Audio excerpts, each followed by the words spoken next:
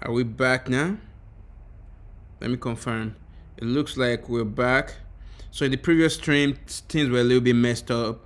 My stuff was muted and I didn't realize it. So now I'm back to hacking. Let's do it. I appreciate you guys for always tuning in and just chilling with me. That means a lot to me. You guys are amazing. You're the best. So, I'm trying to confirm that we're live on the new stream now. So let's see.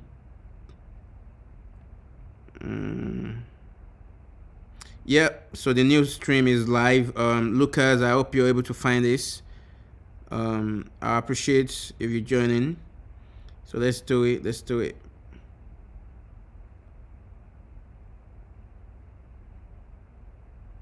So I'm gonna repeat myself a little bit to give you a little bit of background what I was saying in the previous stream that was muted. So I was having issues with the determinism of the test ordering, right? So sometimes up would come before down, vice versa. Then definitely that's due to the ordering. And if we go to this function where we're using this read migration ascending, but the problem with that is we were previously searching it this way we're searching it by key, and the key we're using what is timestamp. So we're doing like files.search by key, and we're using like let's do timestamp basically. But the problem with that is when you have up and down, because we're only using the timestamp component, it wasn't deterministic. However, if you actually go to, let's see, file name. So let's go to file name first, for example. What you're gonna notice now, so previously I was only using this, right? Only the timestamp component. But the problem with that is we also have the base name component and the up or down or unidirectional component.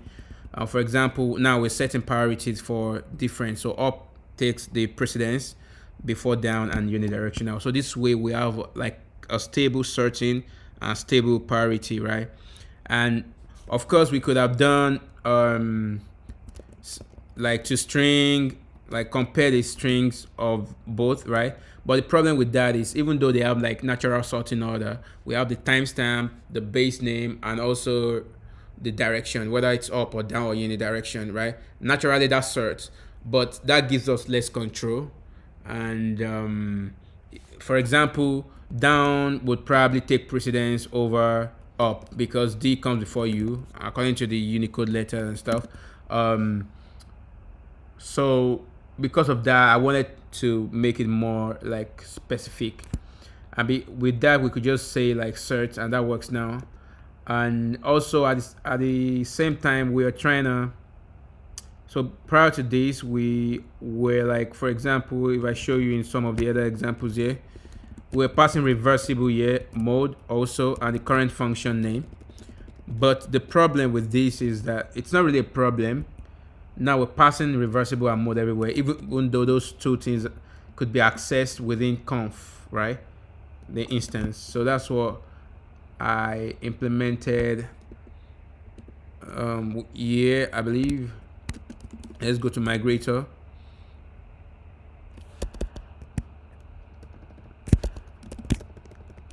So it should be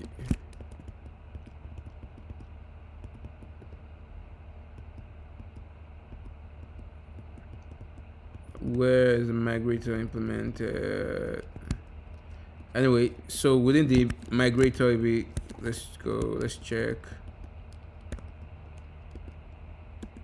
Let's go to config. So here now we're storing this, right? Because before we just set the command, and of course that discards it when you override with. So reversible can only be gotten from initialize or from reset, because those are the only two times or the two phases whereby you can store you can set reversible.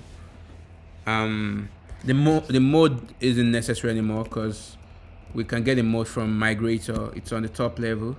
It's at the top level here, right? At the same time, we can get the reversible is now being stored. Actually, you know what, like, we could still make this private, and we can make it private for sure, just to give us more like flexibility in the future, and just access it using the getter function. So we could say mode, yep, basically that. And with that, we could go right here and use that.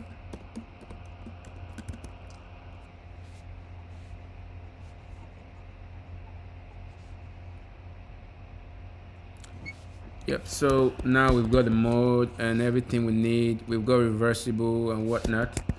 And yep, so now let's run all these tests and see what we get. You don't know what you mean to me.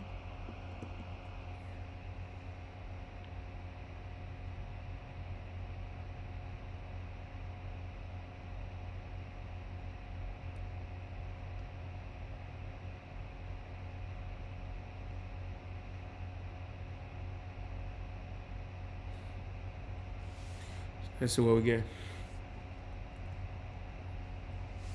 Let's open the blind so we can see far and wide and properly, clearly. So something fails. Let's check it out. Oh, we made the function async. There is no reason we should make it async. So basically we go here, and this shouldn't have to be async.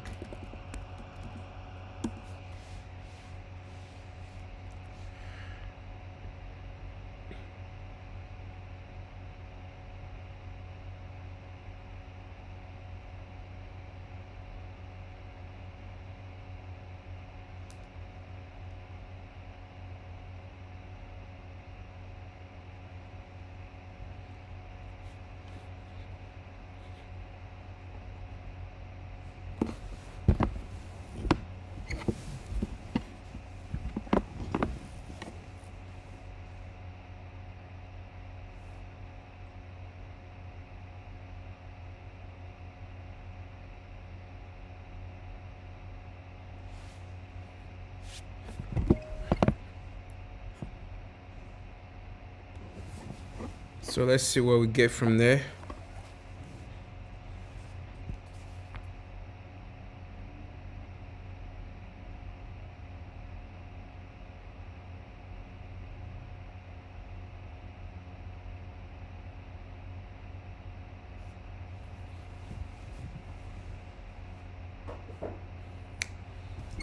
Nice.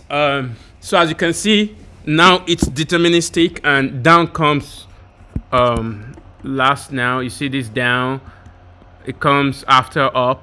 Now that's good. That's exactly what we want. Let's just accept that. Now the test pass, so it's more deterministic. It's always passing. It's always passing because we're lit now, right? So you know what? I think it's looking real good, and I'm excited for us.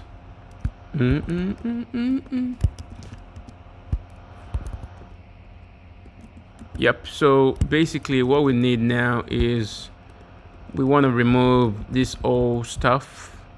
So I believe tell you what we're gonna do is just copy the whole thing. Are we using that everywhere now? No, just a few places. So let's replace all this first. We can easily do that using Spectre. Thank you. No, actually not that. So what we could do essentially is take let's take the whole thing. Or we don't have to take the whole thing. Let's just take the arguments.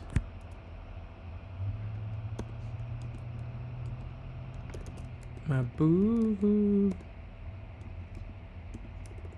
So now we've got a bunch of that.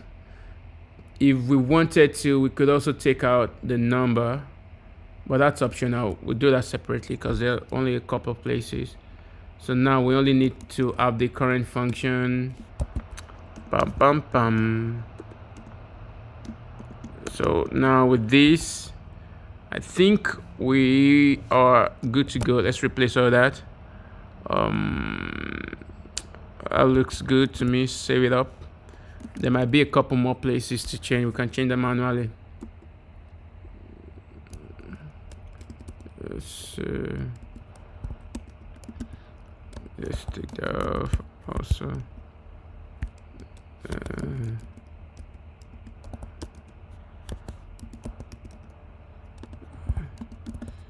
So now we have everything updated.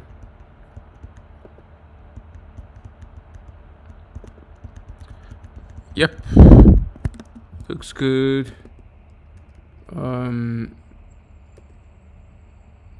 And you know what?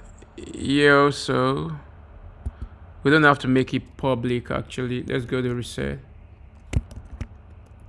We could still make it private. And just create an accessor. Let's call that public for reversible. Just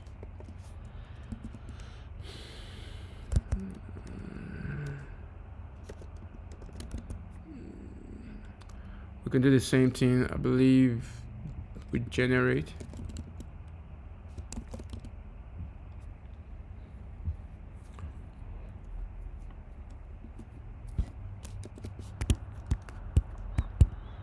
Oh, actually with init, we need to do it with init. So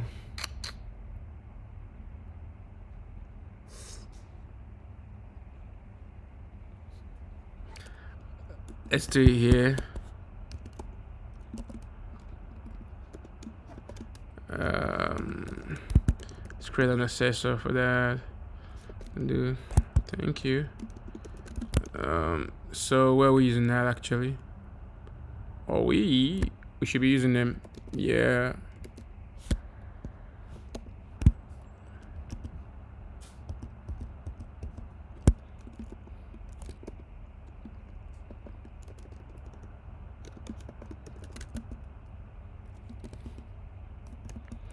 Now let's run all that.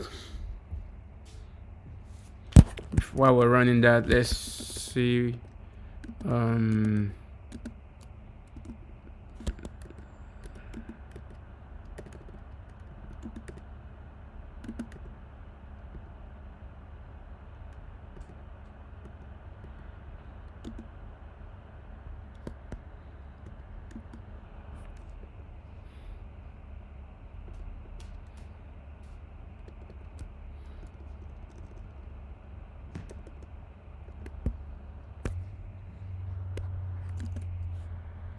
Thousands.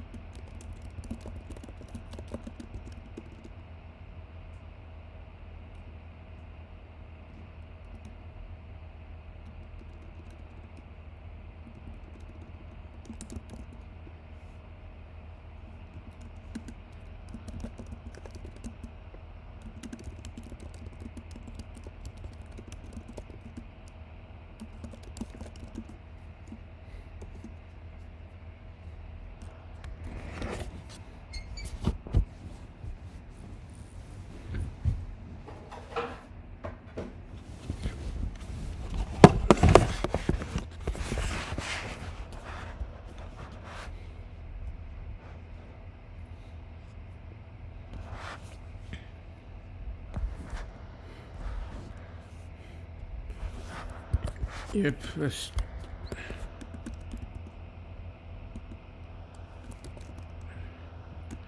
So first, before we even run that, let's see that all ups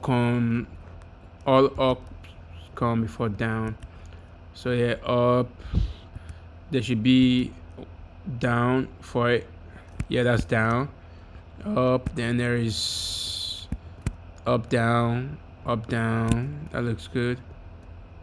Down. Then there should be up. So now it's stable. Up, down. All good. Very good. One thing I'm contemplating on is actually adding comment to every kind of like operation that this is a rename operation.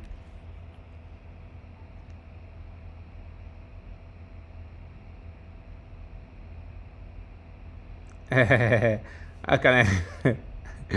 I guess I just like changing my posture. It's not that bad. I wouldn't do this for. Maybe I could do this for 2 hours. But I like to change my posture. Sometimes I lay on my back. Sometimes I sit upright. Sometimes I lay like I'm like a dead person. I just like switching it up. Variety is the spice of life. Monotony kills interest. So I like to try different posture and positions, just to give me that dynamism. If you get what I mean. How are you doing today? What's good? And with the pillow, you can even just you can stabilize a little bit. How's it going? So now things would be like stable. At least we think they should be. So it's updating some of those snapshots, which is good.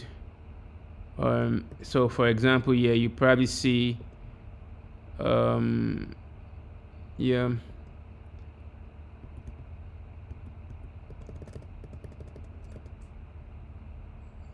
Okay, this is one way, I guess, yeah, because it doesn't have the extension. Then also it has the incrementer. That's good to hear. I think I recall your username, Pretty Pal Singh from India. How's India doing today? Or how are you doing today in India? So we've got up, down.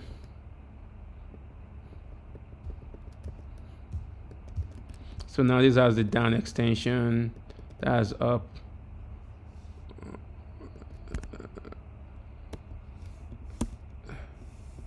So now that's doing for type 1 way. I started a lower configuration and gave Neovim Advance. Oh, that's cool. Oh, you're in Canada. Oh, that's cool. Where in Canada are you? I started a lower configuration. That's cool. Where are you in Canada?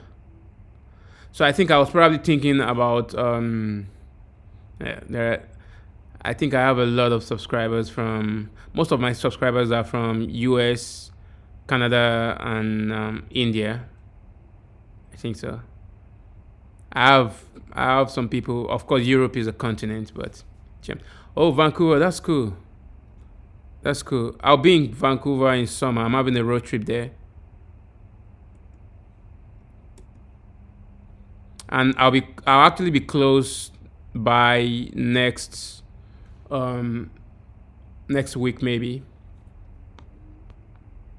Where in Vancouver are you?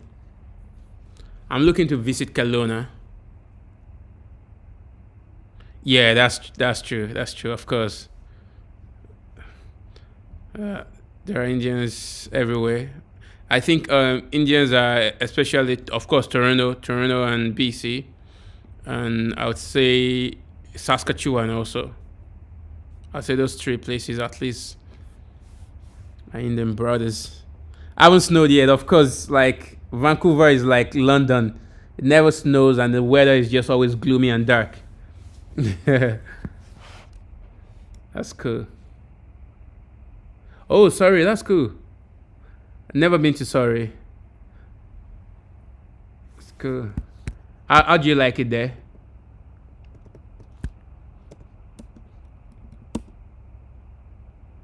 So Ray BC.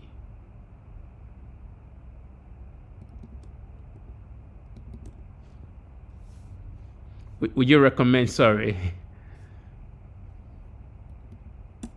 And that was a wildfire. I guess that was like 3 months ago. Did that affect you guys in Surrey also? But because I know it, yeah, at least affected Kelowna.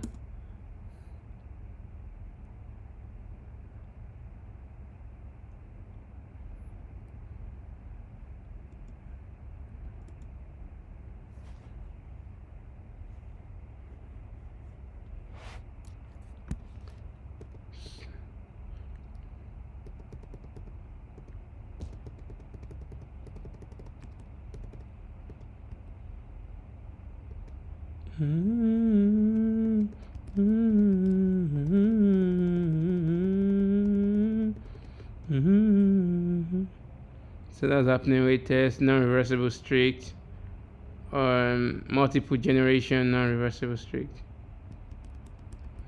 Multiple generation, non-reversible.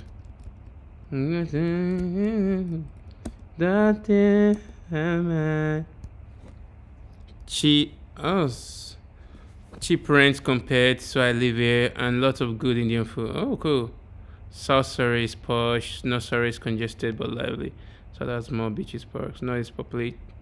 Oh, cool. I still do, but I especially used to eat a lot of Nepalese. But I tried one around, but this was Indian Nepalese, and I didn't like it as much as the Nepalese I used to try, and the Indian I used to try also. Especially the bread, the late what's the bread called now? Right, but that was in a different place I used to try. I used to really enjoy the Indian Nepalese rice bread and what do they call it? I'm trying to recall because I think we used to use a non-standard name for the food. Nice to check them out. I'm not sure if I think BC is cool, but the weather, that's one thing I'm not really sure about yet. Because I'm a snow person. Naan bread. I was gonna say naan bread, yeah, but we used to actually call it a name. It's different. It's not Nepalese either. So that was why I was, yeah, naan bread. I love that bread a lot. Naan and of course tikka masala and all the stuff. I like my favorite. Is tikka masala even the standard name?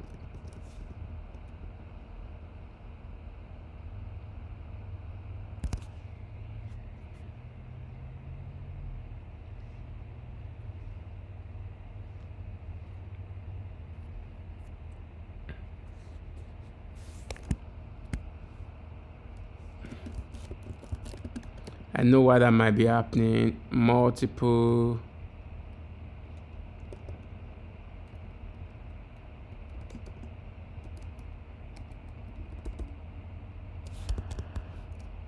In my head, I'm your pizza. Oh, that's the wrong place I'm searching. Roti. I'm not sure what the Nepalese or Indian name is, but we call it tikka masala, and the other one was, what was the other one?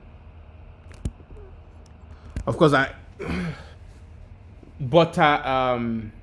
One was made with like butter chicken. Then I hit the one with lamb and chicken and stuff. And there's one with the prawn. I love that so much too. I love that. So multiple generation. All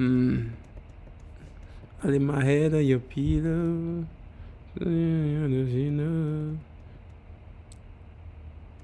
That's the reason why you always on my mind. You always. Okay, there are like 12.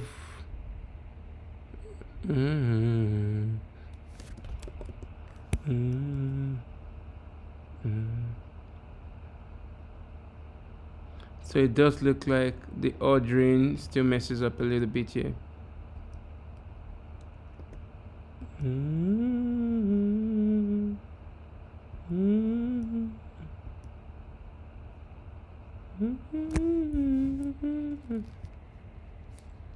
Now tell me. Nepalese equals Indo-Chinese equals Indian food plus. Oh, okay. That's an interesting one. I didn't know that. The food, the food are like similar. So where can I have the best Nepalese or Indian around?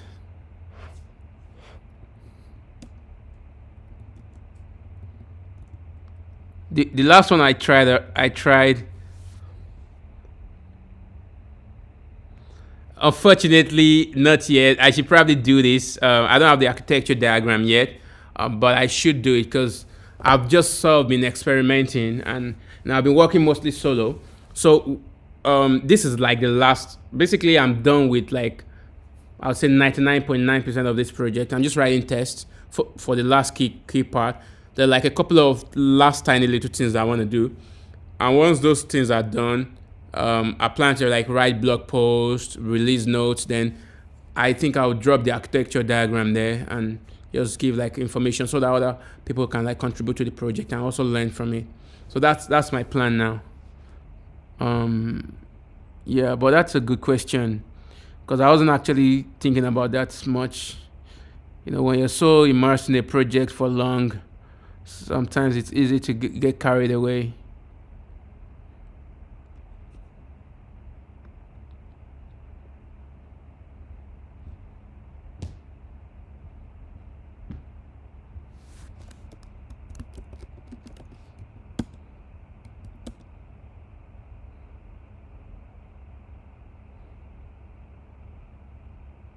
One way mode lacks now. One way mode lacks. Let's see. That tries to repeat. So now this is one way mode strict. And this is one way mode lacks again. So we need to figure out why this is being non-deterministic. I also work on big projects from proposal to implementation. I have to draw a couple of diagrams just for my understanding so that I can answer a question if somebody asks at my work. Prefer Excalibur on Obsidian. I've not tried Excalibur on Obsidian. I've actually not really tried Obsidian. I do have like Obsidian plugin on my Neovim, and I think I actually have Excalibur somewhere here. I was trying to explain some stuff to someone when I was explaining the Delphin algorithm. So I do plan to use it more, but I'm trying to figure out a way to connect my iPad to my stream so it's easy for me to just draw, and I'll try to figure that out soon because I like doing it with my mouse is quite painful. It's nice to draw actually to make it easy for other people to catch up with what you're doing.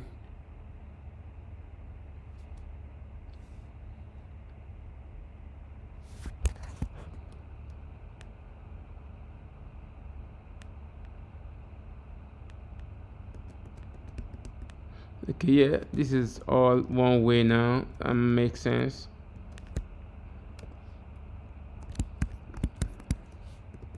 So do you work with Rust also, or how long have you been working with Rust? What's like the main domain you work in?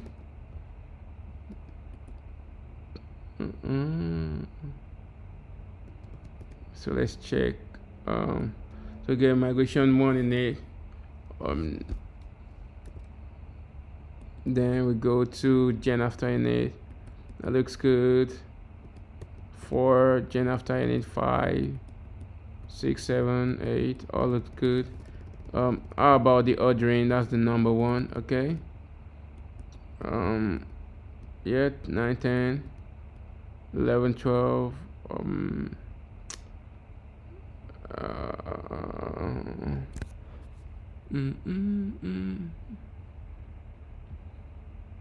Define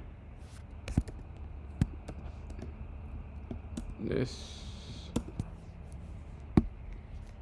I use shapes in use number hotkeys for squares, S line, circles, and quickly write description text on escalator. Oh, cool. I need to practice that. I haven't. Thanks for the tips. Let me screenshot it. I'll try to figure it out and see if I can also work on my keyboard. That would actually be cool. So you mostly use it on your PC.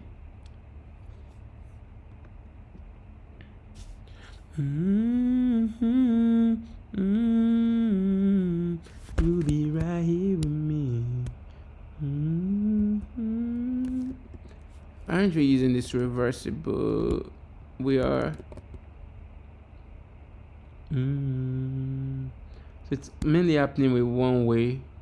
And why is that?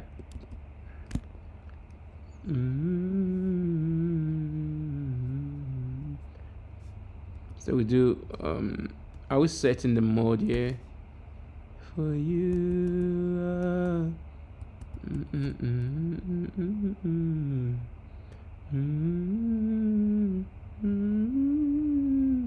would you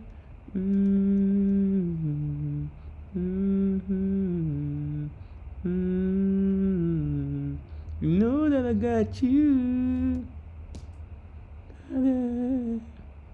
So this set whether or not it's reversible. What doesn't it set? If it's strict or not. So but that's been set, and when we do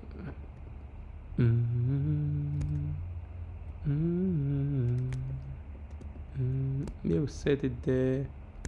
So aren't you setting it here? Yeah, we do. So we have strict, true, no reversible, strictless.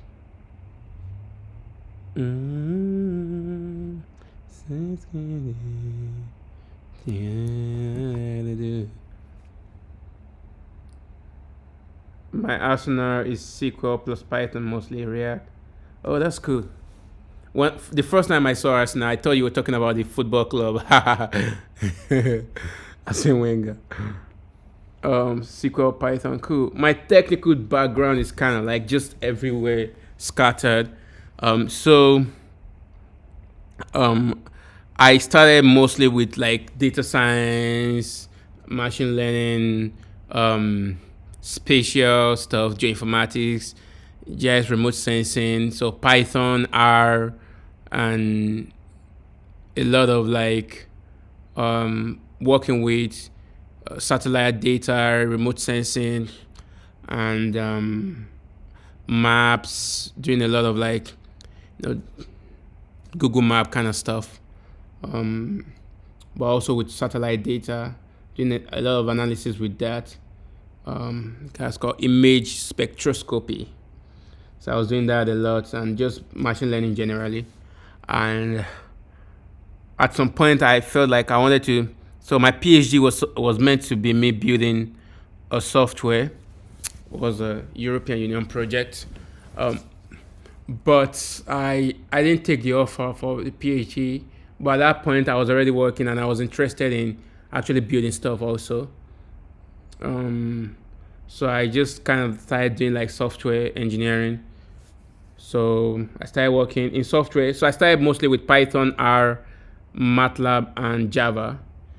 Then professionally started doing more like Java, Ruby. Then I started doing JavaScript and Python, JavaScript, Ruby, Java, then Elixir, and Golang. And I was doing front end and back end also with the company, for the company. Working with React, Mobex, Redux, Redux-Tonk, Redux Saga, all the stuff then, back then. And then I started getting more interested into like deeper, like technical stuff, back end especially. And after that, I was working in development also. I was still doing TypeScript, React, data visualization, all those things. I was doing Python also. And on my own, I started getting interested in Rust because I wanted to do my own personal projects.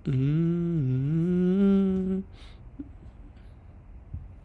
Mm-hmm. Mm-hmm. I would like to do those kind of home assistant projects sometime also. I feel like, we only have 24 hours in a day. It feels like it's not enough. And your love turned me to the right. Where do I go? Wanna with me? How do I breathe?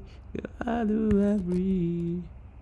Filled in line 237. That is interesting. Test multiple generation. That's weird. I just gotta wake up, call. That is weird. So it's probably.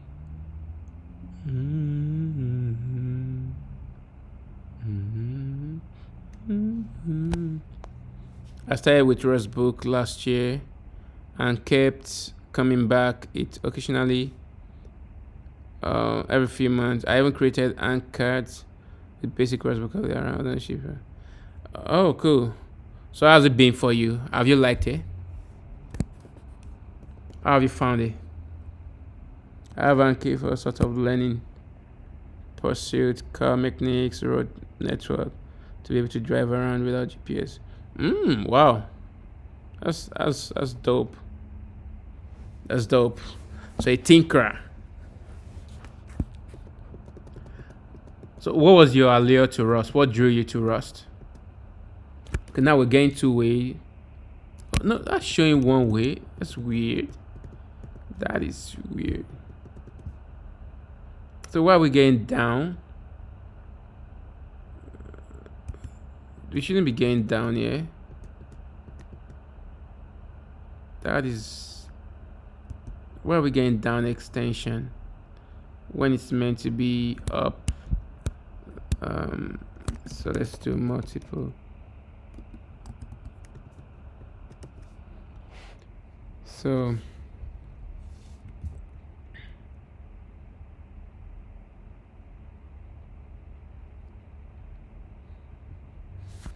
Let's go check it again.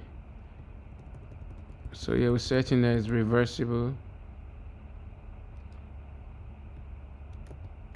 Oh, I think I know what might be wrong. We need to set reversible also here. But shouldn't that be done here? Like when we're doing set command, we're doing that, right? Oh, we're using the migrator set command. Damn. So that actually, because of that, I will change this to use the set command from here, because and even with that, we don't need this. We could just do this now. And rather than run function, we could just do run. And this could be just, this is now option.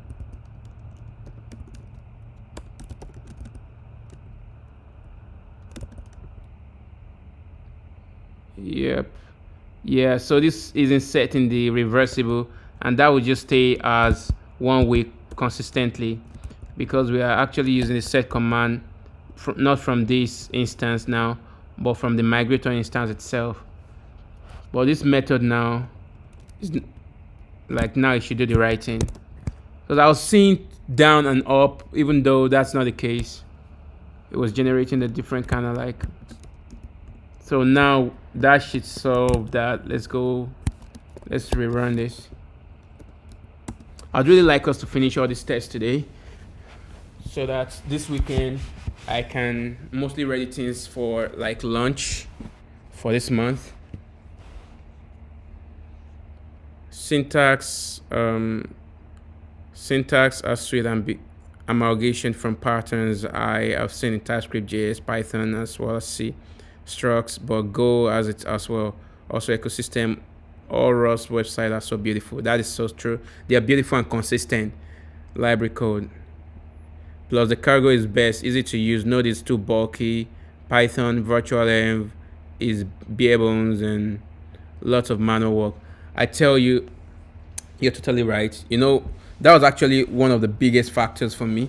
So when I was, the project I just showed you now, this should work now. I'm very confident in that.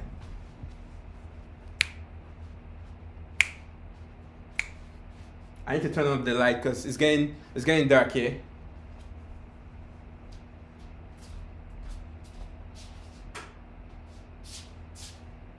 Let me show you guys how.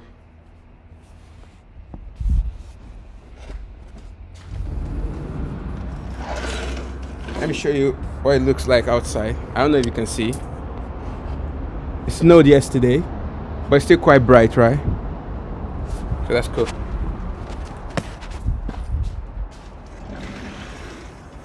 So we have this little cloud forming right here. So let's go. The test now passed and I was able to figure that out. I'm excited. So now we can move faster. Let's go.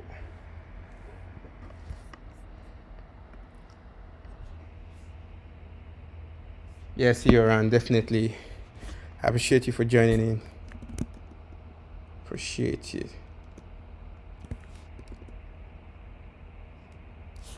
So with that now, all the tests pass. Let's rerun them again. Let's run them 3 times and make sure they all pass.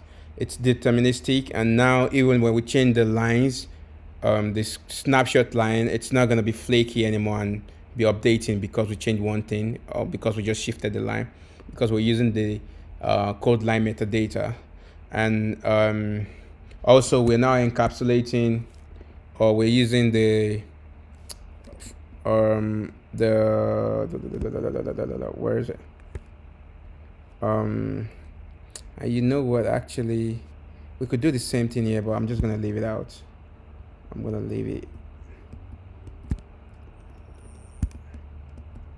So the snapshots are way better now.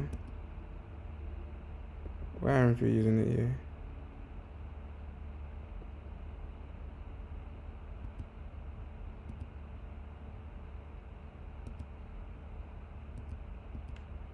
Oh, why don't we have a snapshot there at all? Test two-way can disallow empty migration. Yeah, we should be running some snapshots here also.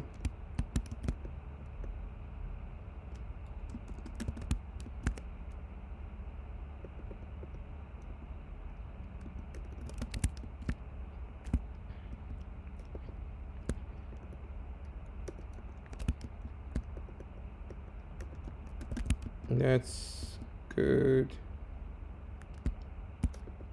Yeah, this should panic, right? So maybe we can do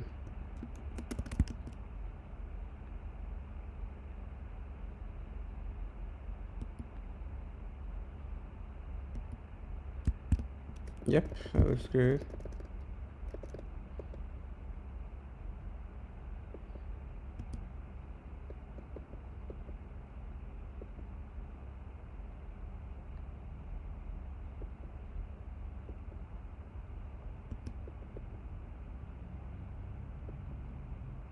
All right, that looks good. Let's run it again. We're gonna generate new one.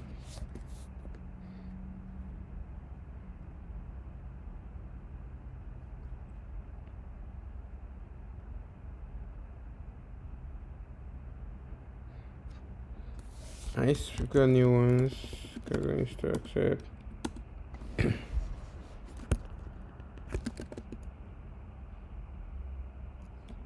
Accept.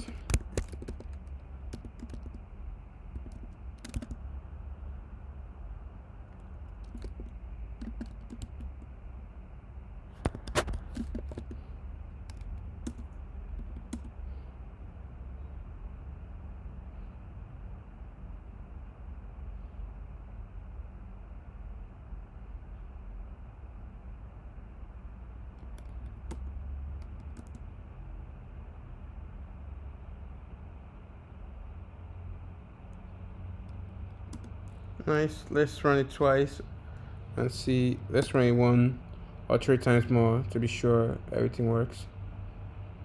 It's the second run. This is the third run. There are a couple of cases I would like to add, but we'll see.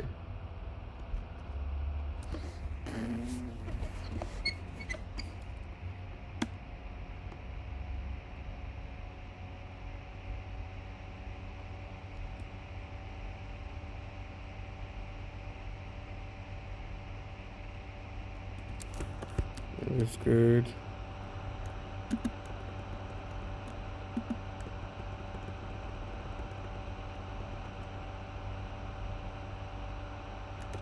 Let's do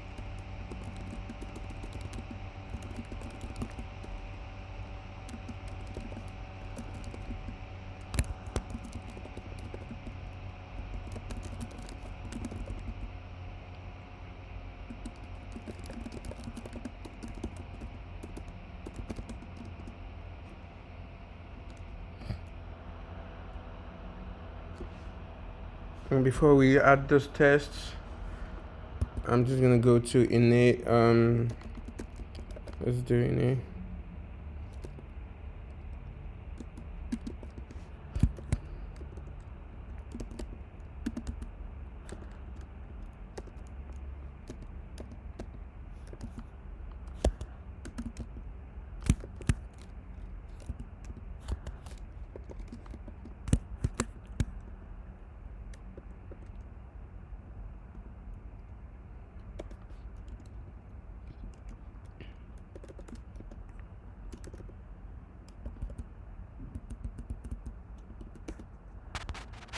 Holy smoke. Oh yeah, that's even better. I just need to change this to innate.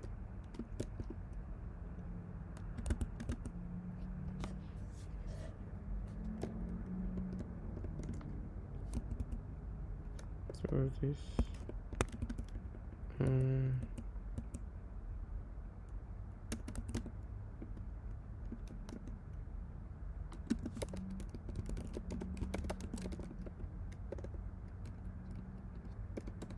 current function that can be changed to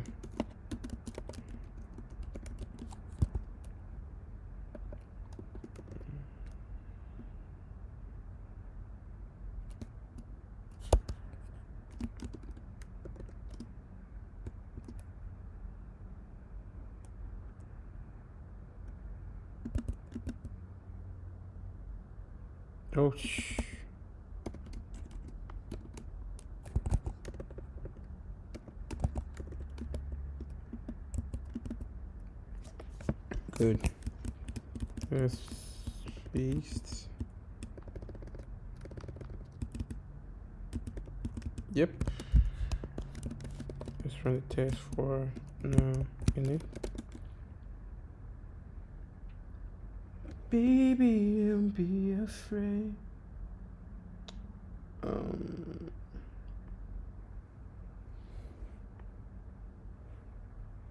Okay, yeah, now of course the ordering would change. It's stable now. It should be up, then down, and the numbering, of course, then up and down, up, down. Yep, that looks good.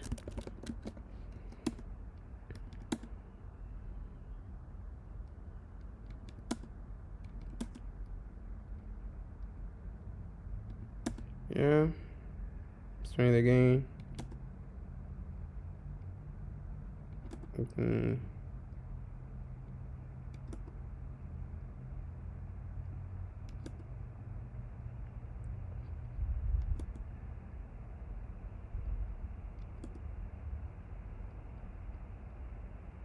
Great, so we can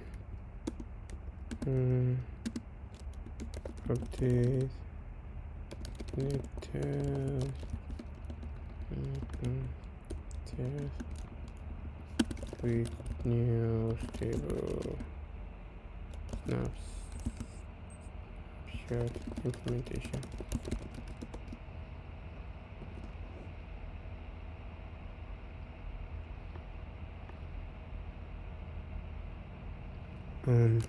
So what we can do, we've tested so now let's test up, right? Let's do up. So we're gonna test. Ooh, let's go. Not that up. Let's go. Yeah. Okay. So what's the problem? Can we even just? Yep. I'm not doing any snapshot assertion, yeah, even though we could. Yep, just needed to revert that. Now let's run it.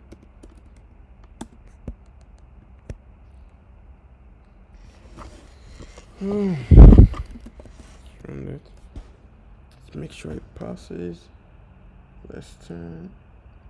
There's my music.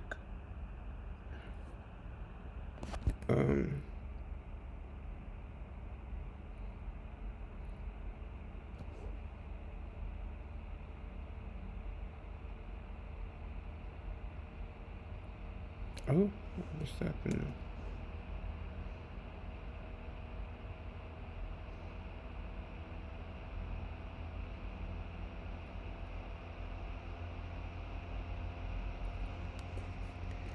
So I'll pass everything.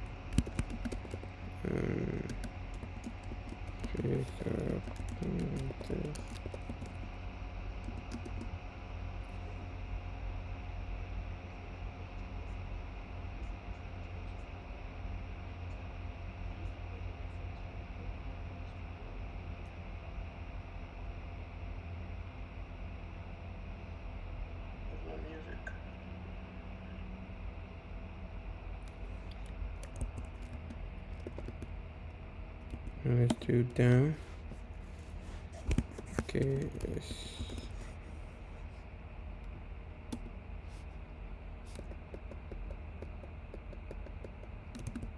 Same thing.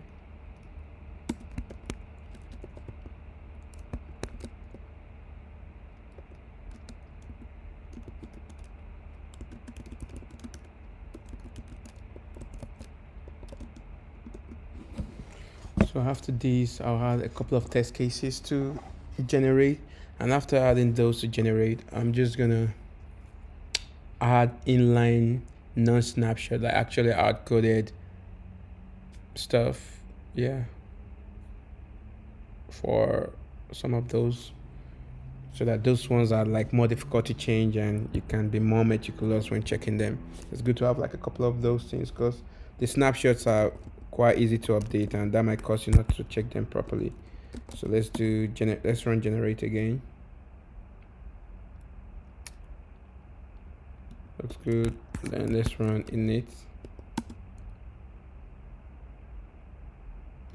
and let's run up.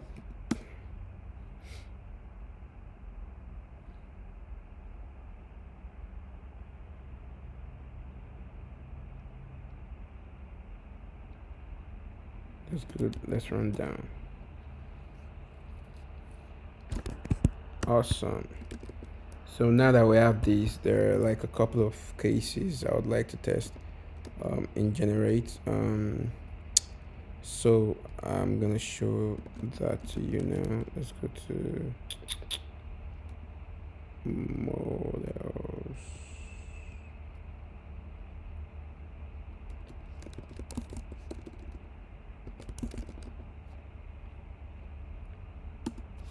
Yep. So there are like some edge cases we would want to test, and one of them is I believe we can even just maybe update it here. So one is, I'm not sure if we have it here already. You cannot update the same name twice. Should panic if same field renaming twice. That's one. The second edge case would be you cannot rename from an old field. You cannot rename from an existing field. So that would be something like, I believe I have an example here.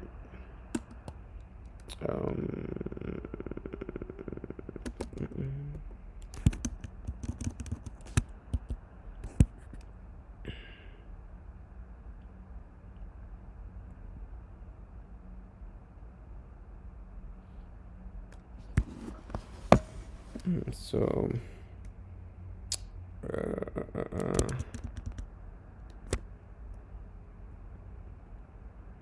I can just create a version with, let's call it rename version, rename from existing field. How can I?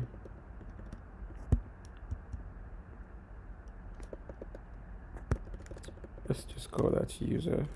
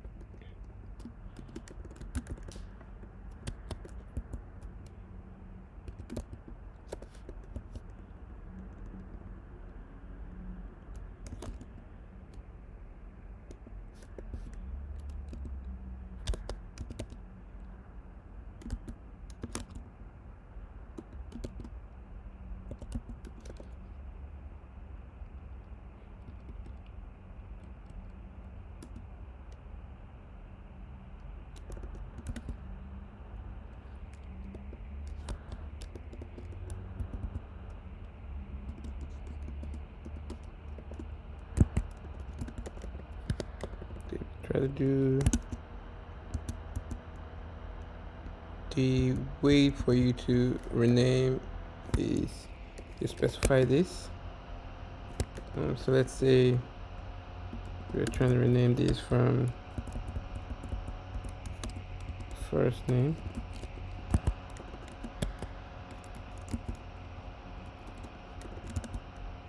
This should be disallowed even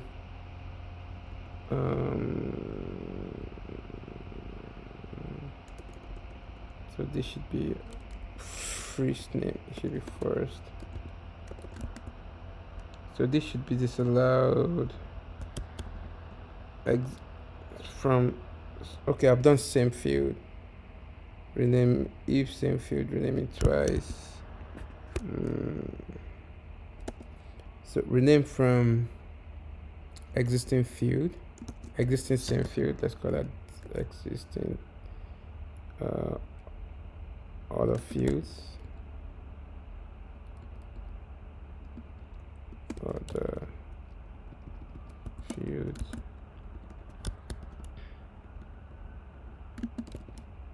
Let's do other field. Then we'll do same field even. Same is true for so this is other. So for example, if you're saying the old name is if you're saying rename from username, and let's say first name is actually used here, you've got something like first name, this should be disallowed, or let's also have like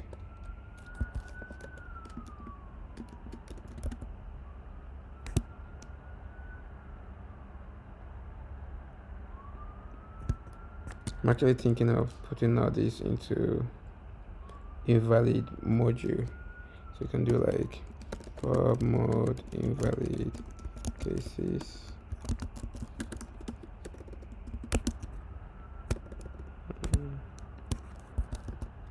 Just to create a separation. So the first one was existing other field, then this can be existing same field. So say first name and existing same field.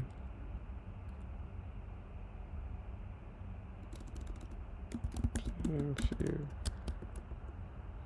So renaming first name to first name. Do the same thing for this. Same.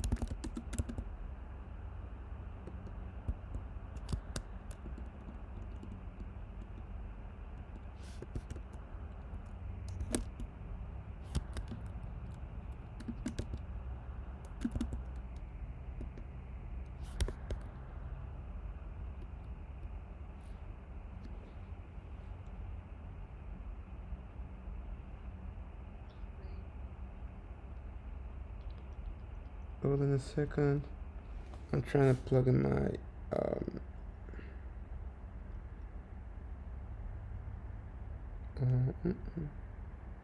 can you hear me?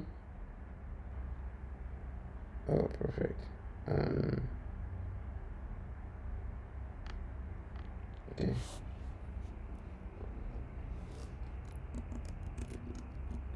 Let's go with same.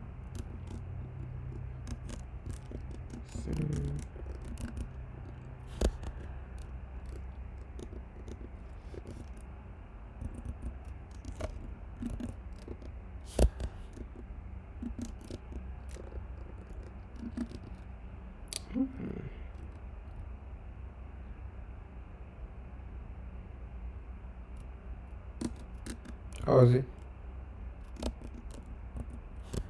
Is what? Okay, so it lives closer to you. Okay.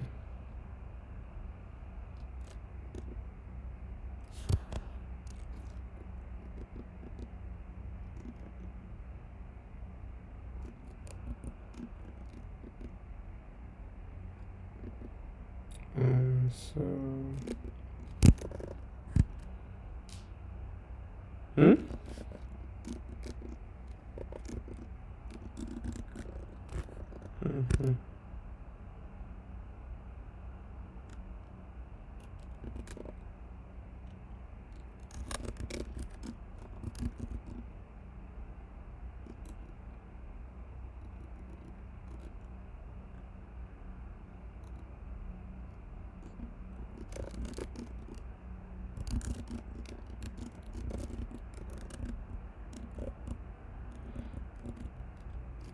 That's a better description.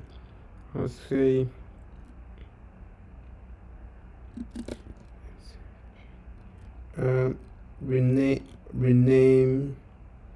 renaming with same old field.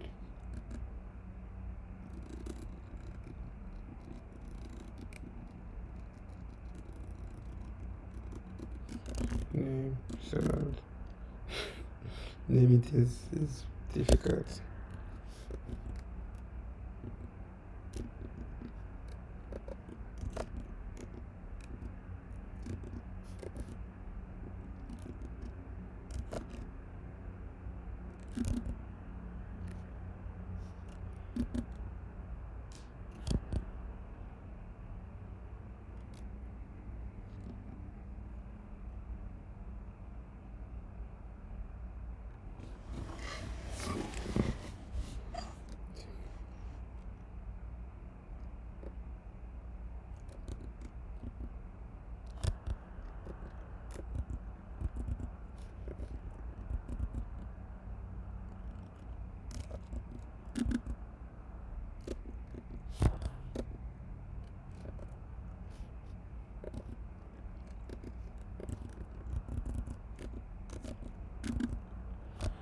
This is renamed from existing other fields. So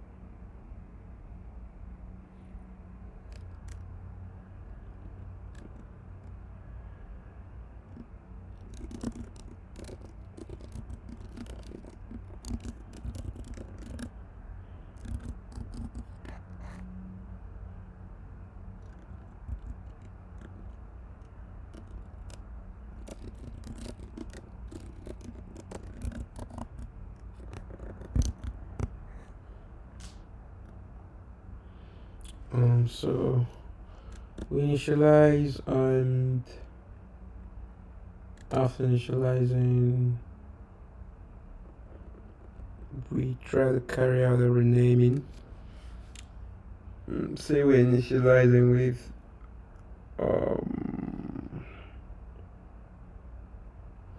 resources, that's all well and good.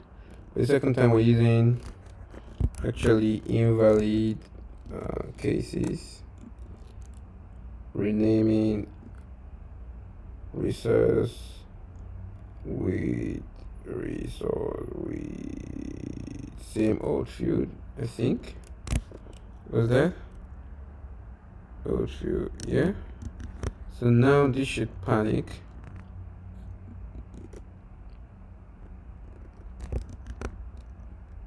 So let's put that there. Technically the previous one would actually catch it, but let's just have this explicitly. I mean, we should panic because we are renaming using same old field name. Yep. In other cases,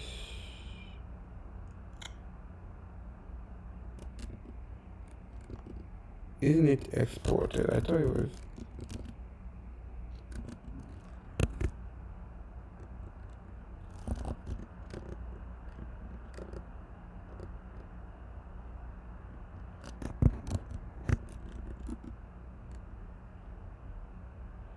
It should be exported.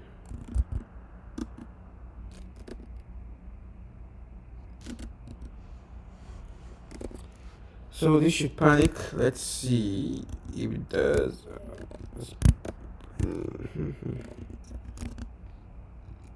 The panic message might be wrong though, so that's in generate.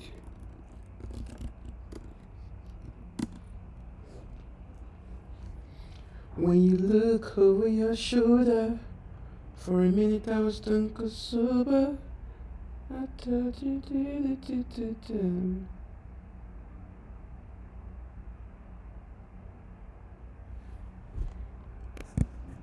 Oh, yep. Let's just do use super. Thank you. I know I need you. You never know that it is you. Oh yeah, of course. I need to fix the table name. It's going to happen. Look how we done. Darling, it's you and me. You agree, no. Say you won't let go. So this would be. You can just copy it because suggest it. I'm actually looking to make this optional by default, but we'll see. or maybe you can say it in your stuff, whether or not you like or you want it. Oh, so we're setting first name twice. That's good. It catches it. It defines multiple times. So let's say we call these from same old field name. So this we want to do. Let's say another stuff. Let's make it another stuff. What else? Because this we are trying to test that you cannot rename from the same. And mind you, you're gonna notice that this is in the camel case format. We should also probably test that, but I believe we already have one of the cases testing for it indirectly, and I can explain what I mean. But before that, let's see, what does this say?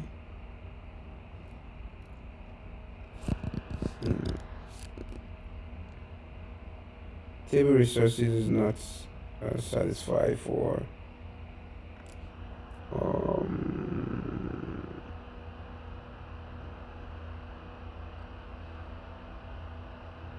is that renaming existing? Doesn't that? Oh, I need to actually create. I need to create stuff for it. Yeah, I need to create a derived macro for table resource. I need to remember to do that.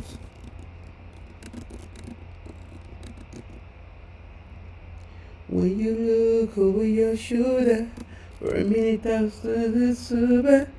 I told you to. Your love is beautiful than ever. You make me feel this way somehow. Let's do that. My computer's doing that a little bit, but it's okay. I knew I needed you, but you never know. Loving you. So we can test that, because even though I think that's a good case to actually test F explicitly. So for example, you see, because we're using this Saturday attribute called camel case, right? If what's that complaining about? Trade bound is not satisfied. It doesn't implement sorry model. No.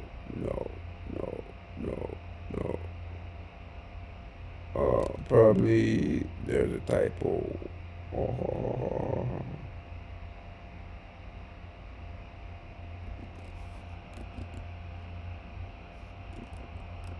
Yeah, there's probably a typo there.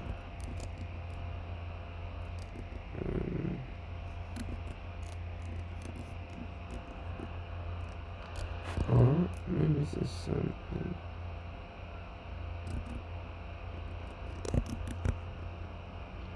I knew like you, but you never know.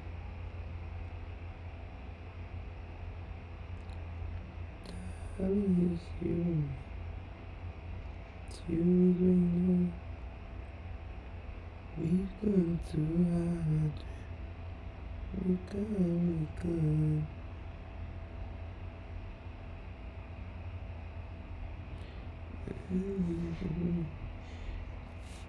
That is interesting, because I think it should be implemented.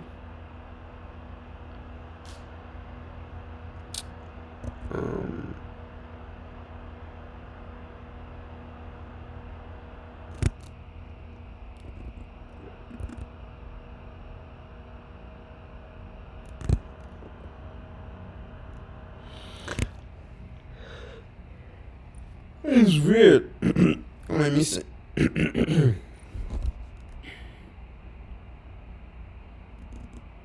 It should automatically implement model, because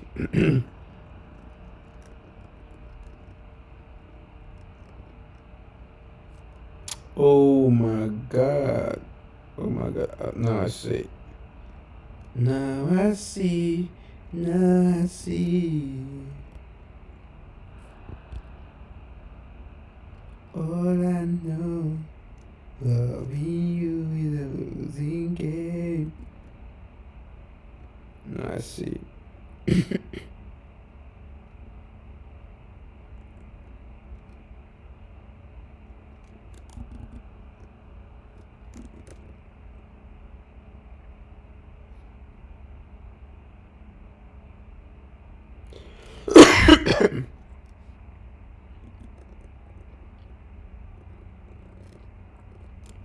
So the problem is we're implementing for the wrong stuff. We should be implementing for this, for the field, and not for resources.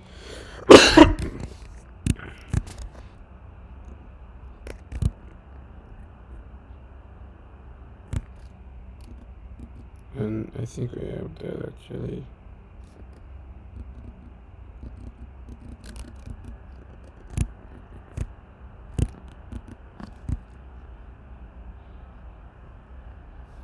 So it looks good now. Okay. This is why I like having all those guardrails. I want it to point me in the right direction. Oh, let's stretch a bit. I think we're actually on a good track, and I can see us finishing the test tonight. So pretty much we have something for now we need to do something for reset, and we need to do for reset, we need to do for prune, and we also need to do for list, and those are like quite simple operation. Okay, so there's a typo also. My computer is slow a little bit, so I'm getting the feedback quite late. Yep.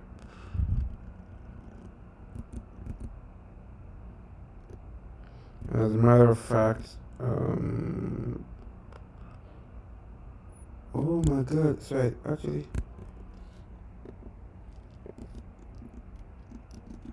Let's do this drought.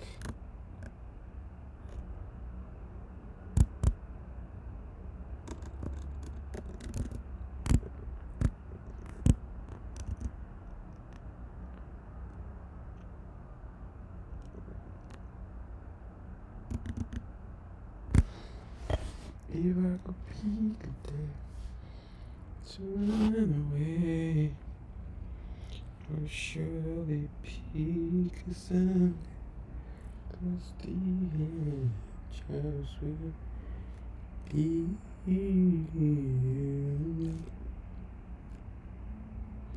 Table resources. Okay, let's do it.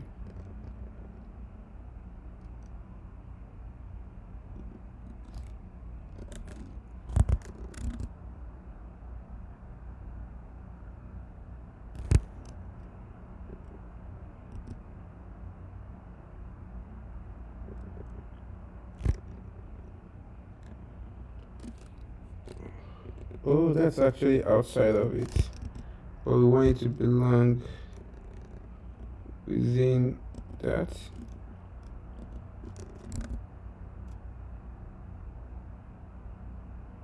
Mm.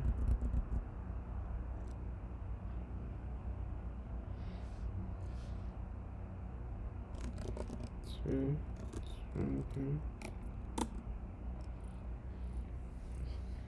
let's see if there's something I can shut down with my phone.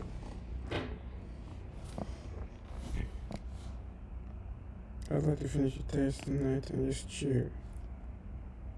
Just chill.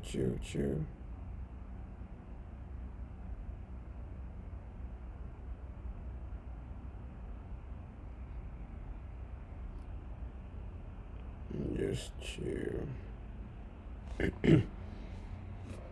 It's taking some time.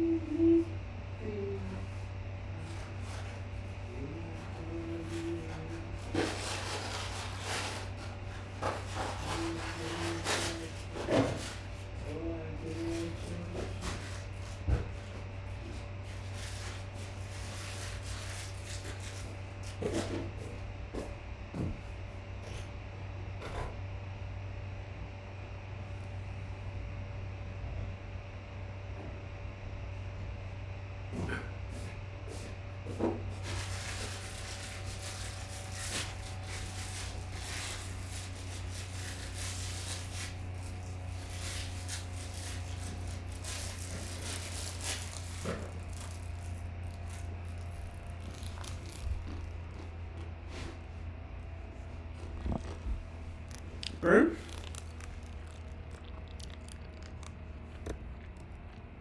Of course, first set should pass.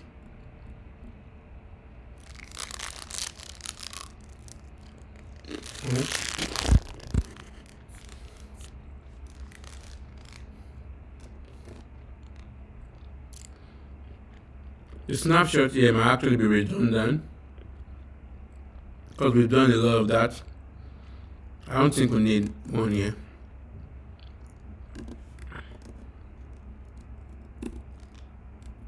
Oh, that was a mistake actually.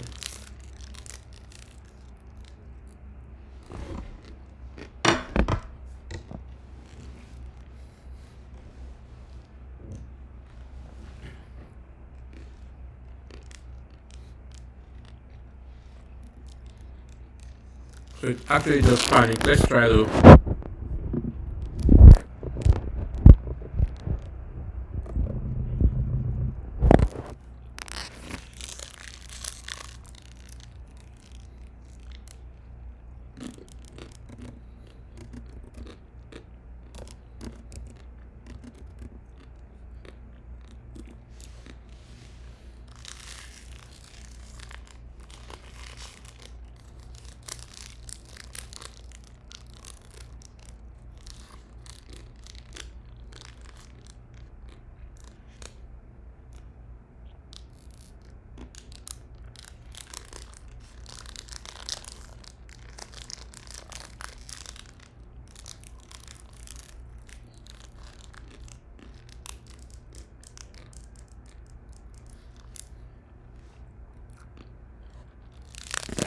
So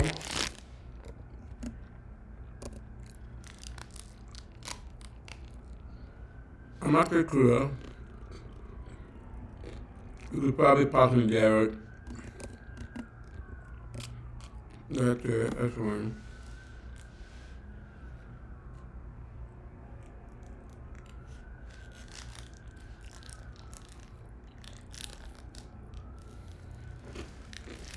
Awesome.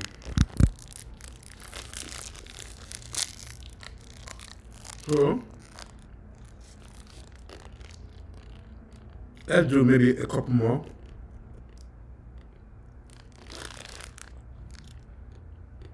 Before we get to improving the panics. So let's copy that. And now I want to test that you can't even do that with other fields.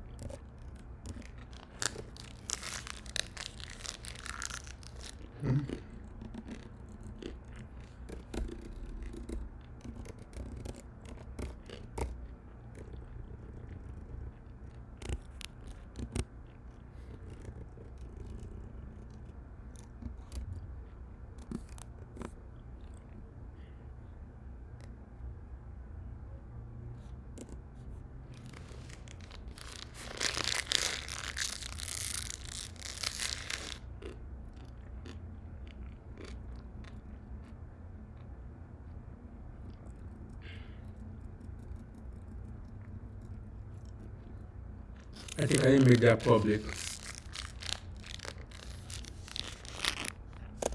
Let's make that public. I apologize. I'm gonna try. I'm gonna try to finish this ASAP. So I don't bother you with the noise.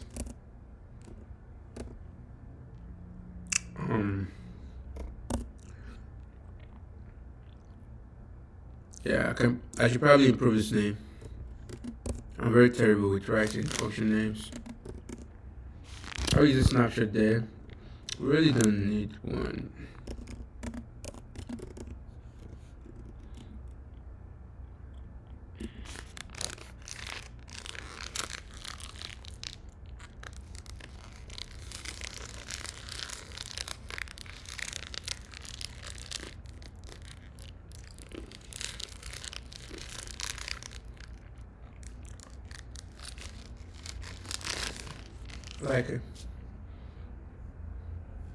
Like Harmon.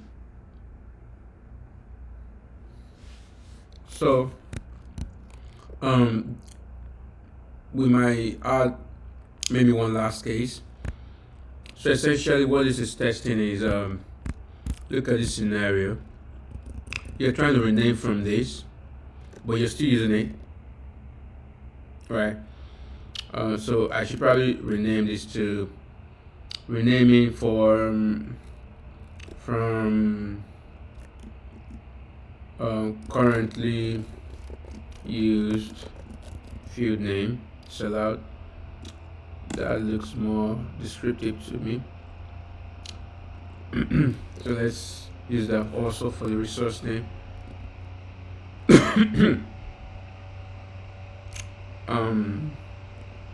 Resource blah blah blah. Let's do from here.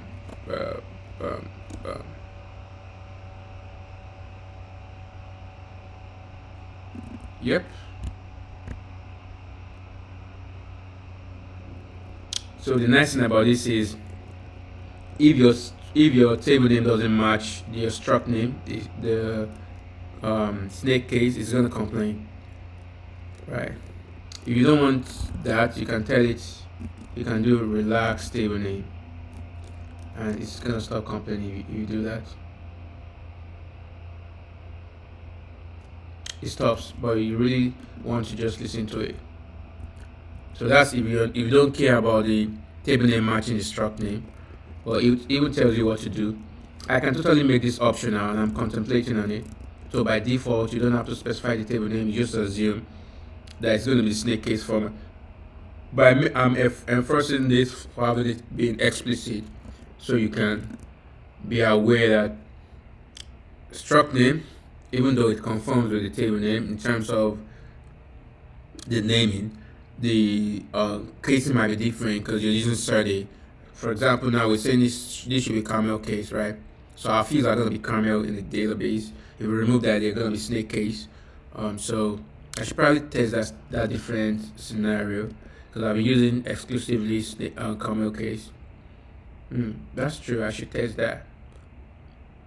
I should do like a little bit, like a mixture of camel and non-camel.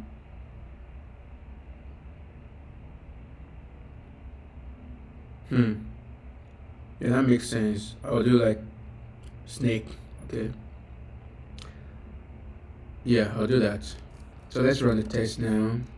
Everything passes, so it does panic also when you try to do something like that. Let's see. Let's run them again.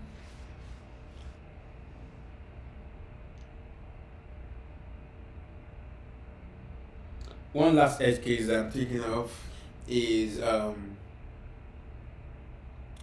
did we already handle that with this last one? I think not.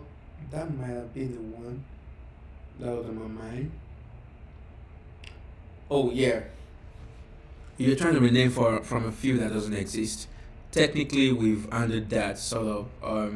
If you're trying to rename twice, the first time is the old field is going to exist in the database, but the second time it's not going to exist. So that's sort of technically test that, but explicitly we're just going to create a case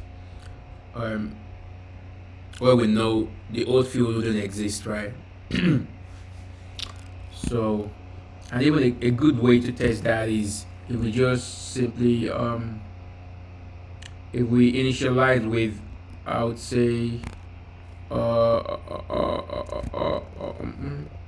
if we initialize with something that has the attribute, so that would be, for example, animal v2, Yeah, if we try to initialize with animal v2, it should fail.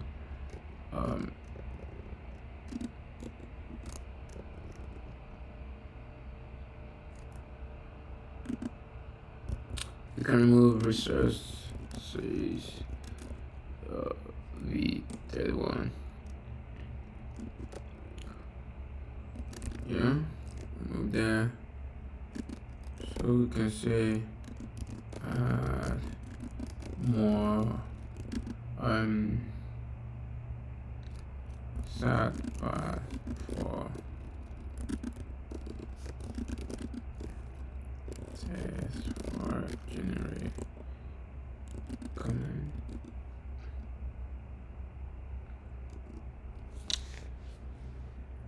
I don't care what they say. I'm in love with you. Try to pull me away.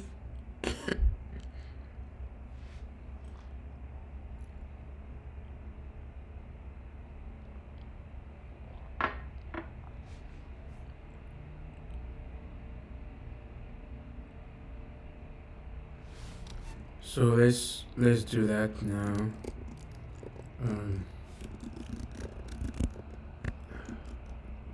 Should panic.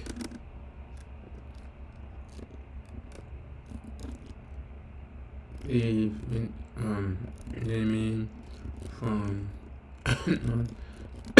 existing field in migration directory state.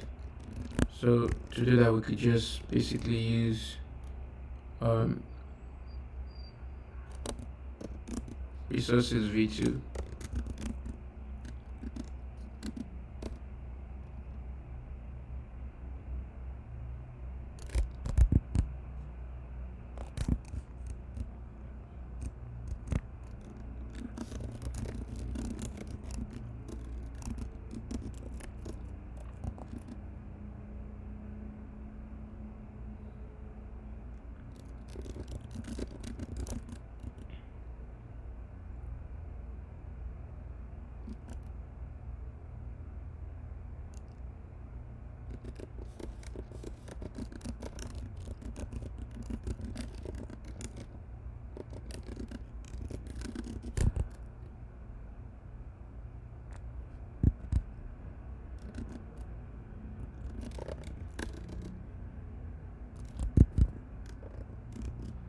I'm always wary of like writing comments in my code, but sometimes it can be helpful. But commenting can also be disastrous because it can be misleading. Let's see, January 5, 2023.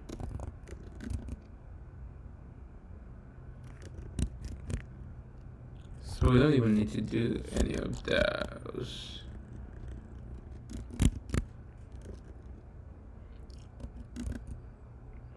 Technically, we're trying to use generate, but let's just do that.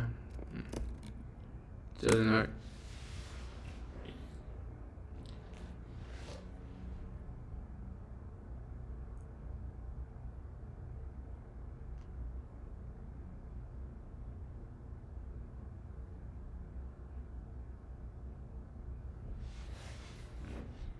Let's see what we get. We know what we need, we got what we need, alright. You know it's something right. I believe that's the last main edge case that I can think of. We might also consider having maybe one snake case. In the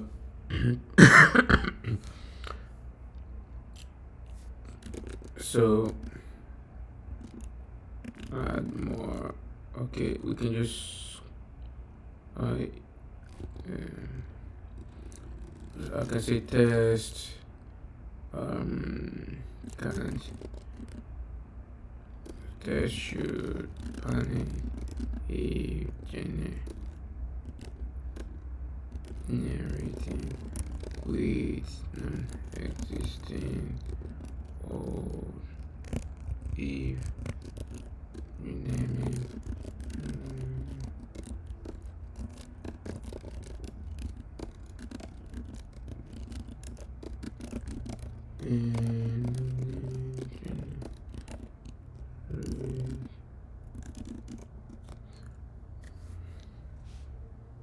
yeah, so that's one thing I could do. Add a couple of like snake cases here and there, so we don't exclusively do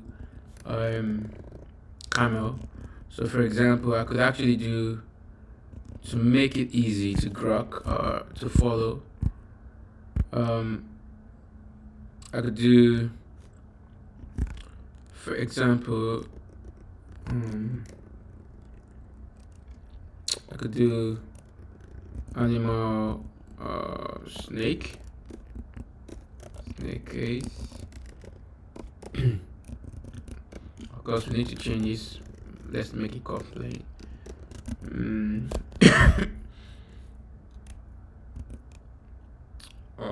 So this has to be animal snake case.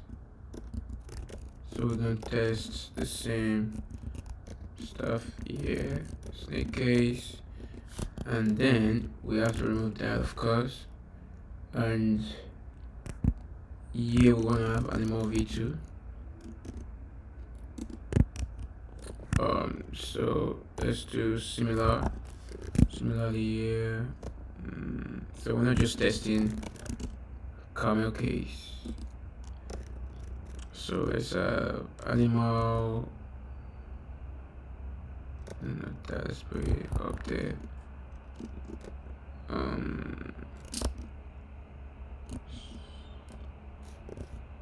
Animal v2 snake case or animal snake case v2, whichever rocks your boat. Animal snake case v2, let's take that also.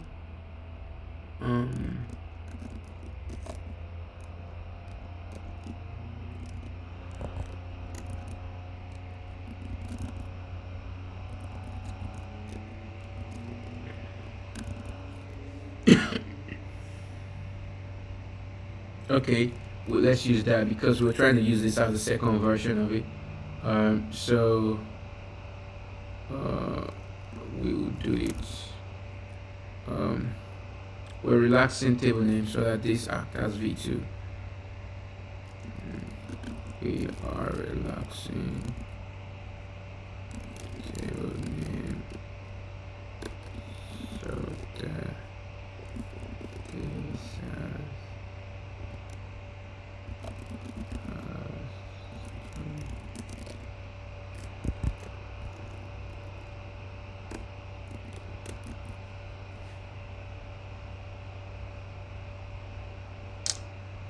good. We need to implement table resources. Implement. Yep. Implement table resources. Computer is, for animal snake case. And you need to do the same.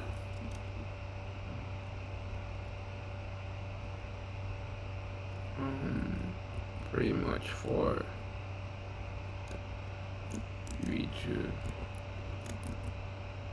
And with that, I think we could just like slot them in. So we're gonna probably have to animals. Oh, don't do that. Animal snake is v2.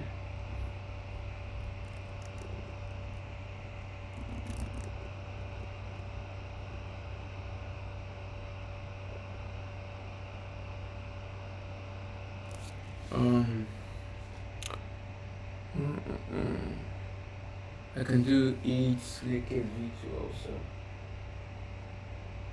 just so we have more test cases. Oh, easy, puppy. Let me bring this lower. So let's do animal It's crop snake case. Let's do it for edge also. It's good to, you know, it.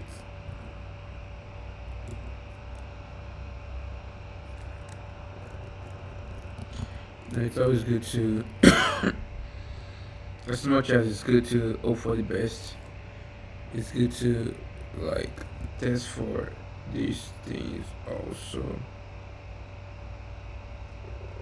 What if we actually, I'm thinking we should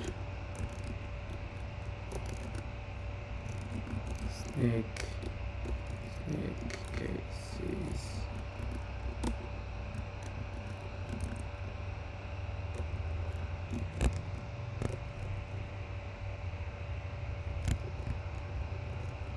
So we put spray below. We can import that.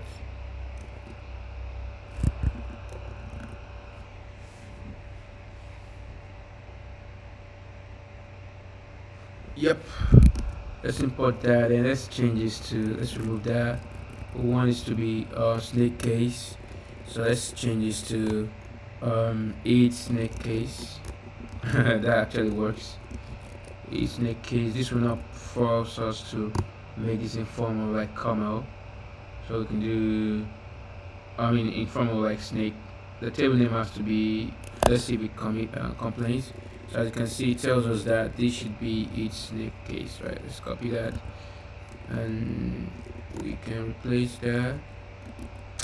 Looks good. And basically we can call this animal each. So this will be its snake case, and this will be animal snake case. I don't know why that wants to always import animal is snake animal snake case, and this would be, should we try to actually mix camel with snake? And let's see, that would be interesting. The scrap is now in snake case. Let's see how that works. Animal snake case eats crop.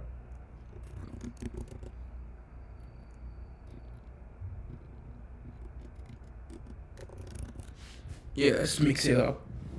Although you shouldn't be probably doing this in real life.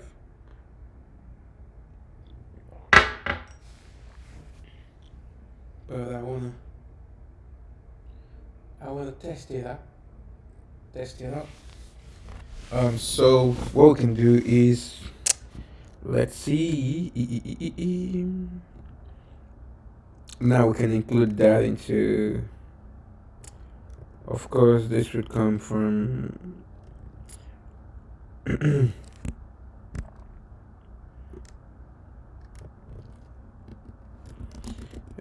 snake cases, and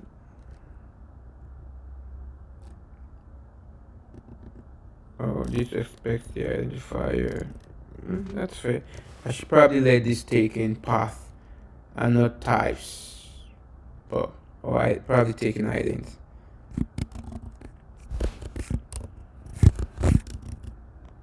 Yeah, I'm taking idents. I should probably take path to it.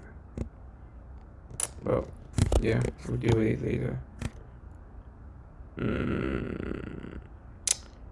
So we can do use snake cases,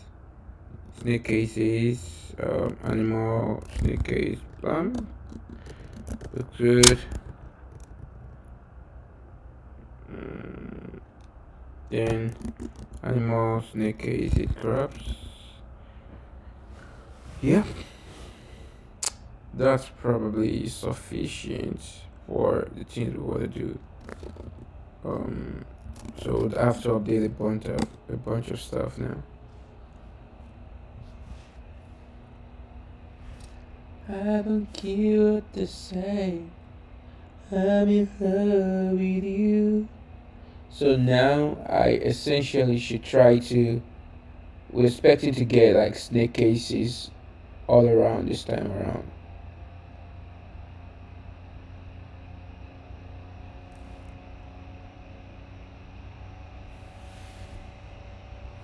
You try to pull me away, but didn't know the truth. So almost done with this test. How hardcore the couple stuff. Once I'm done with that,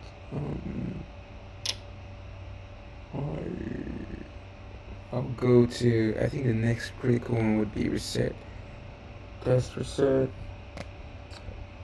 I think having just one or two cases, we'll test that. Once we reset, then um, basically within the same test case, we can test reset for reversible and non-reversible migration, and also for strict and non-strict approaches. Yeah, I'm actually curious how this looks like now. So as you can see, these are now in snake cases. Each snake case, that's the name of the table. Created that. These are now in snake cases. The few names. That is good. That's what we're expecting. This is a snake case. Snake case looks good. That's animal snake case. The table snake case, and bats. Yeah. So all snake cases. Good. Looks good. Looks good. Good. Good. Good. Good. Good. Good. Good. Good. Good. Good. Good. Yep.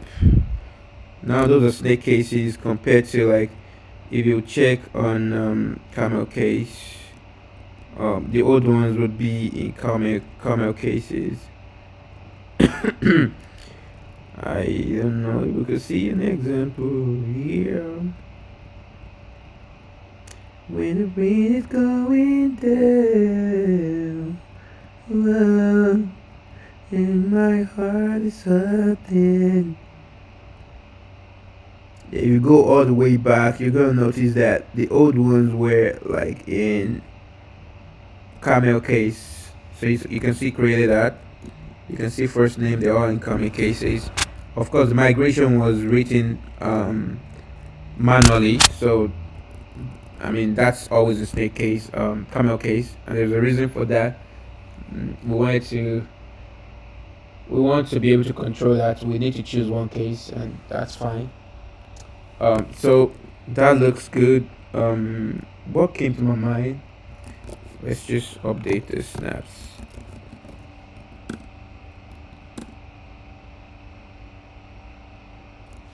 Let's update more. The bunch of stuff we'll have to update.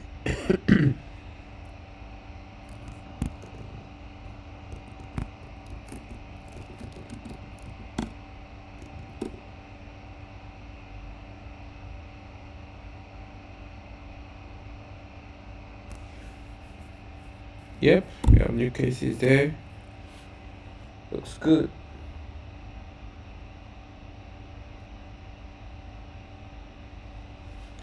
Yep.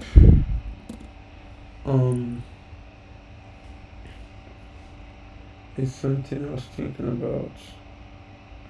So yeah, that's updates. Let's do the same thing for init.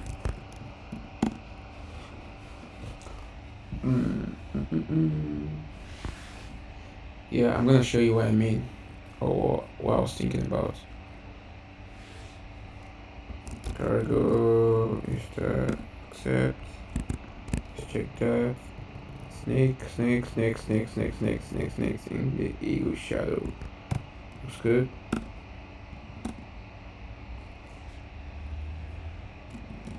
Looks good. Yep. Init passes now. Let's run it again. Passes. I mean, you would only use snake case and camel case, but it supports other cases. But kebab case is not even like a valid identifier in Rust. But maybe you could use the R octopart sign, or is it octotop or ash basically. Then we could do, let's do for up again. You inspire me to be the best I can be. My strength, my strength. So now let's do for down.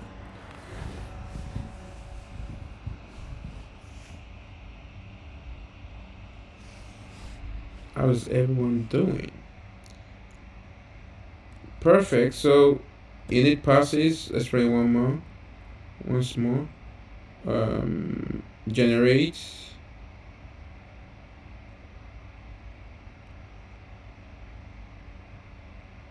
Then up.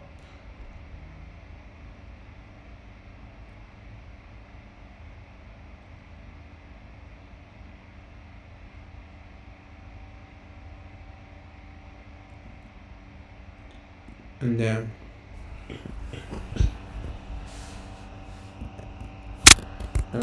So we can do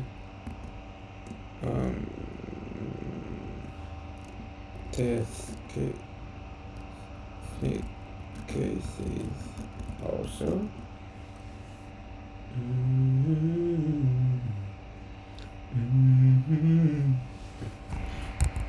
That looks good. I would like us to add a couple of manual stuff.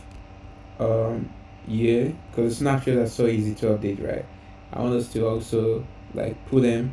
So basically, within here, we could get the results from this and do like a search, whatever it gives, and hard code the string into the code, because that you will be forced to check them. So I could put in like random locations, maybe three location would suffice, because we don't want it to be painful.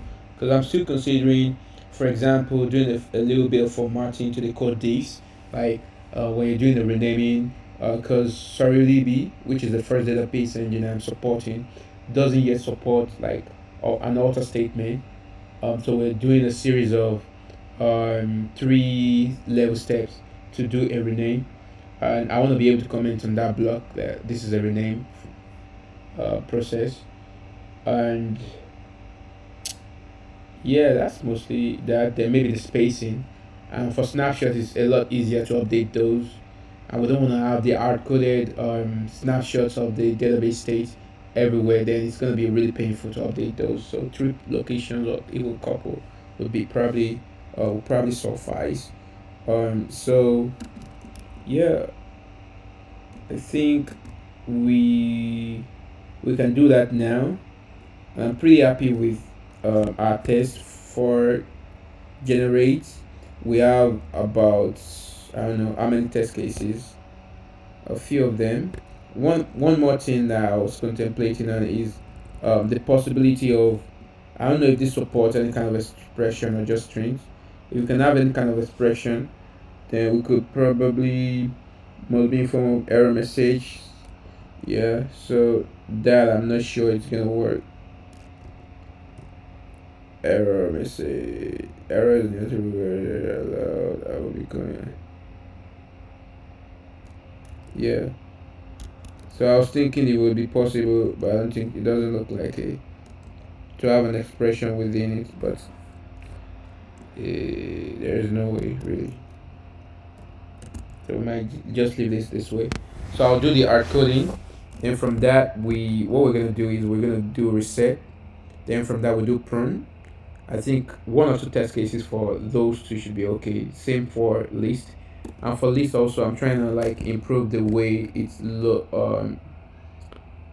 lists the stuff in the command line. And after that, um, I'll check the embedded version and make sure they're all like still passing and running well. Then more important, I wouldn't say more importantly, maybe equally importantly, is now this CLI would be more focused on, the reason I moved away from using the CLI is it gives us less control, even though it gives us closest to the user um, way of interacting with the CLI. But if we want to react, for example, to, and we could probably find a way around this. We definitely could. But if we want to prompt if we want to prompt like a user to take out some action, then we need to actually react to that action. That's a good thing, but I don't think we should have to test that. We can just put a mock prompter in place of that. Um, so what I will mainly use this for is to keep um that's actually not that, maybe it is, basically making sure the CLI like run basically is up to date. So the commands are all up to date and the arguments with what we expect, you know. So that's what I don't need to do logic test here. I'll remove all the logic tests, and this will mainly focus on the CLI itself, and that's okay. We don't have to. I was previously doing some logic tests, and I might still leave them. Maybe it's worth it, but I don't think it's worth it because we've done everything. Yeah, we were using the file-based RocksDB, but that's not necessary anymore. I'm gonna remove that. So let's maybe do what I was talking about here. We could do that. Cannot generate, cannot, can. So maybe here we could on line 37, for example. If I go right here and I return the snapshot as a string, so basically what I can do is migration snap queries. This is probably gonna throw no because we need a reference. Yeah.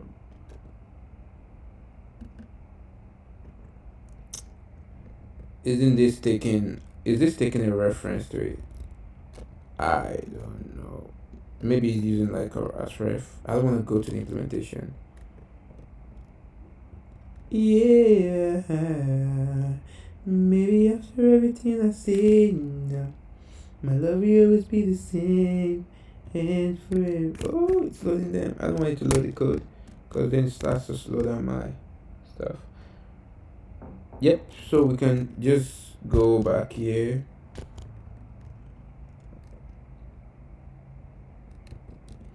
It's freezing a little bit. This was what I was trying to avoid. Could freeze my computer a little bit.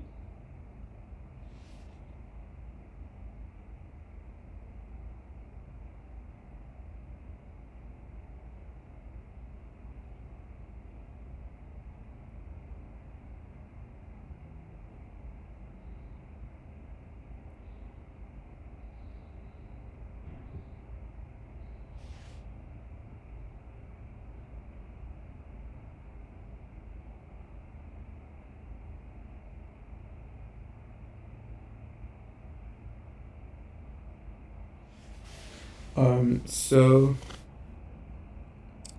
how does that look now? It's good.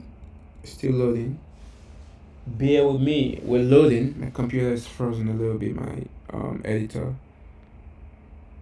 Hey, this is like M1 Max, the maxed out version 64 gig, 32 gigahertz GPU, 8 terabyte RAM, and I believe Apple wants me to buy the M3. I'm probably gonna wait for another 2 years before I can think of changing this computer, and I'm still gonna keep this computer. I can see myself using this computer for at least 20 years. Of course, I'm gonna get I'm gonna get newer computers, but I can see myself keeping this for a long time. So this is still loading, and that was why I didn't really want to go there. I don't want to go there. Okay, it looks. Are we unfrozen? Are we? Are we? Please unfreeze me. I might have to restart my. Let's restart. I've had that open for a while. Now I found out about Wisdom and I've actually loved it. I don't know if you guys have tried or used Wisdom. Baby, after everything I'm saying now, my love will always be the same and forever. You know. Let's go. Let's try to update our new game actually. In a minute.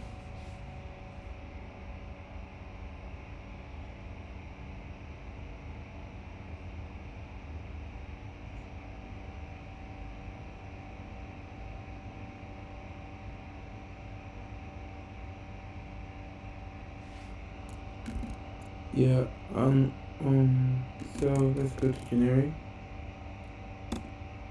So you can see the Obsidian plugin updating. That was pre-typical sync.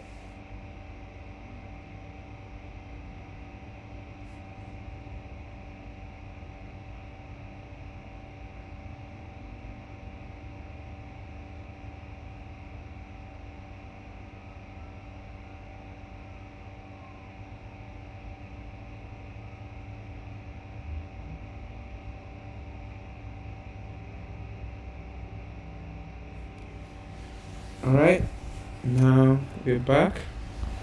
So let's do that. Let's go back. We're gonna add that here. You know what? Let's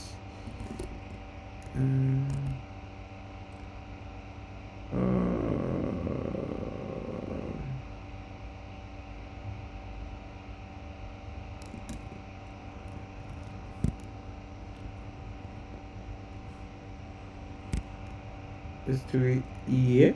So let's go to so what we're gonna do is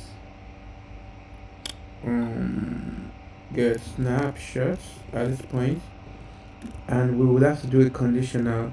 So we might have to do like if reversible. Yeah, so we will have to do something like that. Obviously it's not just gonna be like this. And the nice thing about this now compared to what we had before, when I was using this the code line, if you change this, we would need to update the snapshot. That was a terrible user experience or dev experience, but now it's much better. Let's just say we're inlaying. Yeah. Yeah, go in there. Let's see if there's something we need to update already. Let's go to that. Okay. You know what? Try to save it and discard it. Yeah, put it back. Delete it. Good. And now let's go to that function again and let's return string, which will be the snapshot, and basically we're gonna return that, and let's create a little bit of space in there. And you know what, I'm gonna go up and create something called, just to make it a little bit more robust, I will create a space in here, and we could probably make this cleaner. I will rename this to test config, simply test config later on. But let's create a struct wrapper called snapshots, and it's just a string, wrapper around string. Of course, I know I could use this derive more, but we don't want to import a new dependency. We might wanna have a debug. Of course, I know you ain't gonna need it, but I'm gonna need this. I'm sorry. So we could implement clone debug, and then maybe we wanna not. I mean, it's good to have that also, so we can just do well, maybe but either is probably fine. um yeah, in the assertion I can see us needing both just for convenience. My my stuff doesn't my language server action doesn't work anymore, and I can't be bothered to fix it now.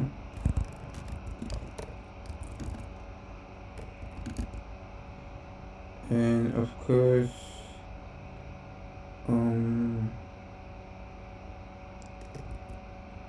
a save function. Let's go back to there. So here we can return snapshots.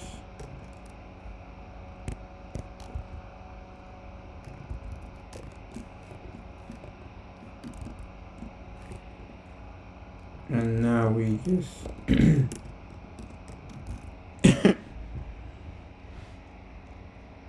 and this now gives us snapshots, and I don't think we want to do, of course we could do contains, that's true, if you're too lazy to put the whole thing, but we're gonna do something chatty, like giga chatty or extra chatty. Do command server. Do we want to match it? It's gonna be huge. No, it's just the initialization, so maybe not that bad after all. We just take the snapshots, and this is where we try to, and yep, we do something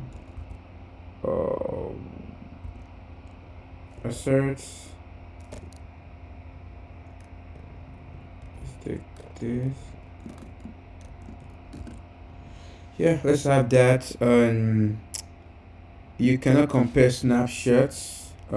We should be able to. So what we're gonna do essentially is, let's go to snapshot and let's just make it all that. Now this should work. Snapshot. Well, we can just do into, because now we've implemented from string, and that was what I was talking about the other time. Come in handy. Of course, we can always initialize. It's private. Let's make it public. Okay, looks good. So, I mean, we could, let's check on this side. We can probably do something like this. Search it up. Or maybe search the file and steal from this, but it's quite huge and it's not that bad. It's not 4 lines. So we could just take one of these. Should start from, yeah, so I'm suspecting it's gonna be that, and the problem is like we're gonna have a tough time having to format all this manually. If anything changes, we have to do that. So would that be reversible? I believe so. Down and up, yeah, it is. Let's look for the non-reversible counterpart. That would be one way.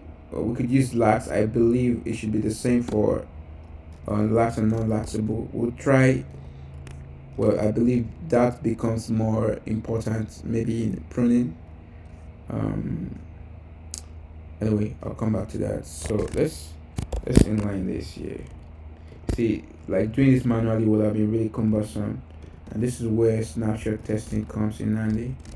But sometimes you still want to make it difficult to update so that you can force the developer to like check things. Of course, when you're doing your PR, you are able to see things clearly and review better, right? But you want to give the developer a little bit of our time. Baby, after everything I say now, my love will always be the same and forever. Yes, you know, oh yeah. Where you go, where you stay, I've made up my mind that I will never regret.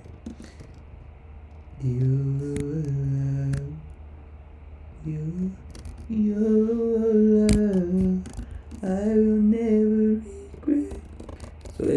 cargo that should be generate. Fire love, now will always be there. Yeah, maybe after everything I say now, my love will always be the same and forever. Couldn't this format in a better way?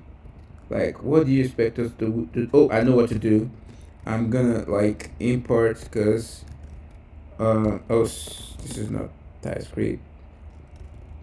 Pretty assertion come to our rescue because cargo couldn't be bothered to do that, so we need to maybe import that. Why don't we take that 22.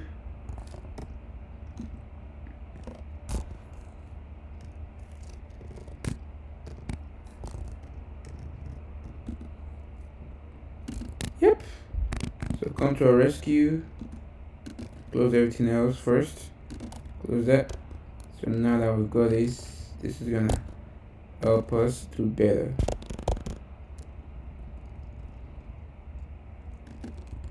Yeah, baby, after everything I say now, love will always be the same.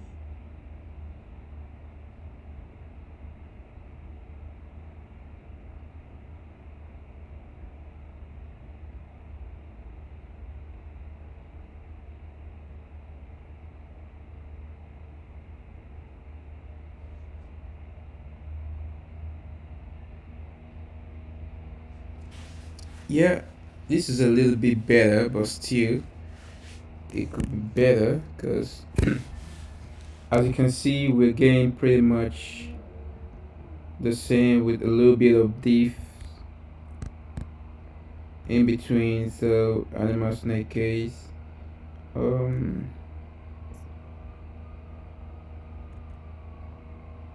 yeah, header migration in it base.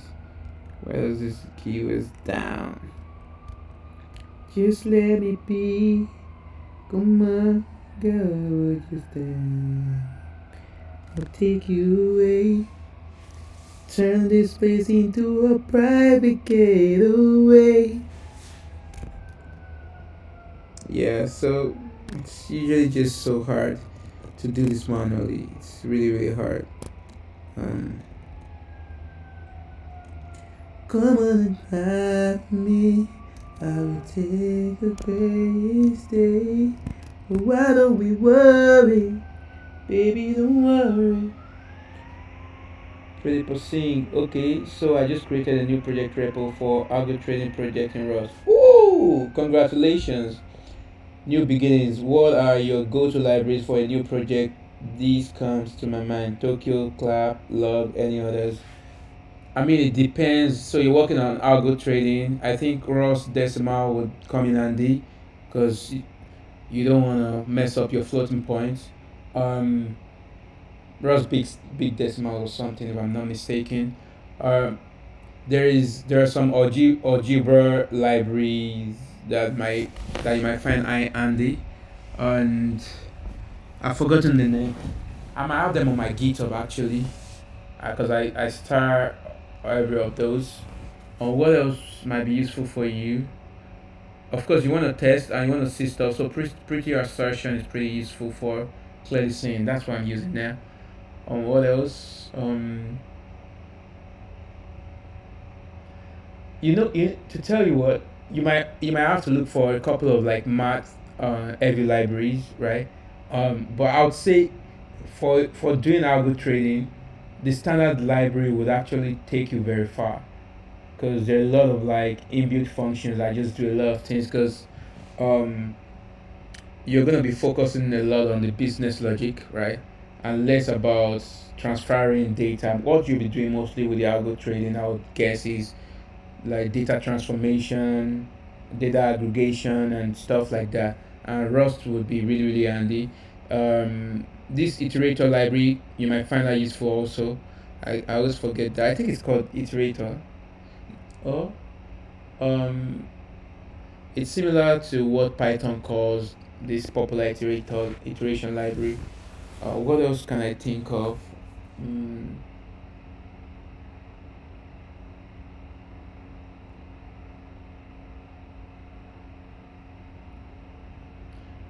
Yeah, I'll say the standard library will actually get you far.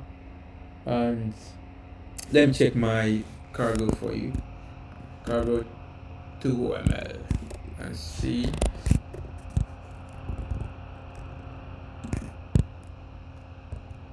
Yeah, maybe. I don't know. If you find Chrono useful. Oh, so there's a new version of Broke Macro Crate.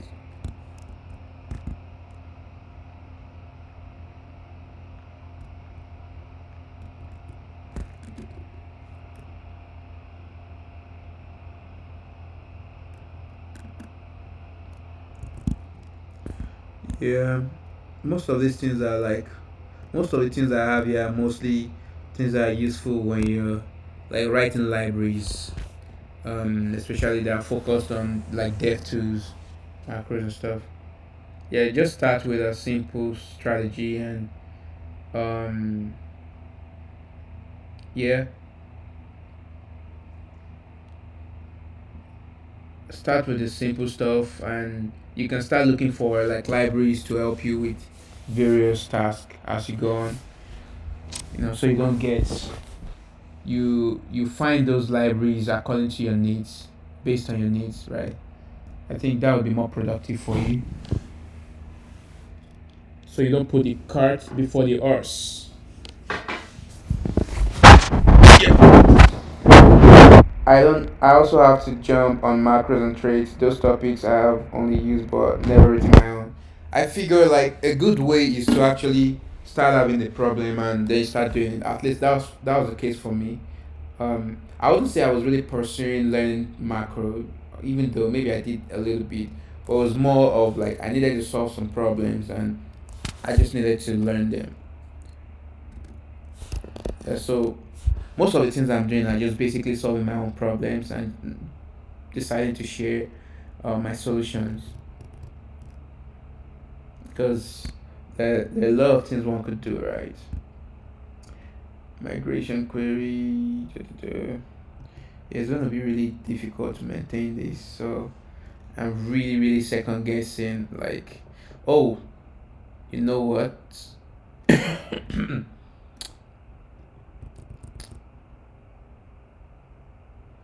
We could, but that's too difficult, right? I was gonna say like we could remove all the spacing and just, but that's maybe even worse, cause then you can't see what you have to do clearly. Mm. Yeah, this is gonna be hard. I mean, we could definitely do contains or starts with.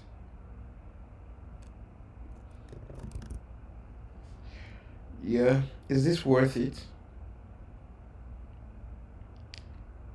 Because if you really think about it, we are basically doing a difficult snapshot, but that would maybe force you to check a little bit more like meticulously rather than just updating the snapshot. I feel like if I can do the snapshot initially properly, when you do it subsequently, you can take more care checking them. And when you're reading the PRs anyway, you should take more care checking them. It's really no different from doing this the hard way. This just maybe force you to check things more properly, a little bit better. So what do you guys think? Do you think I should get rid of this manual label? So, because we already have the snapshot. Hey, Shaif Olgantang, please let me know if I'm pronouncing your username correctly. It's an interesting one.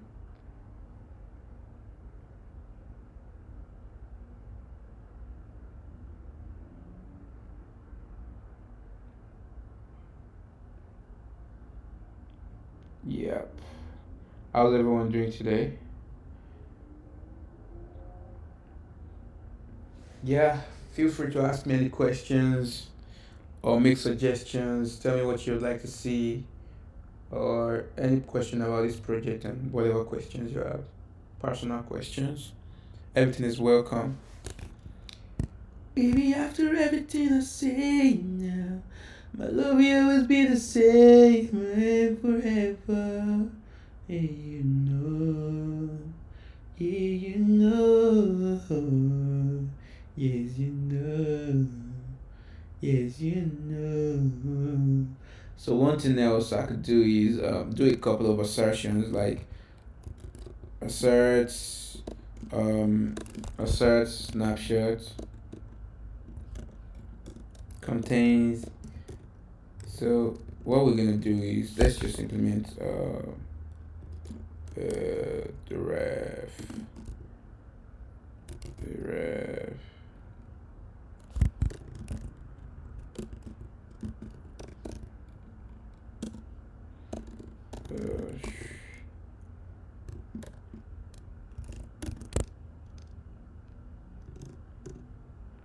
yep.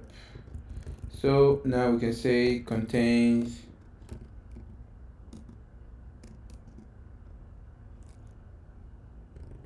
maybe this might be more realistic.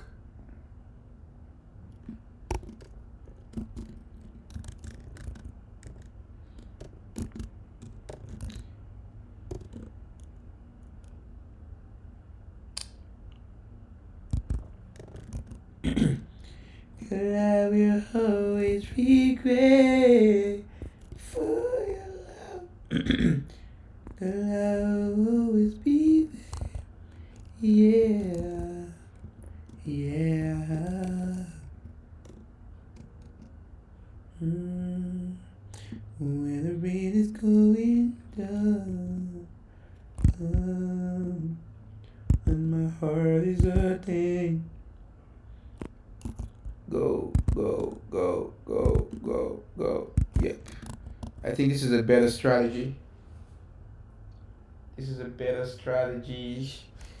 Then for up, let's do a couple of cases. Asserts, deletes, maybe. Yep.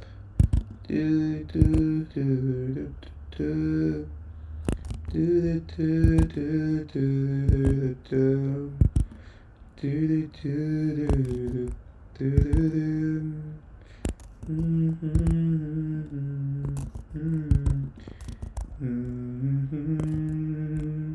Yeah, and this is also less prone to changes. So it's less brittle. You will make changes. So why don't we check those first? Let's comment this out. I think this is actually a pretty good strategy for us to get around that issue. So after everything I said, my love will always be the same and forever and forever. So let's rerun.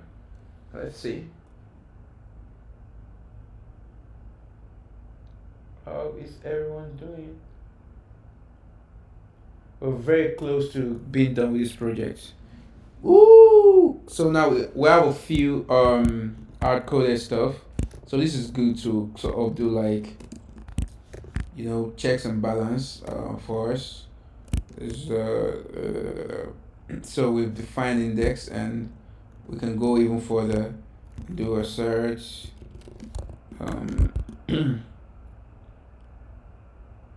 I could actually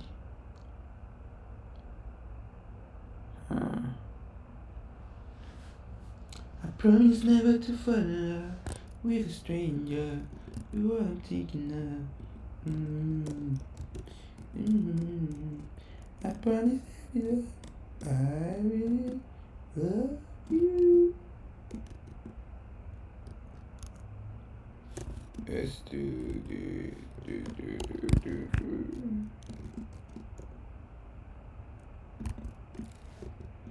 You make me wanna. You make me wanna. You make me wanna.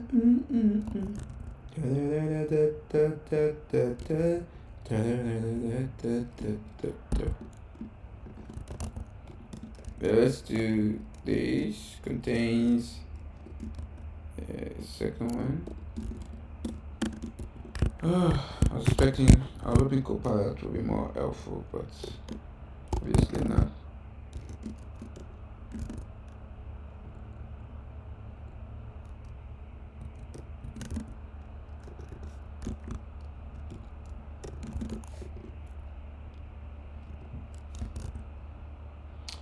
Then the next one, we can maybe space it up a little bit.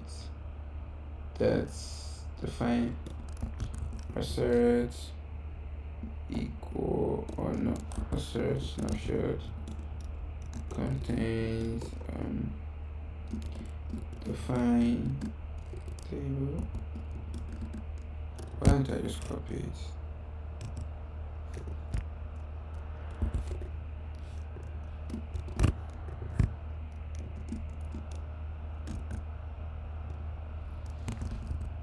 Yep. So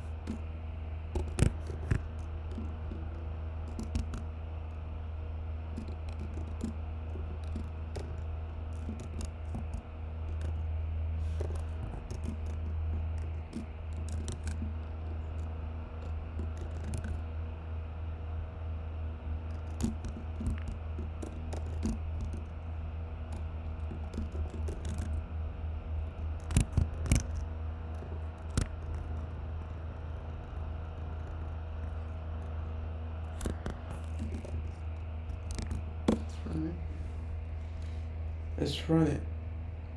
We could do, I think we have enough sampling for up or down now. Then we could just go straight to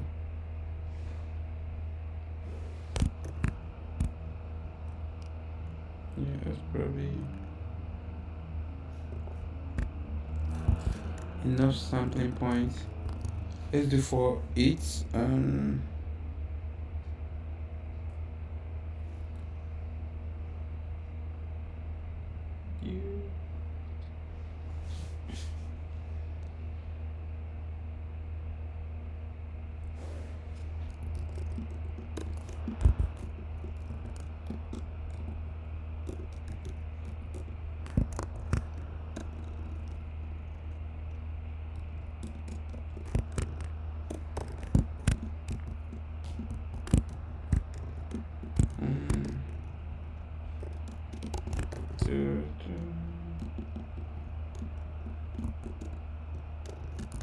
allow me to take the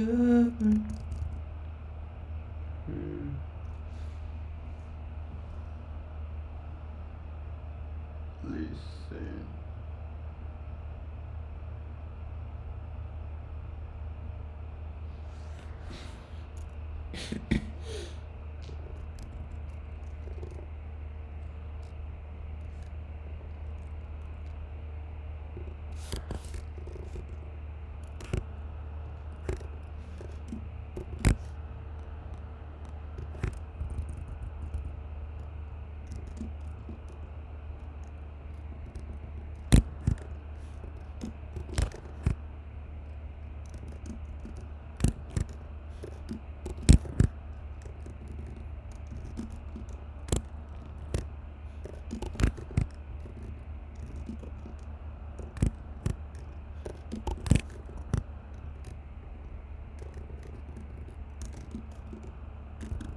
Yep.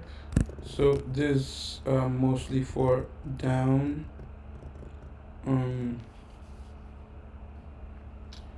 Then we could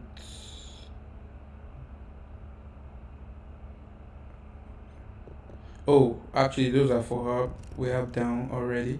That's good. We might actually even be able to cover all. Oh, maybe we want to make sure there's migration. That's actually a pretty important one. When you're initializing, you want to make sure you've got stuff for migration. I think that's a key one. So let's do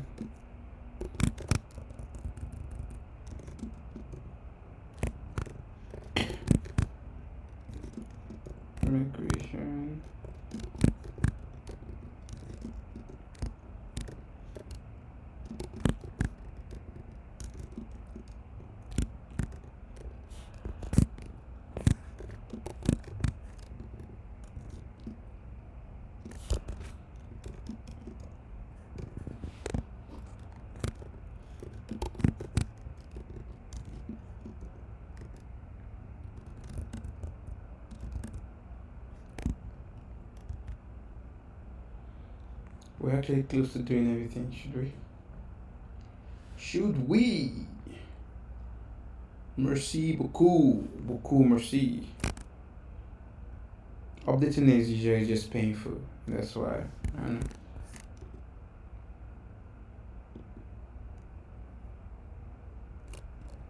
Okay, it looks like Copilot is coming to the rescue now. Okay.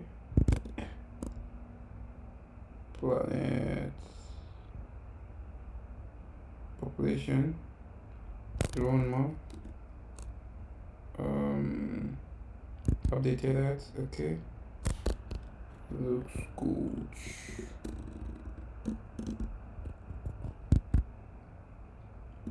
Yeah, students.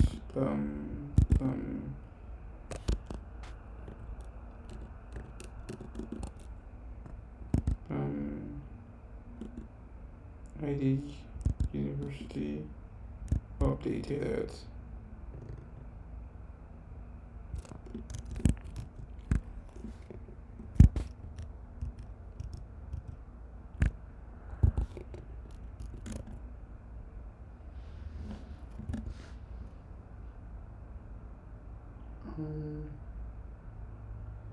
Yep, it's looking good. Let's run the test.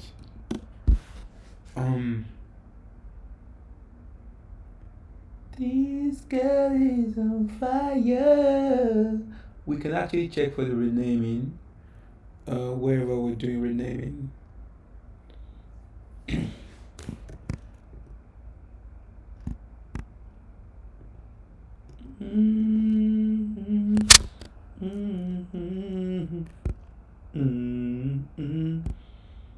So this is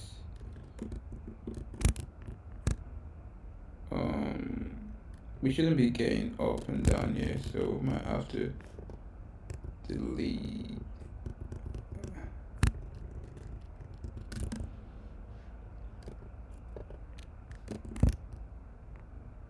Not that.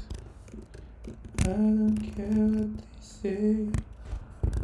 I'm in love with you. I'm not trying to put me away. So now let's run that. But didn't know the truth. You put me up and now keep beating, keep beating. We could copy this, but it's gonna be messy. Well, let's try. Oh, it's already messy even without trying.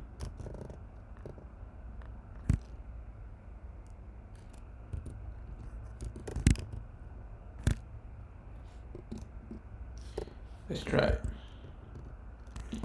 I need to go to ride. I need to go to be my vibe. I need to go to smile. Let's check that. Yo, I'm internationally known with the microphone. I got it all bored in the background. I like it, never spend a night alone. I got a few you will like. See, little things like this mess it up, and it's frustrating. So I wouldn't want to do that. I wouldn't. So basically, what we're gonna do is look for the assertion name, right? Actually, the test name. Then we can just take from the snapshot. Yeah, for example, let's look at one way. Yep, so we are gonna take, basically it's gonna be the same as the first. Yeah, that's true, it's gonna be the same. The only thing that is gonna be different is okay, we actually have Gen 1. Interestingly,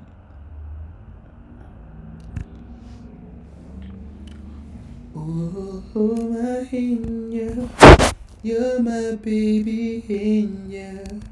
Yeah, Angel, baby, angel.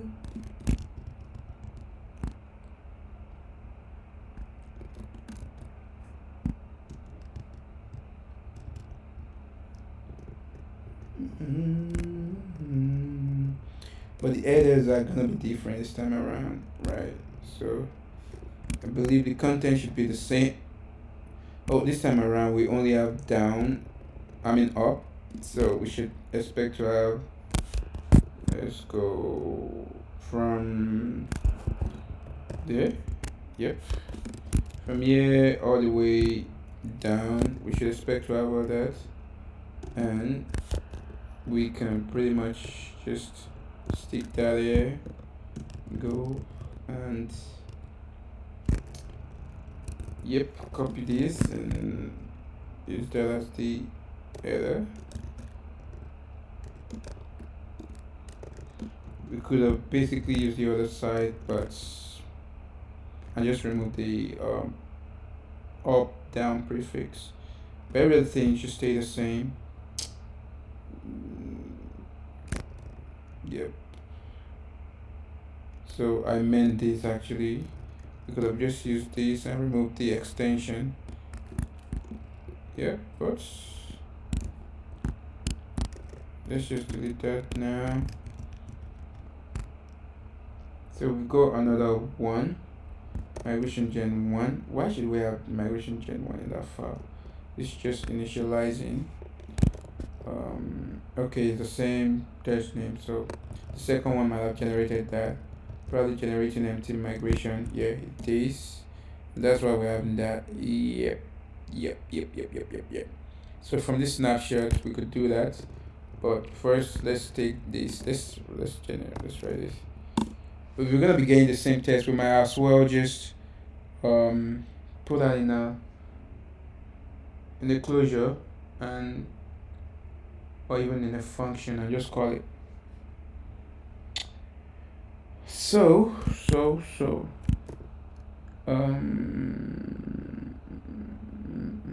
where is that complaining with you?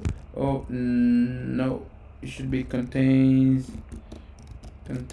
this.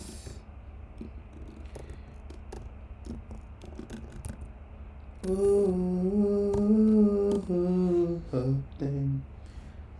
damn, she's been living in a white brick world.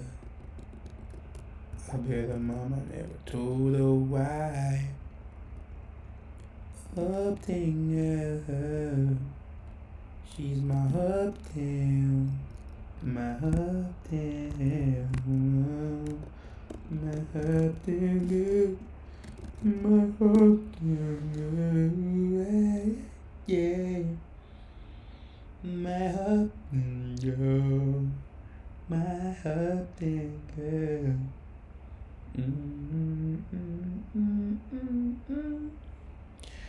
So we have 1, 2, 3, 4 filling. Let's check it.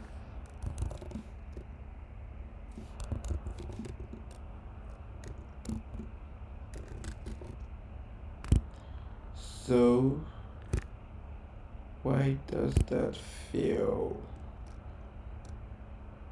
Oh yeah, it's different because I'm actually thinking, do we want to do, okay, let's just remove it, because I'm actually thinking, so when you're having a one-way migration, we don't include a field checksum down. So do we want to do that, or do we just want to make that field optional? I don't know, like, you guys should let me know. Should we make this field optional or just remove it? Anyway. Oh, so what I can actually do is do the negation. I think doing that is even better. So rather than do I can do assert not contain. That's even good.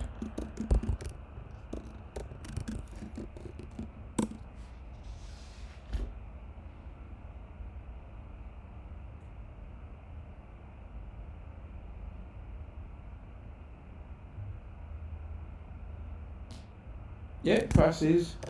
So technically what I mean is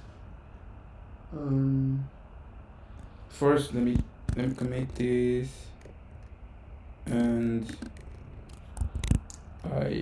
so there's one where we define that, but what I mean, let's go to down.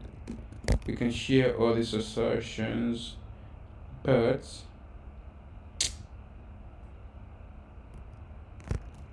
we can maybe do this, maybe put it into a separate function so we don't pollute this closure. I mean, let's just read assert, or should we? This is what I mean.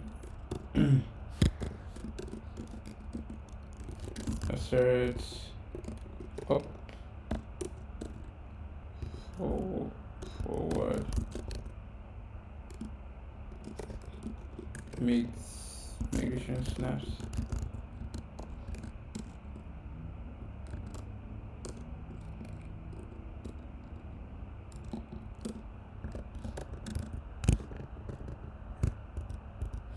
So that way we can save some characters. Global warming.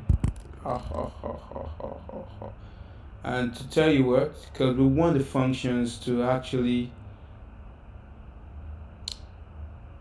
we want them to give us the correct line. I'll tell you what I mean, but before that, let's take out the black shape. Goodbye to you, my trusted friend. So we take out our black sheet first, and actually we need to do that also. We need to remove it from here. Define checksum down.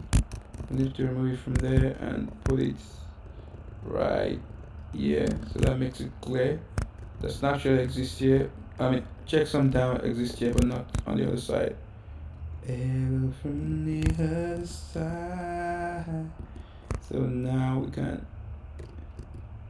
dry this up a little bit and do assert, forward, snaps. But I'll tell you why I'm gravitating towards using macro here. So let's just remove all that. So we run this pass again. Then we're going to consider using macro, because if one of the tests fail, it's not going to show us the exact line. Maybe that's not an issue, but it could be. Look and think and plan. Okay, that passes. So what can I do? I can call this to do some manual snap migration file snapshot state test by hard coding.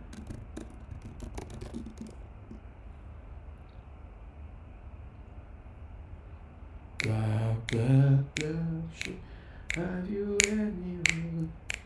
Yes, I saw tree back. I'll stay productive. And yep, so that passes. But what happens if say we mess one of these up and we do something like that? Girl, you know, I think the macro doesn't really help that much either, because the code wouldn't be there anywhere except you expand it.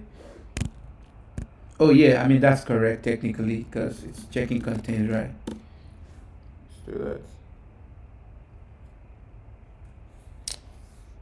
Baby, everything I say is true.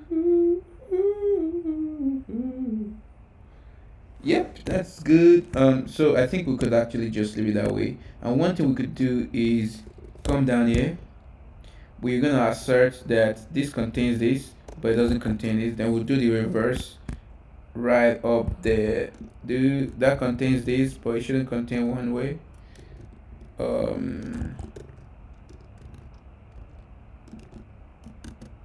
That's one way.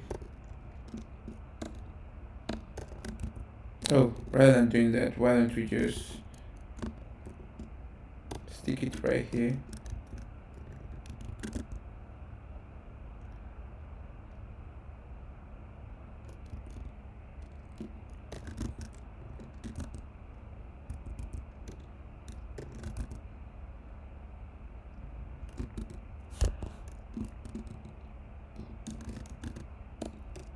Is reversible and as down. Something that always confuses me about this assertion, should this actually put the negation of what it should be? Yeah, should be, say, should be one way, and this should be, didn't have down because it's one way. Yep, and this should actually also have up, right? So we have it here. We know what we got what we need, alright. You know it's something right. You can pretty much just copy this and call that up. Should not up because it's one way. Cause it's all against the world, me and you against the high. Let's go. Yep, we good. Let's do a little bit of cleanup. Pretty assertion is nice. Is there like asserts? Is there? No? Okay. Whatever. We actually don't need it yet, but since we're writing test here, we could just leave it. Let's clean it up a little bit. Let's clean it up. But before that, maybe try up and down test. Yeah, maybe I'm writing a signal. Yep. What else? I would actually like to check renaming. So that's something I'm interested in. So we might do a little bit of assertion checks there. Let's do renaming.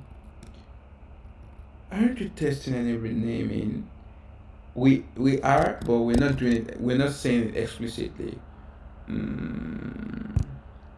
So V1 V2.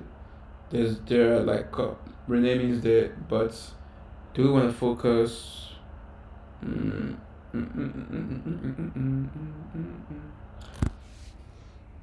Should we have dedicated tests for those? Because actually all these integration tests already cover all the scenarios if you think about it, but they are just not explicit within the test name, and maybe we should that's left to us. So for example, we go to migrations, like from V1 to V2 their renaming is there, so the test is already encapsulated within one of those or even many of those assertions. But it could also be helpful for us to explicitly check that, okay, successfully does renaming. So if we do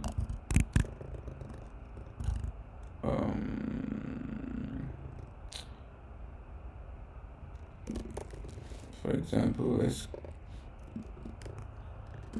test can successfully undo renaming.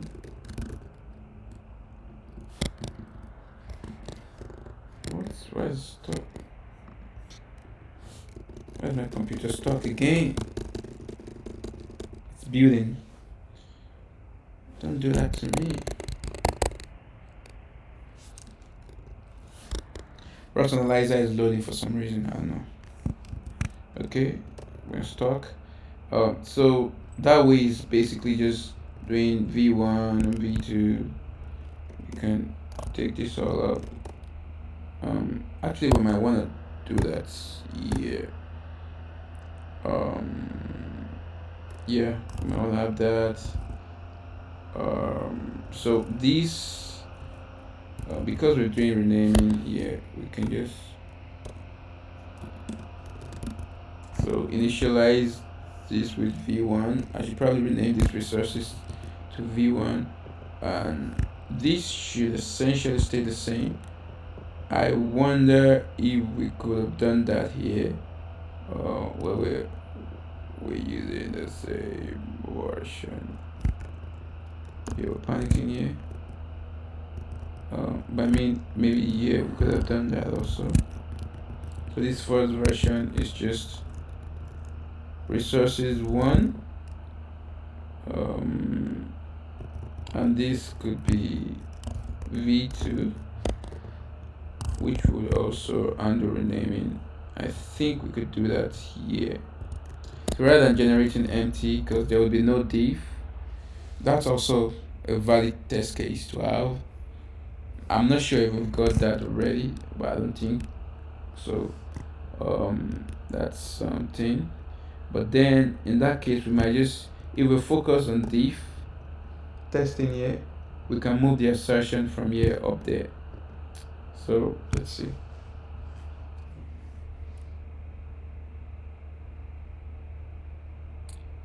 Let's see.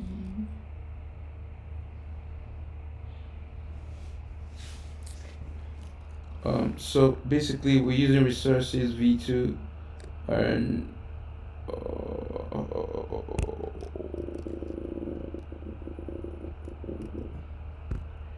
yeah.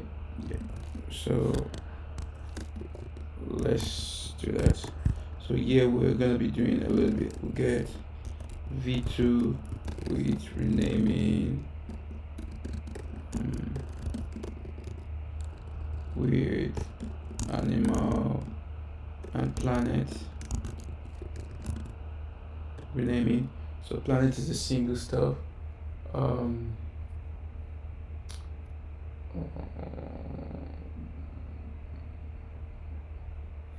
Seems like every time I get a chance, I lose my cool and I blow. I get a tongue tied, lost in your arms. I'm a fool and I know it. Planets with animal explicit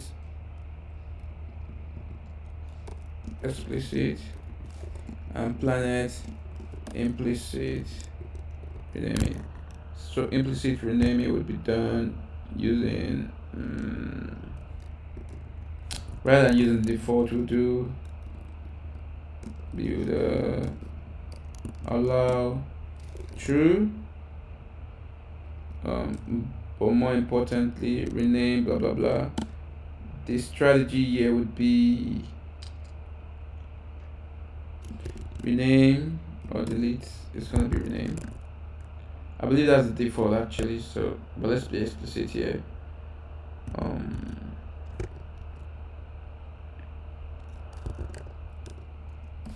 The implicit renaming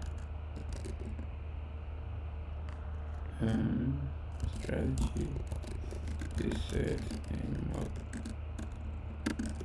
prompter.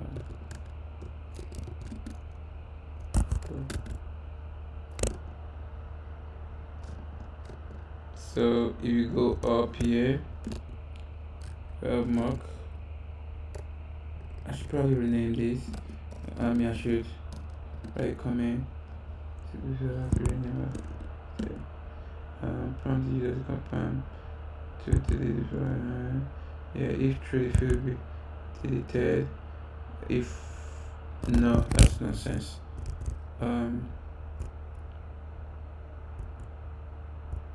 Triggered, I don't like that. Triggered when a single field is changed or renamed without using the explicit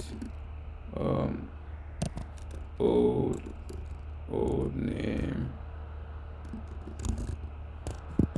attribute to indicate that you are naming a field, or you're performing a renaming operation. The renaming operation. In that case, we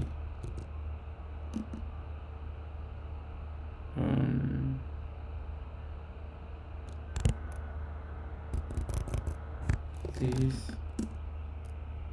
could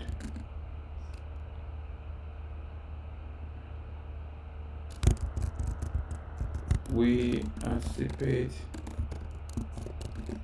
that the user might actually want to perform the rename operation rather than deleting the old field completely.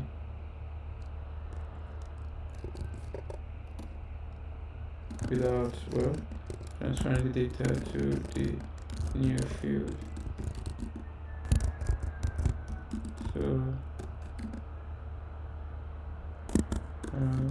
if they want to rename, which would transfer or delete. Yep, I think having this kind of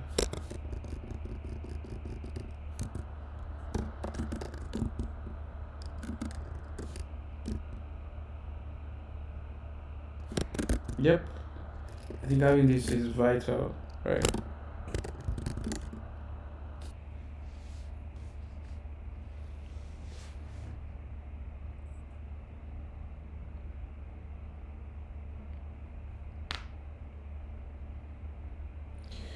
So now that we have that, we could actually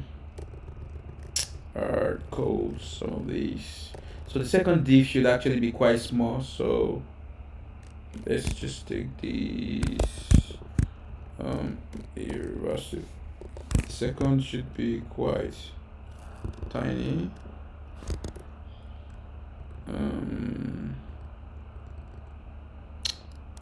Yep. Because we're mainly focused on the renaming operations, and so we can call that. Know what I'm gonna do? I'm gonna copy this out here. First call this snapshot so that we can first rename this to whatever. We can rename this to snapshot v2 blah blah blah. Right. So we got that, and now we'll run this. It'd be nice to have this. Then we'll also try the test the delete strategy. Make sure the data transfer is not being done. Yep. I think this is a good test case to have.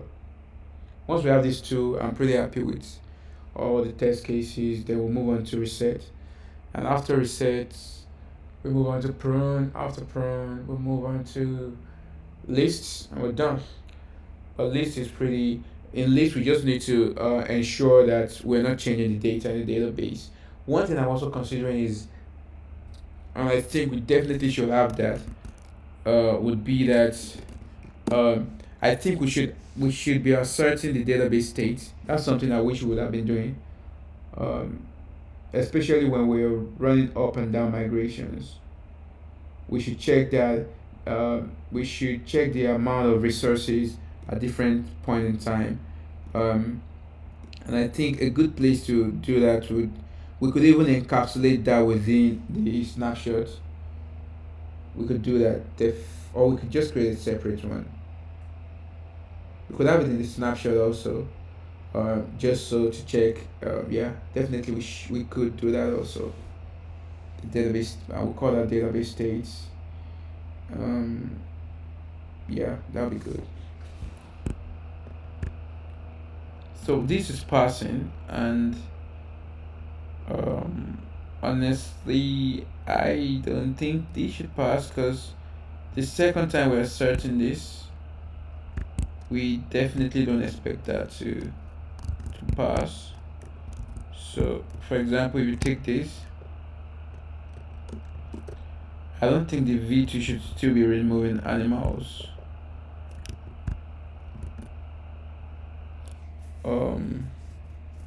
It's basically removing all the fields, and that's concerning. Let's be sure that we're actually saving that. Save that.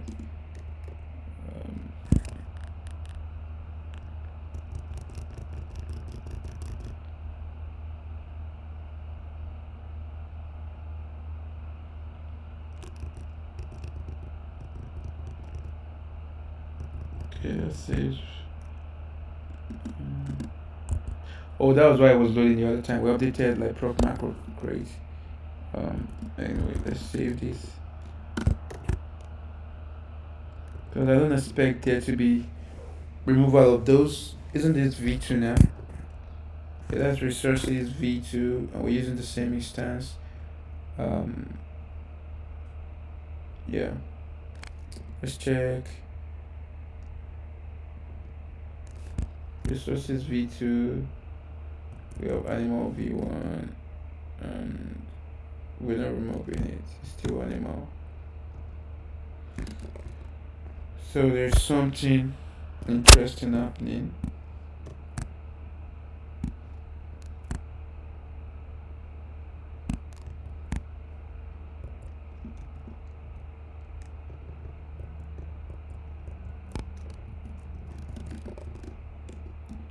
This is why I wanted us to do this, so we'll be more like meticulous and careful.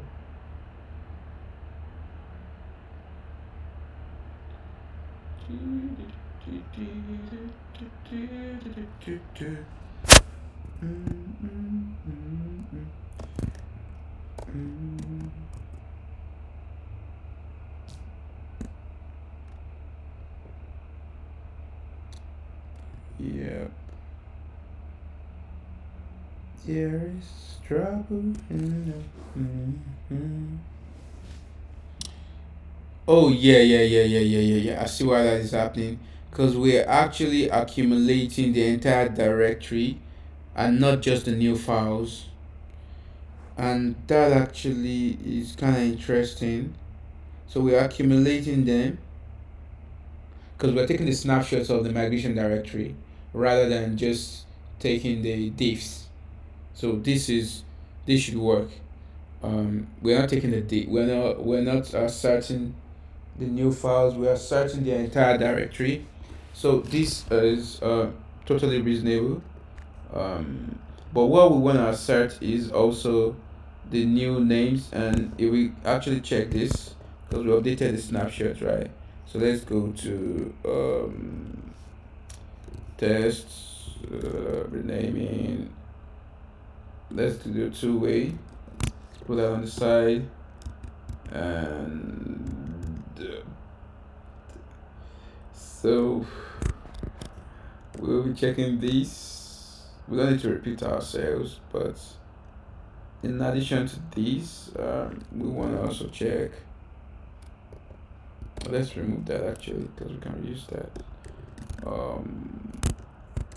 Let's see, for example, there should be renaming on animal, and that would be probably down.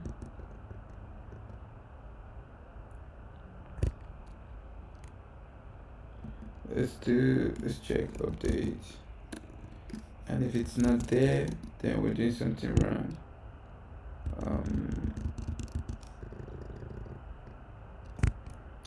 So this is the first one, I believe, so I need to successfully, oh, it should be version 2. Let's go version 2. So this should have it should have it actually does have snake case, but that's not what we're looking for. Let's check updates. Yeah, we can already see where the renaming is happening. for up. So we're defining this. We want to assert that this is happening in v2. Yep. So these are basically the changes for v2. Some of the changes for v2. We renamed characteristics. We renamed attribute to characteristics to these different processes. Defining characteristics, assigning the old field to the new, then removing the attribute field, the old field. Then we're removing these two fields because I guess that's been removed on animal. We can confirm that. Animal v2, that doesn't have updated at. Yeah, as you can see, updated and created that. And if we check v1, animal v1, it has updated and created that. So we could assert these three stuff, like assert I'm just gonna copy this.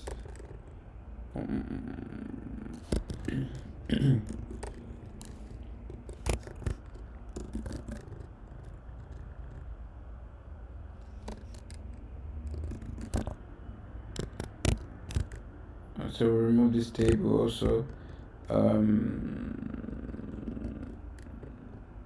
Yeah, we did these changes, and I'm actually curious on planet. So as you can see, the strategy we chose was renaming, right? So on planet we have this. If we would choose delete, we won't have this update process, right? We just define the new field and remove the old one. So that's the second thing we would have to test. We'll do the inverse of what we're doing here. I'm talking a lot more now because that was like a feedback I got in the morning. Someone wanted me to be explaining my thought process. And that's what I'm trying to do much better. How is everyone doing? How is everybody doing today? I'm pretty like pumped today, as you can see. As you might be able to tell. Man's pumped. Pumped like rocket.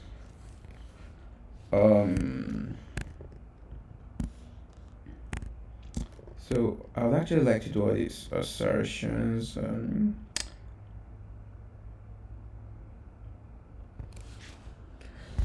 It's interesting. So we could take all the way down of that. That's the inverse of the first one.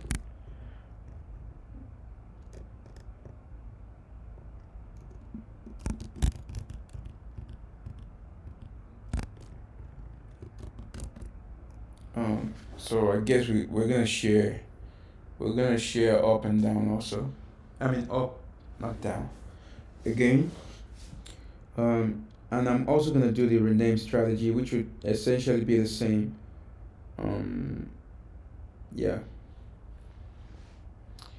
Yeah. It would actually be nice to also assert the ordering if that is possible. That would actually be great. So, because we want to make sure that the definition of the new field comes before the removal of the old field, because you don't want to remove the data before you've done the data transfer. So I guess we can take this one by one. Let's do assert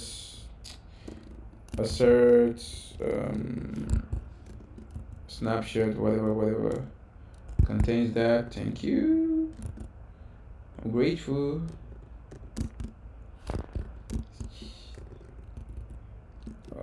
Assert this. Yeah, not one way. It's good. See, remove.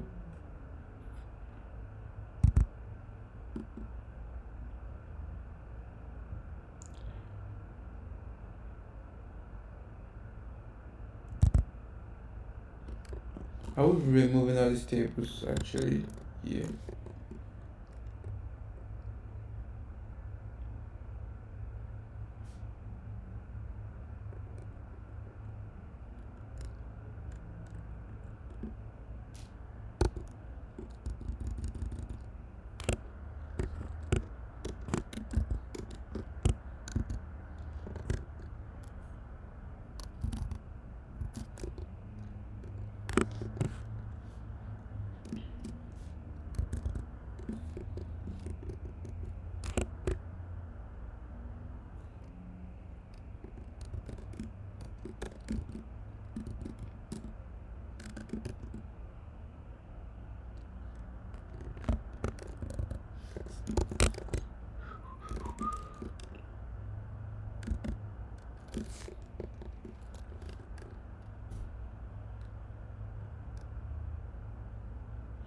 Yeah, so these three processes, I would actually like to have them consecutively.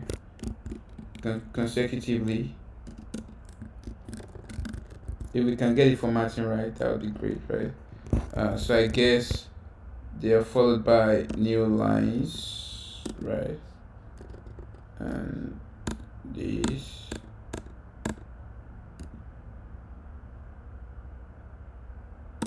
Maybe we want to put a new line before this.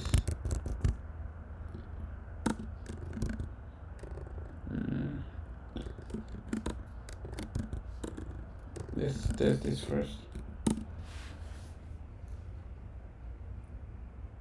Share the laughter, share the pain. We will know. Ooh, so the renaming works. So let's try to like mess this up a little bit. Let's remove the update part, because that's what the delete will look like, right? If we're choosing the delete strategy, that's what it's gonna look like. So expecting this to fail. Yep, looks good. Wonderful.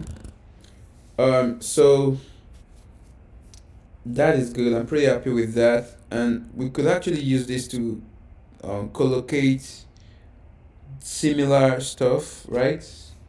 Um, but who knows? Maybe we might want to space things out a little bit. So I will let it slide. Then we want to assert um, nah. Why can't Copilot just be smart? Like, you should know. We need to remove field, create that, okay? You don't have to make this contiguous. Let's make our lives easier, because that could be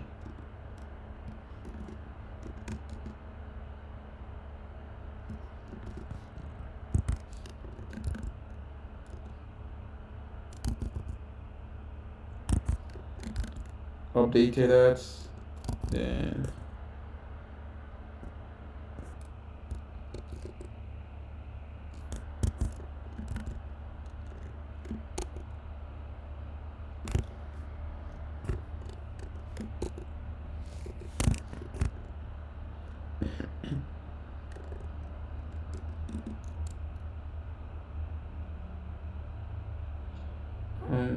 so this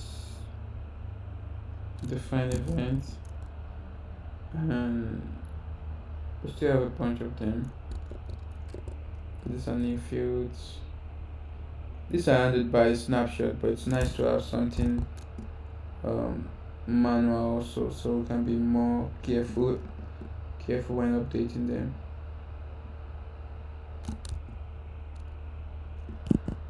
I'm just gonna copy this.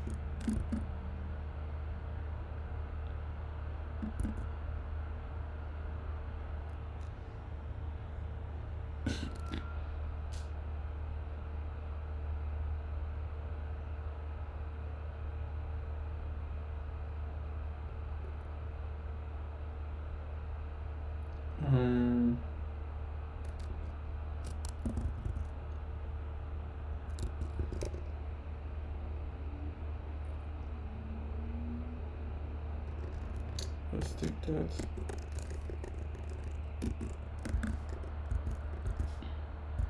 Oh baby, please, let's leave the past behind us, so that we know where love will find us. have one, but no, baby,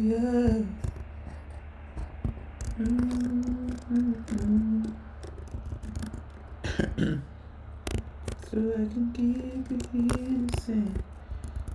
You did it, I wouldn't die. Oh, oh, things that I've done, never knew until you come.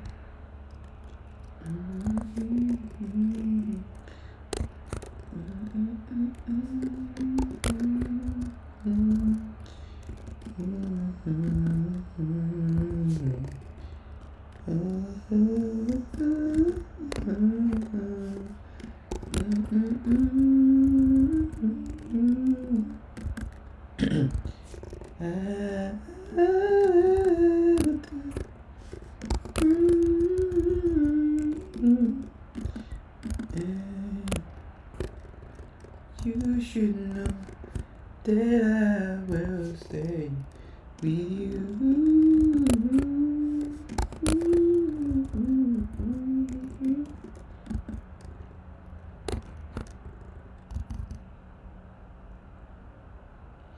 But I know you will believe.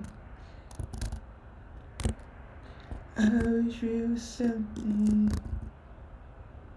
so I can get to hear the same that you give to me. I wouldn't do all the things they've done. Yep. So this is the new stuff definition. Is it that important? Let's just do it. This is the last one we're gonna do. You see, it's like the snapshot is a lifesaver. Like it's really is.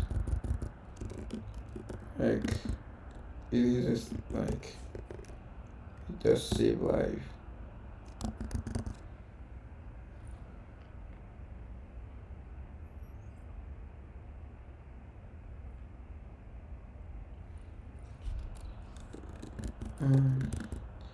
Maybe. You know what? Let's just. So we've got 4 fields there. Let's put 4. We can assert everything. So name of the table. Then the second field of the table.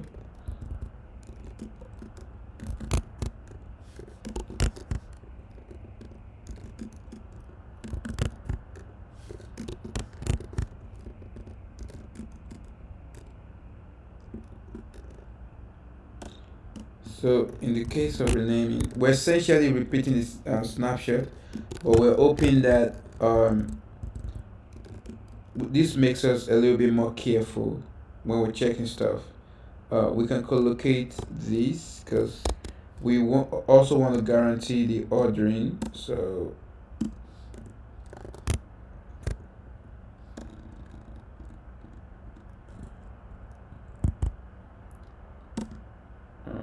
remove. Yep.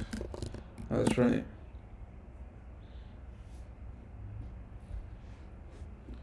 Let's run it. It's Marvin Gaye again. Just like to say it in this song. Perfect. So plug my earphones. We got a king size to ourselves. Yep, that looks good. Then we also have to assert the reverse of this. And okay, thank you. Now you're talking. We want the reverse of this. Did we just do up? Or was that down? Oh, it was. But now we're trying to do.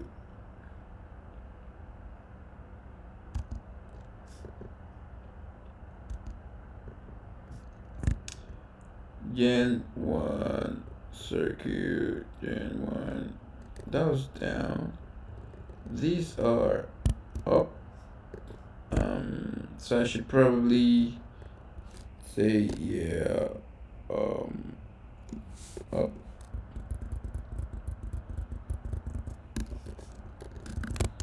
So we expect this to be down. Yeah.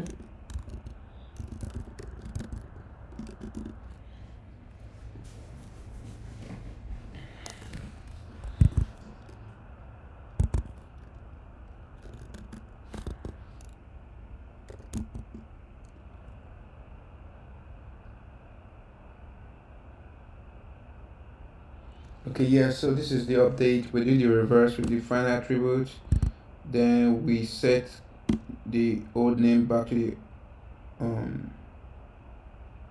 new name, and then yep, makes sense. So we see that now. Then we delete, we redefine those two fields, updated that and created that. That's the reverse.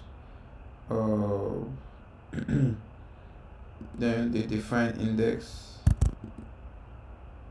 Define index, that's good. So basically, I think we could add a comment here.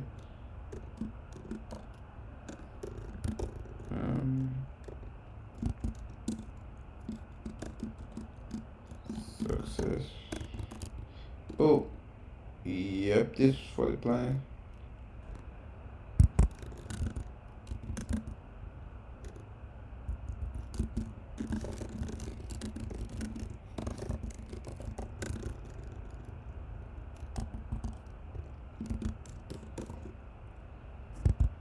This is not implicit. Explicit. Not necessarily single field, just explicit renaming.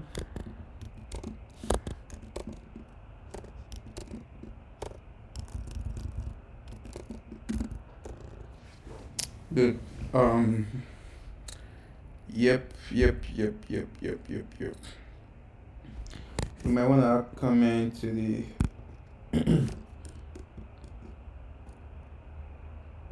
that is explicit and successfully, and there's explicit forward renaming.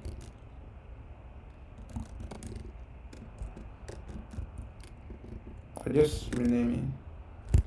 Then this can be, oh, so this is the reverse of that. So successfully reversal. I believe this should also be maybe implicit naming reversal. Let's copy.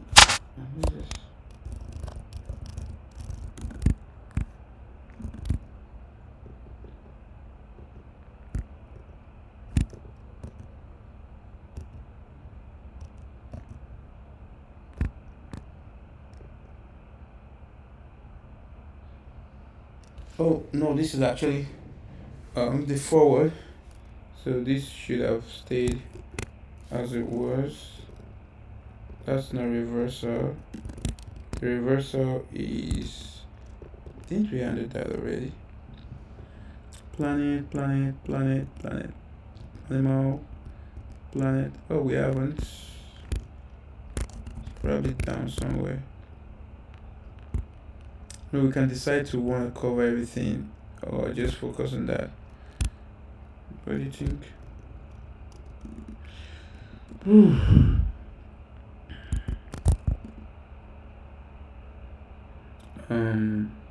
So what's the next one?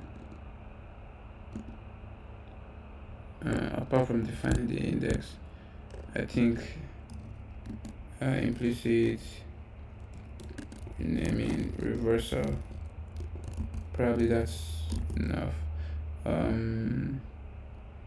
So that is the snapshot containing define. Let me put this somewhere here.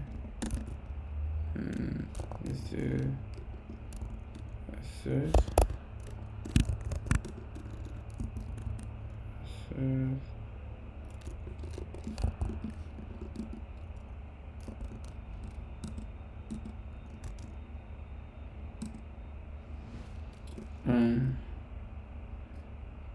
I think we probably want to focus more on that.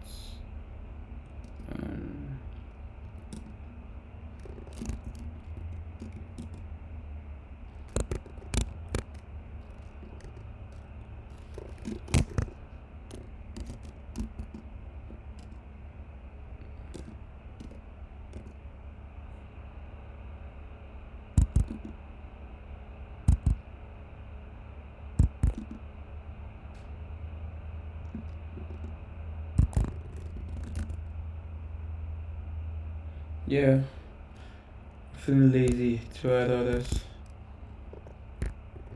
So here we are defining new stuff. Woo! Man, I think this is probably enough. It's enough for us to do some due diligence. Um,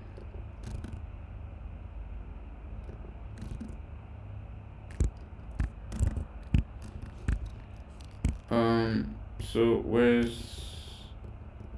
doing irreversible. Weird.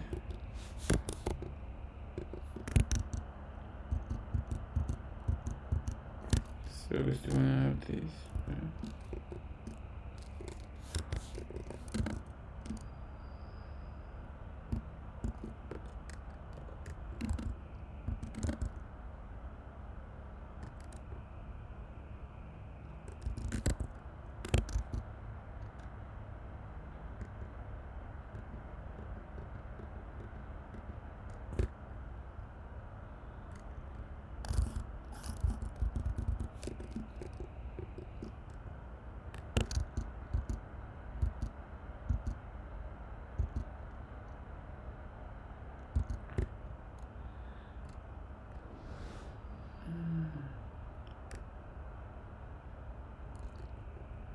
This matches.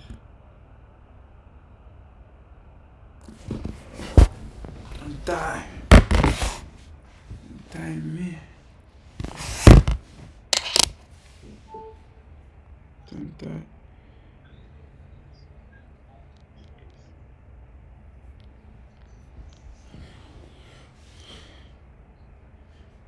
Huh? What did you say?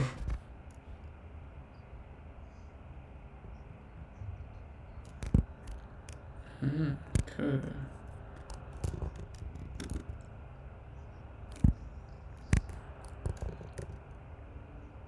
Are you talking to me? I'm programming, I'm streaming. Oh, of course I need to close this. What about you?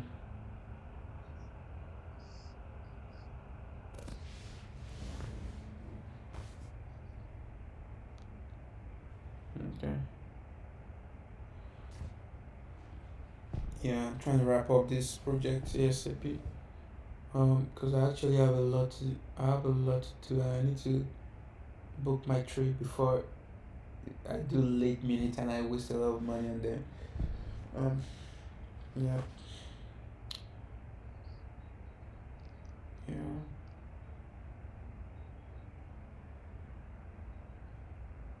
Um,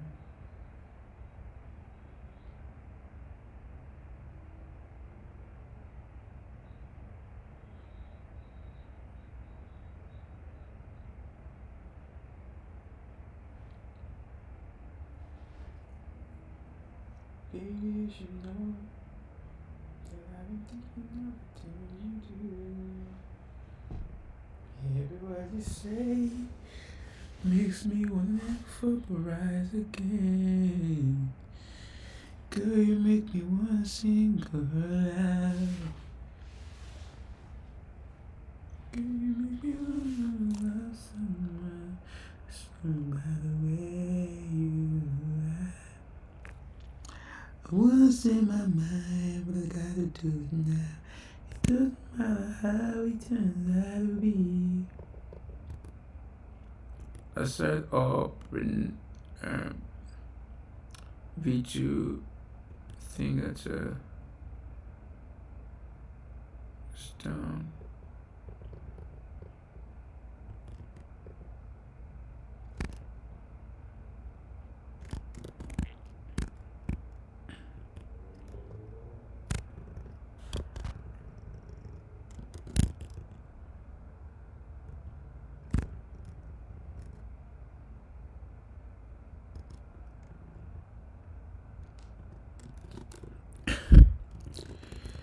Assert up for for V2 which renaming.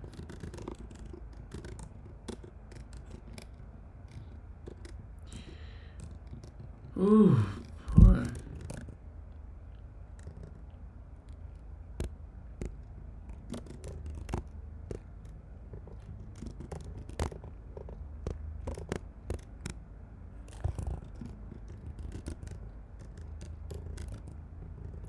Assert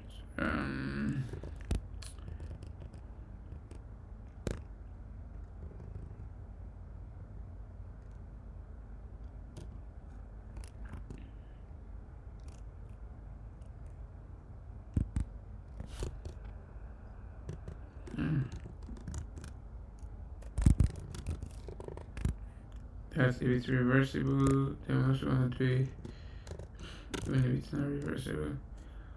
And I'd say we probably shouldn't.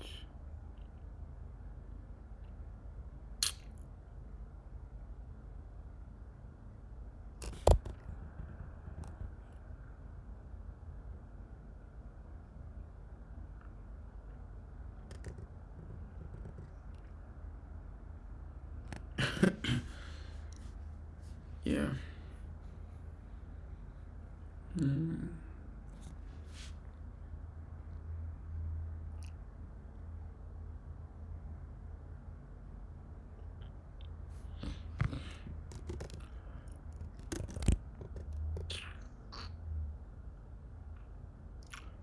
Let's run this.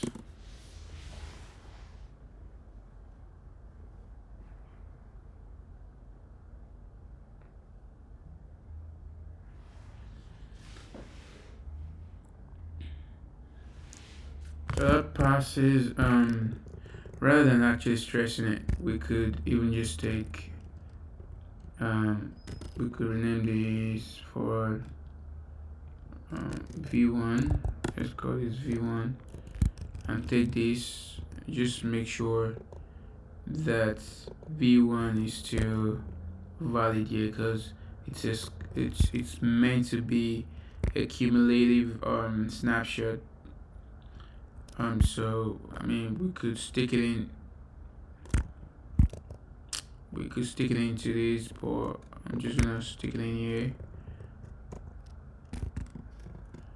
V1. Hey.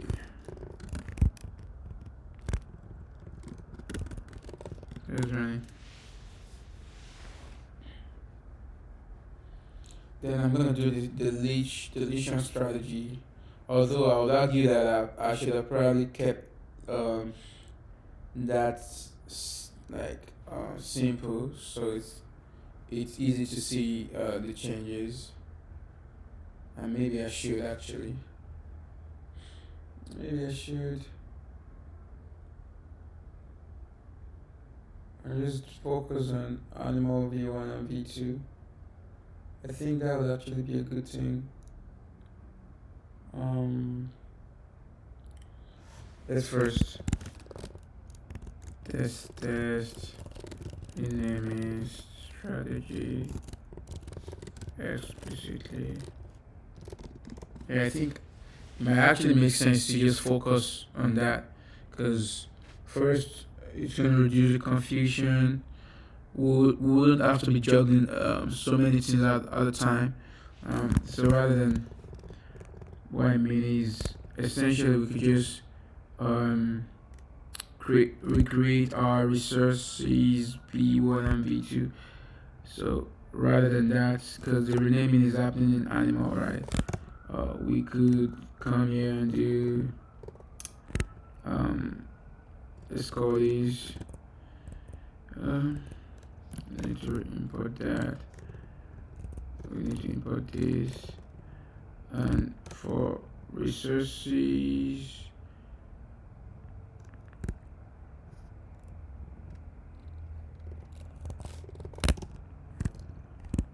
so 27.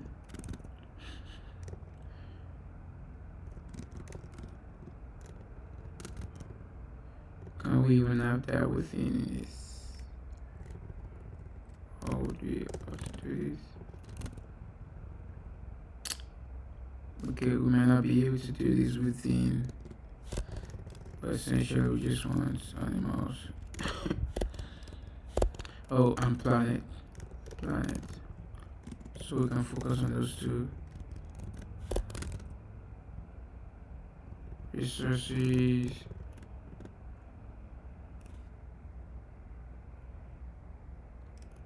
What is that? Okay, one more is missing here.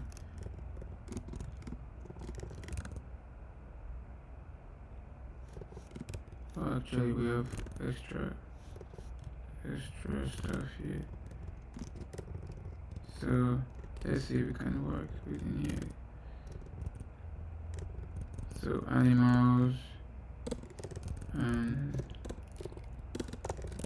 with these we can maybe focus things a little bit. V1 planet doesn't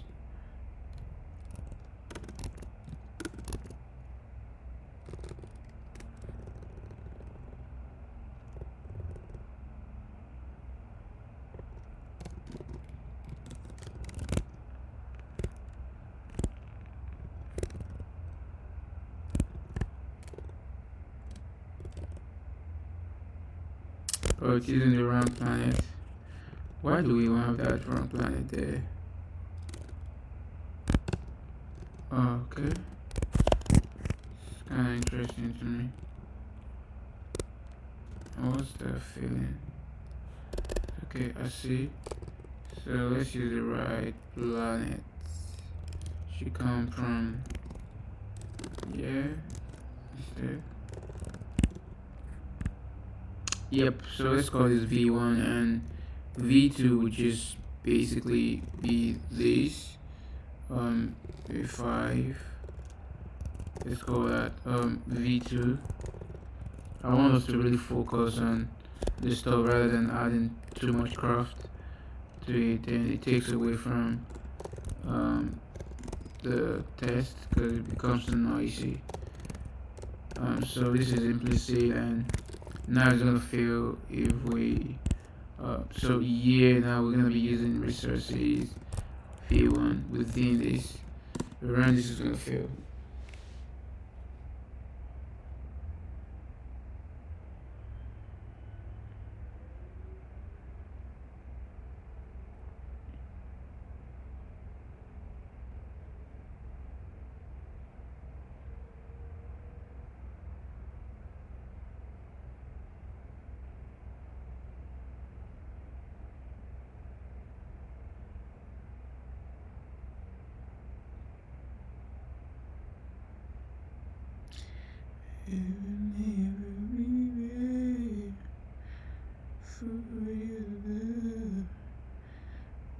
Let's start with this.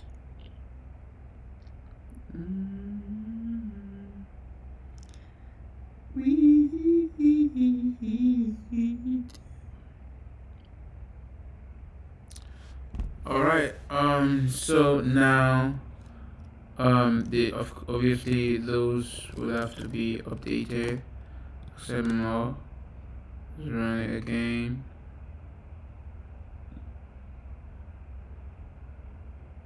Yep, good. Now we have a bunch of stuff failing because now we can basically simplify all these. I mean, we're gonna have migrations, we're gonna have animals, different species and animals. We don't have the event here, anymore. We could take out the index also. Take off the eat graphs, place, and eat. We could take that all out. Leave migration, planet, and take out students. Yep, take that out. And now we're gonna go here. We take out crops, eats, and we're gonna take out students also. And yeah, we will. That's good. So now we can focus on what matters here. We don't need the index here either. We can remove all these. Yeah. And new stuff, yeah, we can remove. It's just all noise. And we could have used it up there, but it's okay. Yeah, you can focus on the renaming happening on planet now. Remove this, we don't need it. And yeah, we're focusing on the renaming happening here. And the field, the new field defined. Removing this the implicit renaming reversal, and just reusing. Yeah, just running that. Yeah.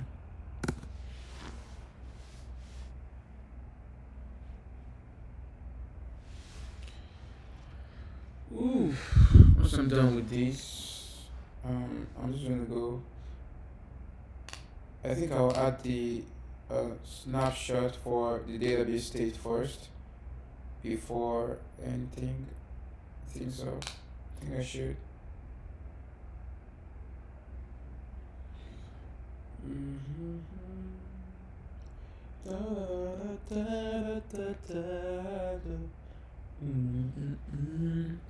You should probably be checking the migration database states so that when you're running, we can check that the states are intact and we are not messing up the migration files when you're running up and down.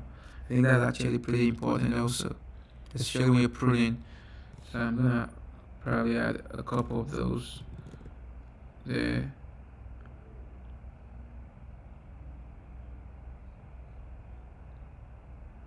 Yep.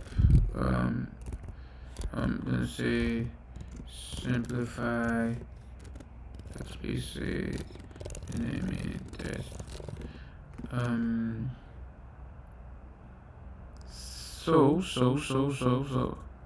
it's good. We can take pretty much these and 13.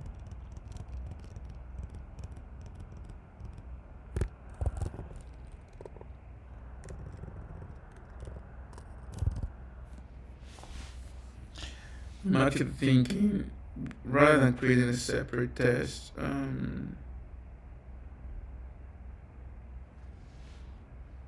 what we could do is pass in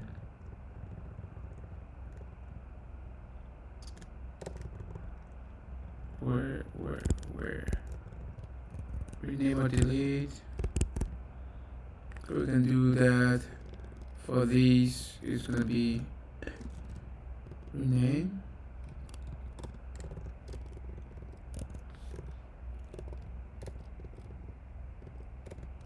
This is gonna be reversible delete. It will save us some strokes. This would be rename, and also this would be delete. Reversible,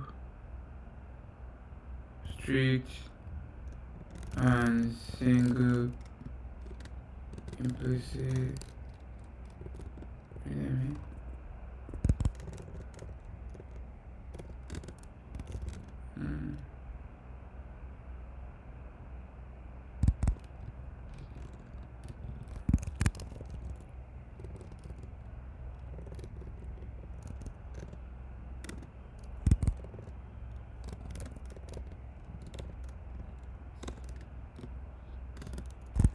I would actually say was a lot. Or just single field strategy.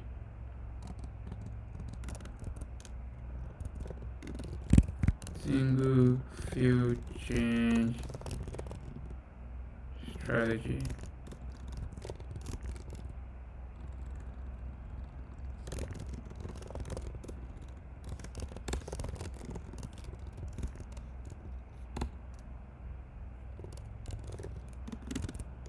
So we can then pass that into. Oh my god, well that's not a problem. Just need to use this. And maybe we actually want it.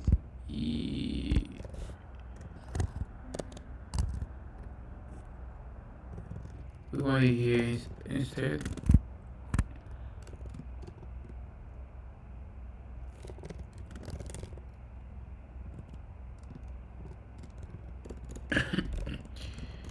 Change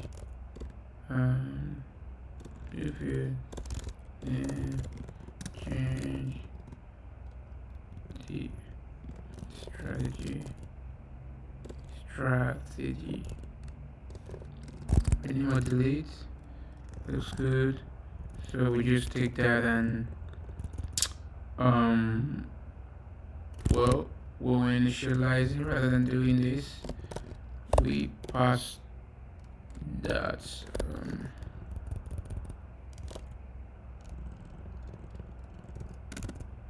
yep. And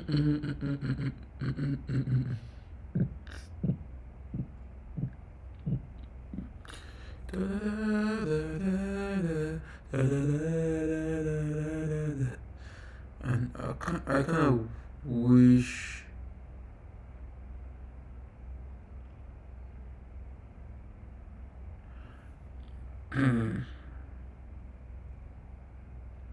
because we could have also been parameterizing this.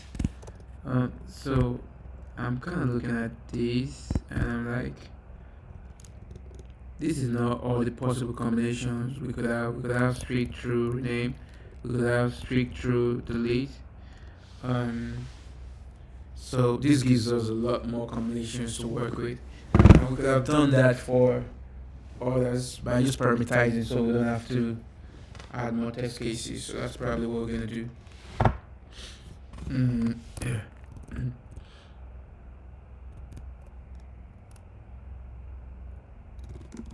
So reversible, strict, single, implicit.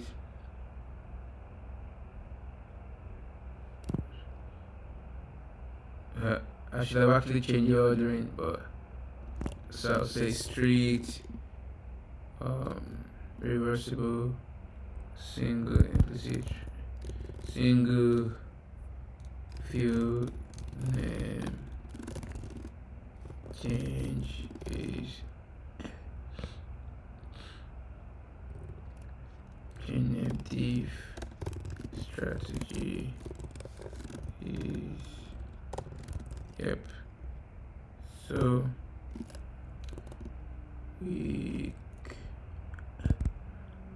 so now this is lax true delete. Then we can have actually I think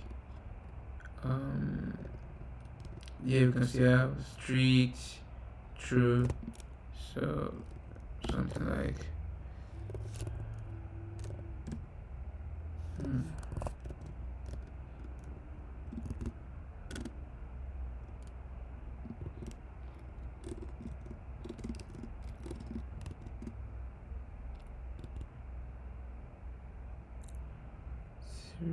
street reversible single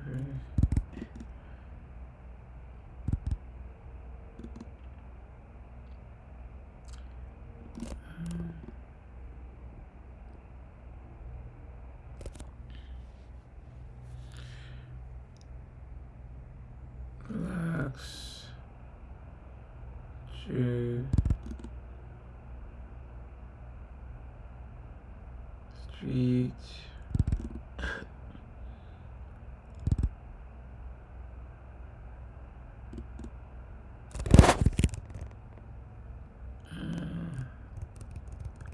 So let's follow the same pattern. Strict. Yep. Yep. Yep. Yep. So now that gives us more combinations, and now we can take the single field name rename strategy, and the only place that's gonna make any meaning is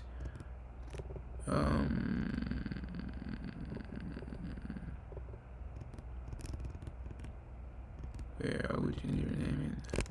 So yeah, in V2, so we do match single thank you.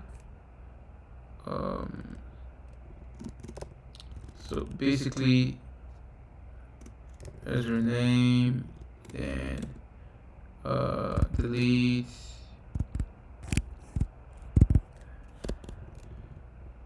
and is explicit. No, it's gonna be just like this, with a little bit of difference that there wouldn't be an update.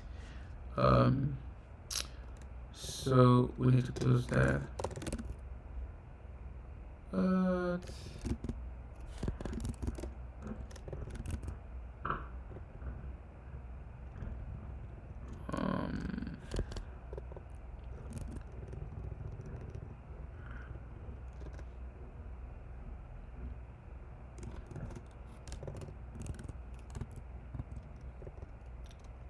Okay, let's see.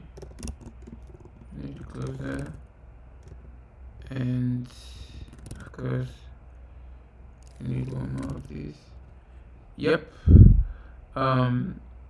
Moves.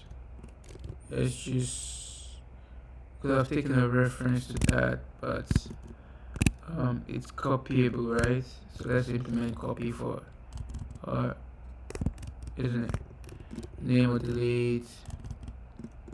Let's implement copy,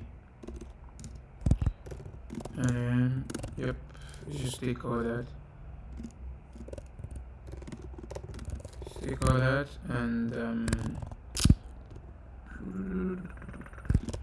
yeah, let's put copy.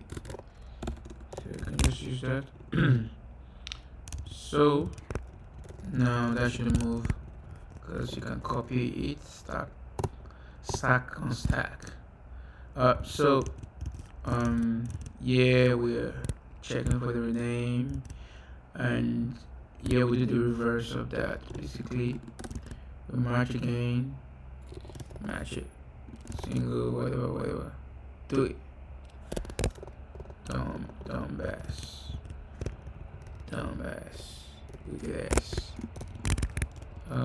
So basically we wanna do the reverse. Oh, for planet actually. So this is the key one. So that is the first one is explicit, so it's gonna actually stay the same. So the one we are actually concerned with is this, because that first one is gonna fail. So basically we're gonna take these, put that in there, and stick it in, copy all that, and we're just gonna put this here. So when we're deleting, that process doesn't involve an update, but when we're doing this, it does involve an update. Yeah, we don't have to do this actually, because this is explicit renaming.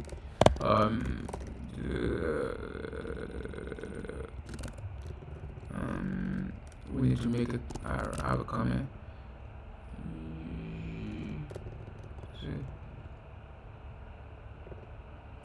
Yeah, know that.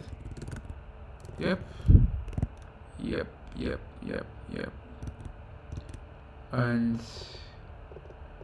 irreversible.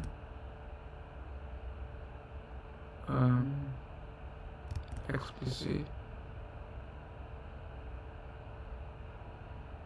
Okay, that's the down, the reverse.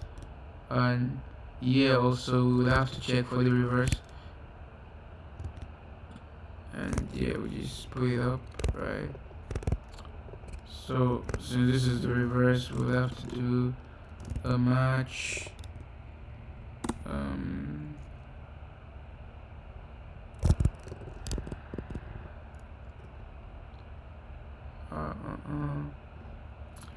I don't want to use copilots because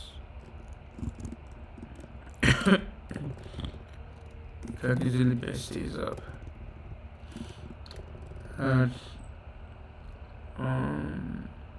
if that's the strategy, otherwise we'll do delete and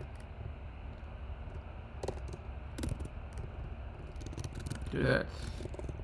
So that's fine. Now we have more test cases.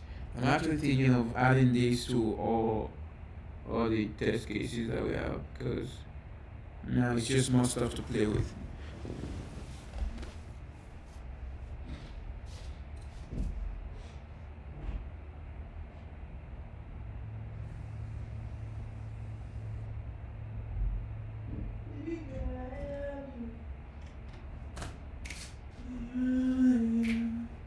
Never seen a girl like you before. I just wanna let you know, baby. Oh my god. So what's this saying, huh?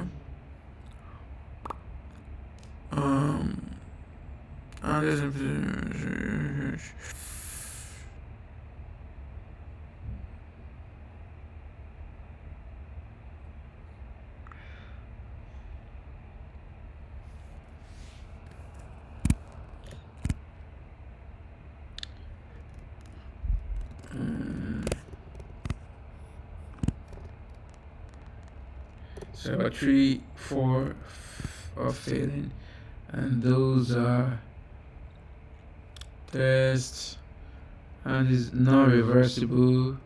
This is not reversible. Reversible, okay.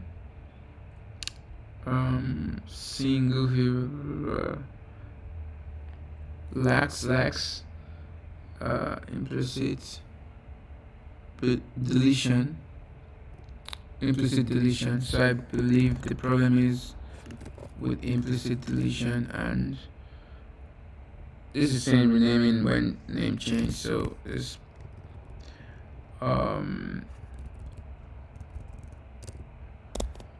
implicit deletion, reversal. Actually, that's the right thing.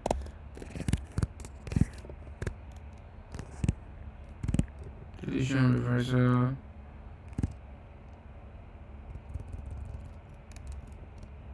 Deletion, reversal.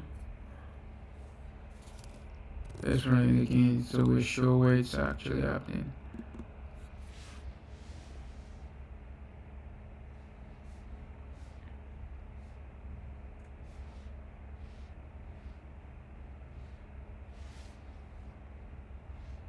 So with that, so this is happening with implicit deletion reversal. I wonder what exactly it could be, the formatting and stuff, but we'll check. So one way we could actually do this is just we have this snapshot assertion already, so we could undo test successfully undo. So we can take that and search. Not hastily, let's search the second, as we're interested in that. And let's see, I'm not even sure we've updated the snapshot though, so we need to do that first. This still looks like the older version. Here it is, because the first one didn't pass either, and that would be somewhere around yeah. We could actually remove a bunch of all these, but maybe we'll leave it first. So reversible, we're doing that twice. Oh no, so separately.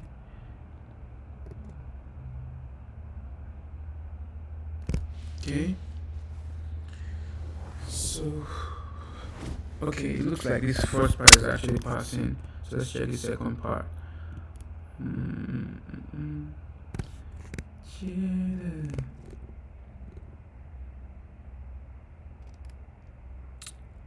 Two-way X assertion, blah blah blah.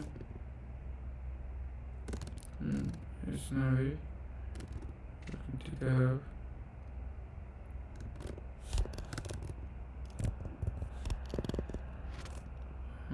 I wonder, let's check if there's like an update, yes or no. Take that off. Maybe take it off for now. Scroll down. Yeah, probably yeah, because we're not doing conditional checks for this. No, it's fine because this is explicit.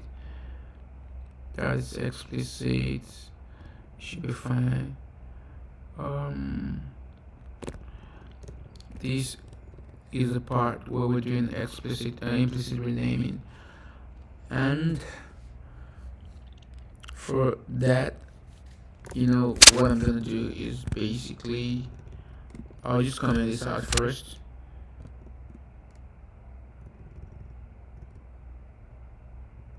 It could be that the process is being done in reverse, but we're gonna figure it out, I promise.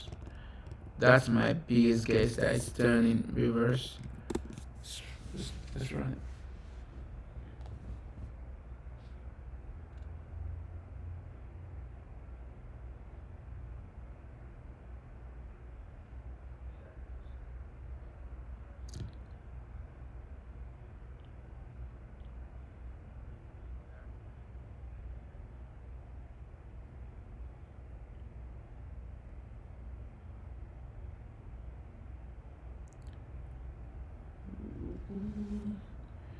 State that.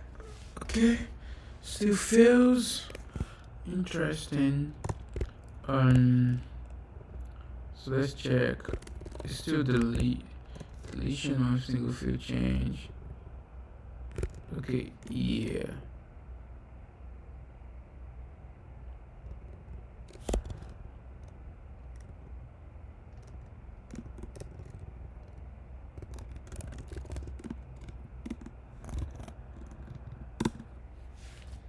Test this, and that's basically test all the delete strategy and stuff.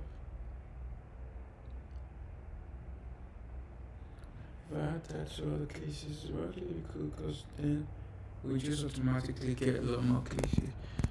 Interesting, so it's coming out this other part. Will give us more automatically. There's the deletion strategy, which is deletion, then respected eyes. So do that will cut down number of assertions we have to do. So my guess is that this is probably coming before.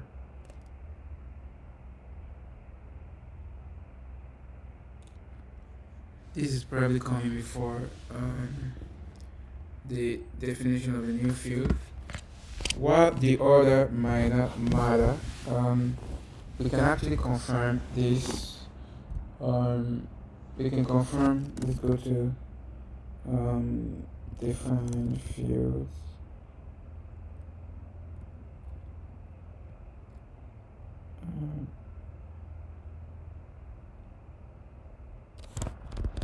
What is field? Field.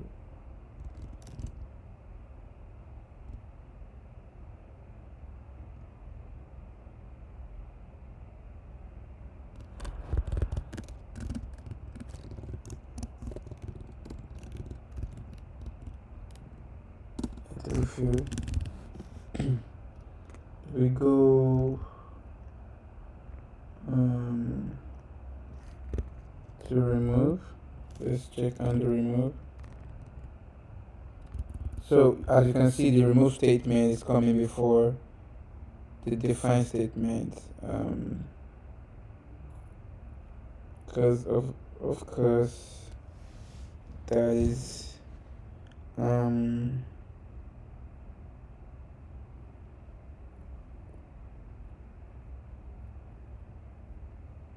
well, actually that's not the case, but we're not handling it like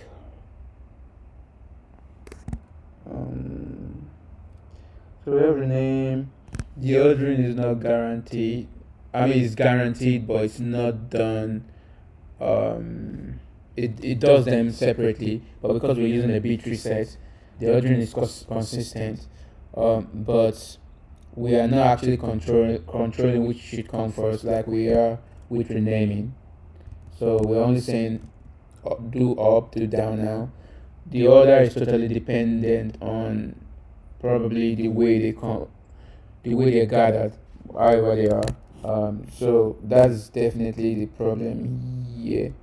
That this removal comes before the definition, and that's fine because we're removing the old one and putting the new one anyway. So, um, yeah, we could. So what we could do basically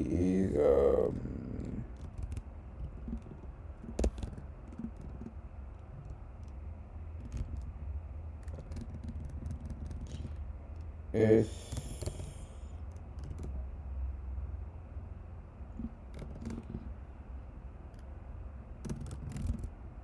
let's do that. I think I actually have strong confidence that's the issue.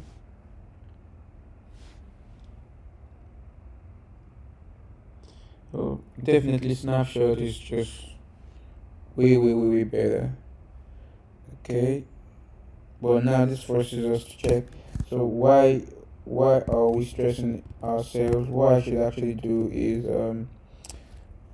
assert just this assert equal assert eq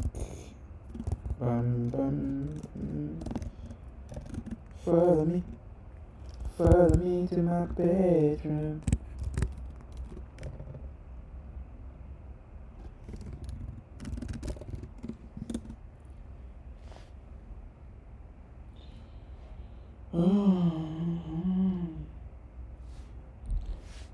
What's that?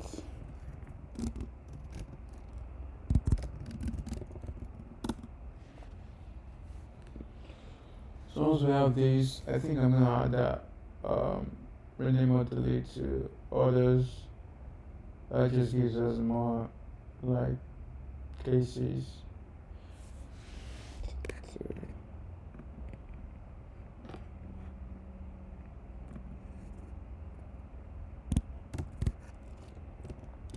Don't do that to me.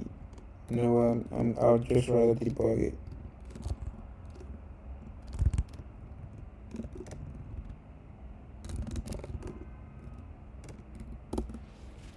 So that I want to really finish this test tonight. It's been a long time, but I feel like it's really important to have this test because to guarantee quality assurance, to know that our migration tooling is working. You don't want users to mess up their data. You don't want users. You don't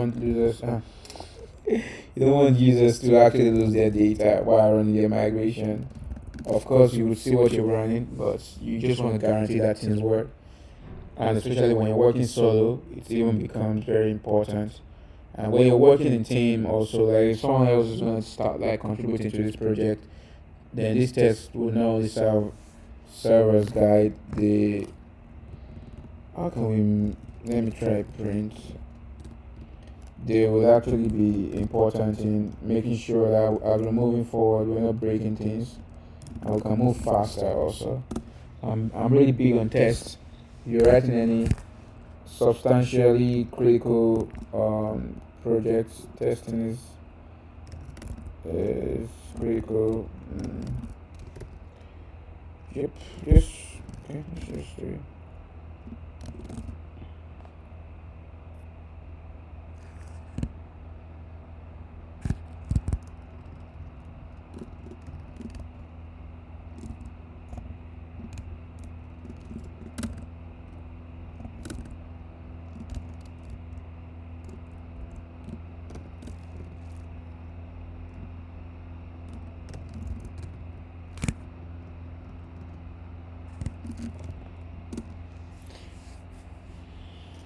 Oh, I know. Yeah, we just need to use. Let's try pretty print.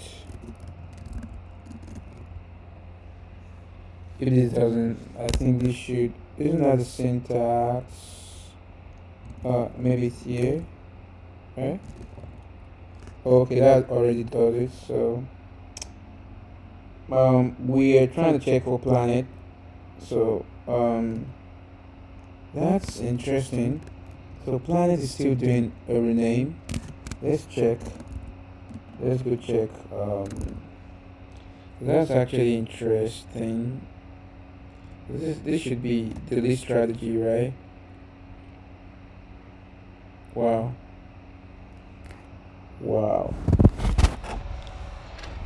So this is why this is quite important. Migrations. Let's check Planet V2.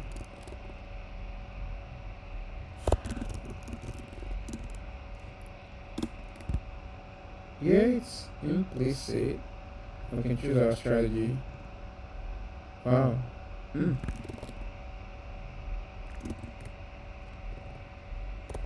There shouldn't be update there.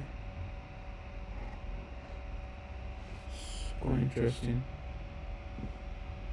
There should be an update. There shouldn't be an update.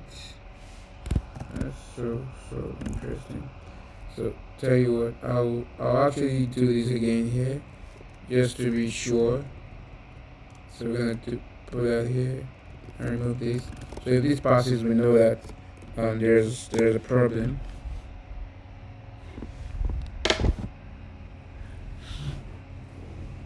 And this is why having some kind of like manual tests, not it's still automated test, but like manually written out. So as you can see, that passes, which means there's actually a problem somewhere, which we need to figure out. And this is where we're gonna go to figure it out. If you just blindly updating the snapshots, it can be difficult to notice bugs like this. So if we go here, what we're doing there, with single blah blah blah blah, every single field renaming blah.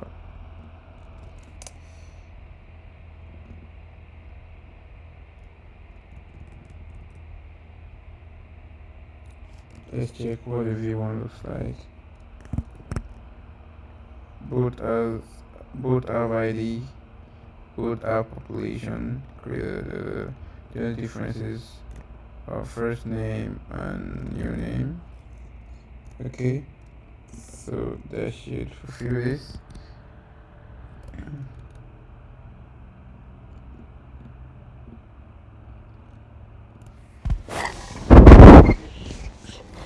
So passing the other field name, then the prompt. We get a meta.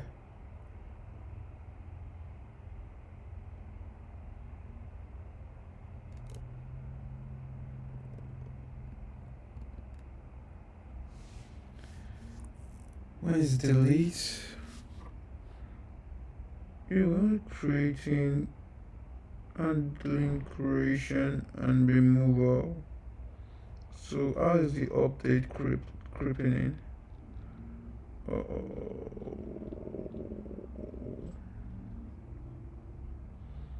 This looks okay to me actually. It's just creation. Let's check the creation. Add up and removal basically down. That looks good. I don't see any updates like we do with undo. So one other place that comes to mind is probably how we're mapping the mock prompter.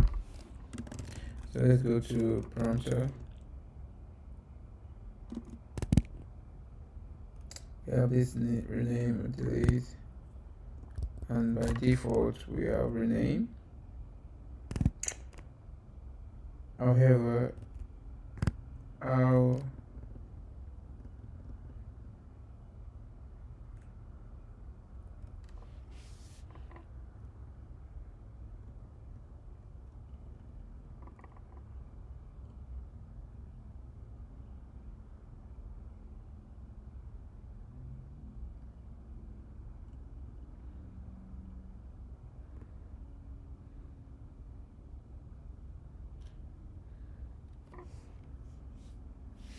So how are we using this?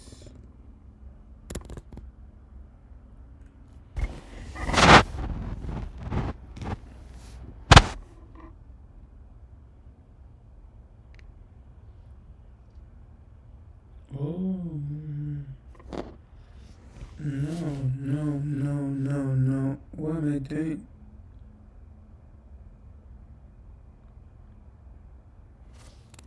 Let's check single.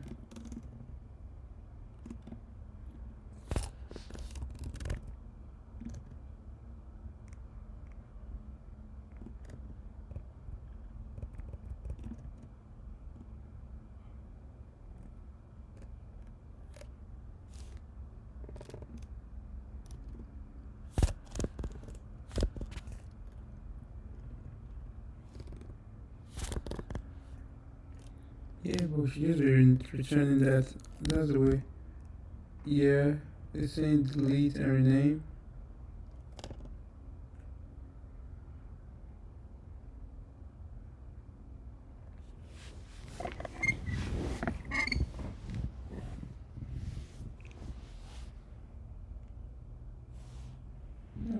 That's me.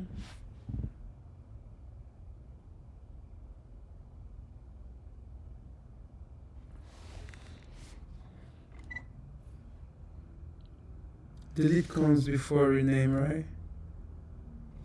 So we're passing delete first, then we're passing rename.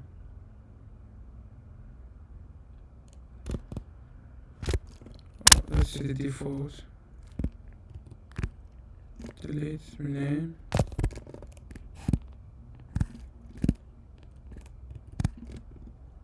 This could probably be better. Well, I'm marking this part anyway. So, delete option.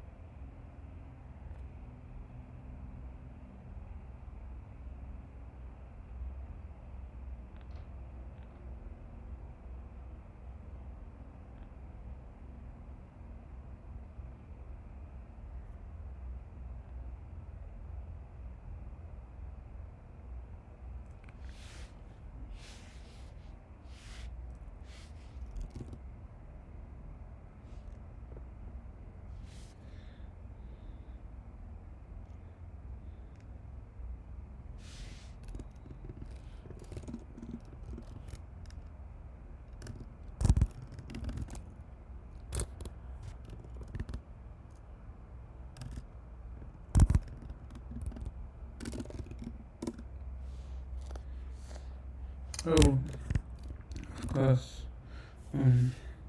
Okay.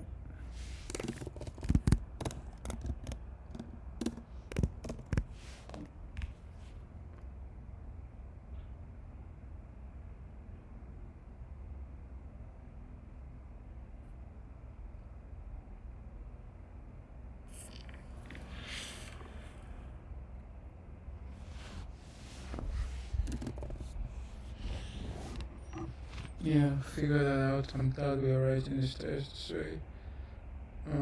figure this out. I might add that into the mix to other tests so that we can have just a couple. We don't need to add it to every other test. Um,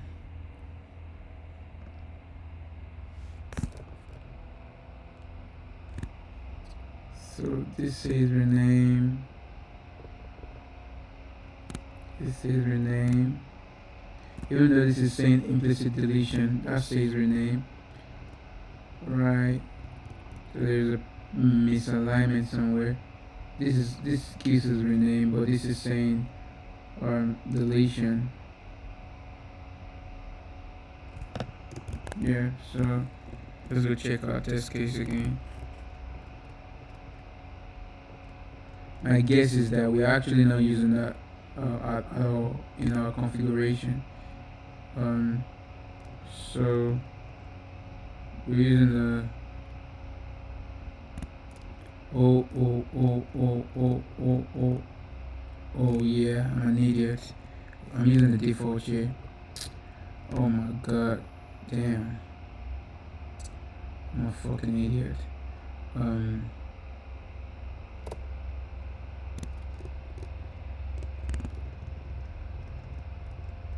So let's just take that. Let's call that mock printer.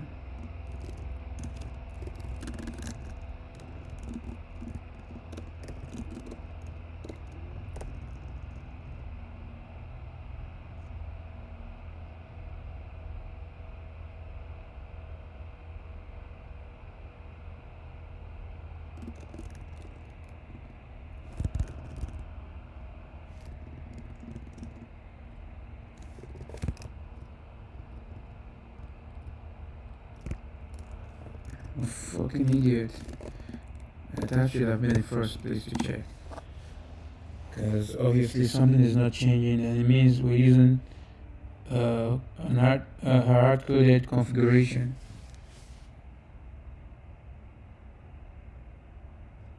Yeah, so now that's looking promising, and basically what we're gonna do now is comment that out and take that out, remove that, and comment that out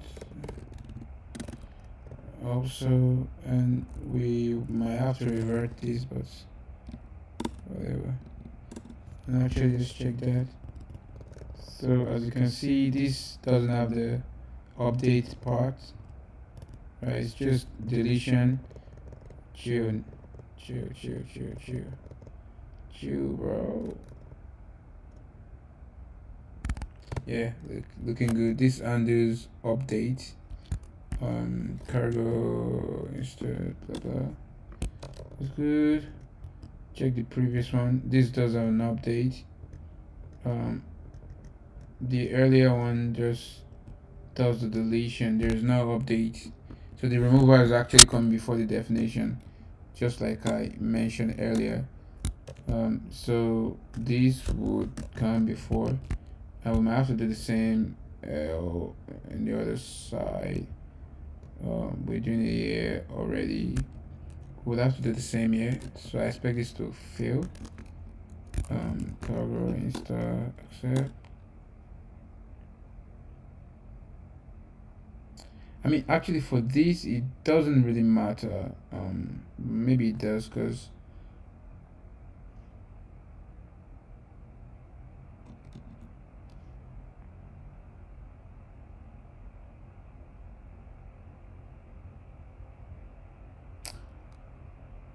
and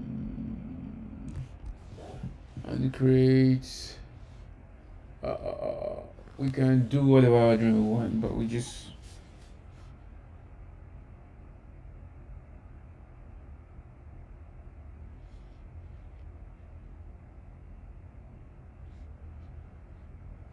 Yep, it's fine.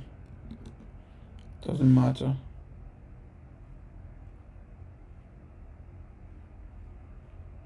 Yeah. Yep. Because we have, like, don't forget, we have 6 combinations now rather than 4. So we expect to have more snapshots.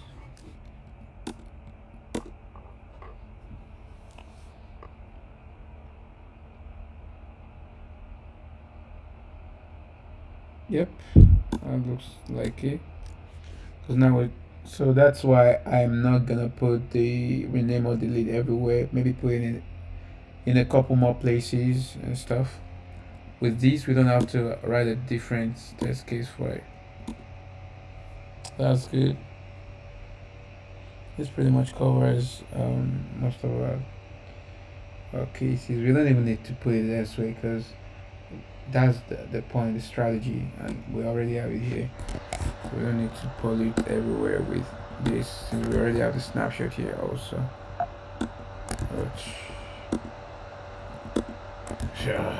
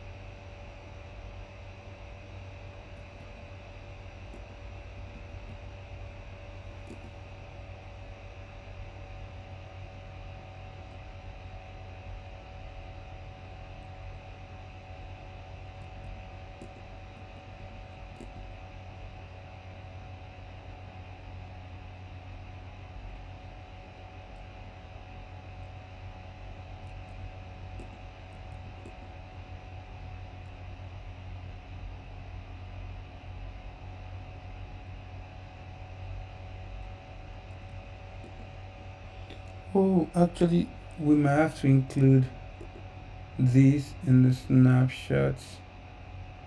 Yeah, so this is the renaming strategy, of course. Otherwise, we wouldn't be able to disambiguate the snapshot there. So the beauty of this is now we are like encapsulating a lot of that. So we'll go to assert. Um,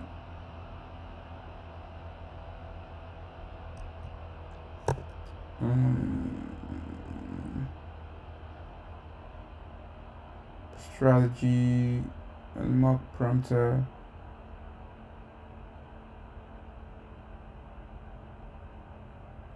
Strategies specified. Um.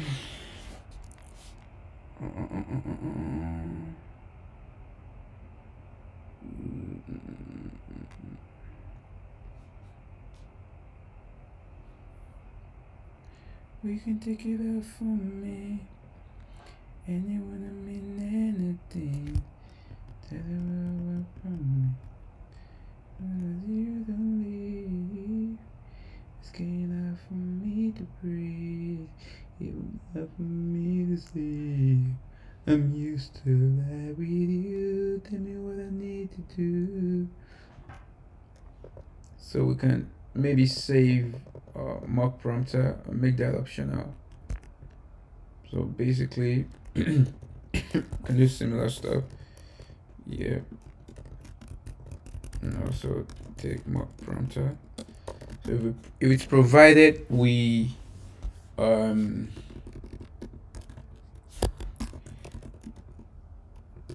can put it as part of the snapshot. Yep. So when we go to set command, yeah, also I believe do I prompt, and let me go to the reversible. How are we setting it?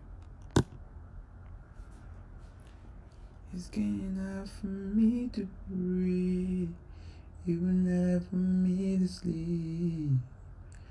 I'm used to lie with you. Tell me what I need to do. It's getting out for me. Yeah, so it's that should be done actually in run. When we're setting the mock prompter, we can just do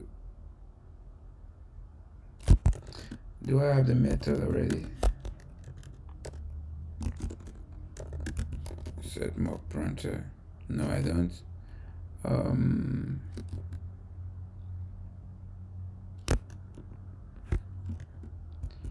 You can take it off from me. Prompt, where, just taking it as an argument. So basically what I can do is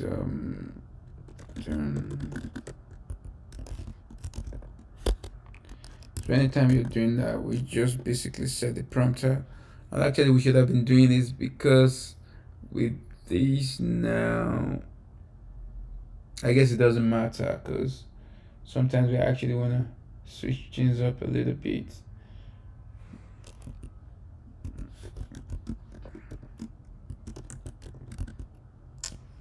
And should it be, yeah, should be fine to be able to set them separately.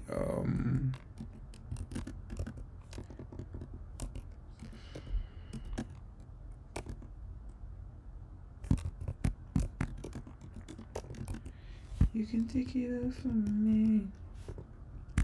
And you don't mean anything. As you don't mean. It's enough for me to breathe, even enough for me to see. I'm used to live with you. Tell me what I need to do.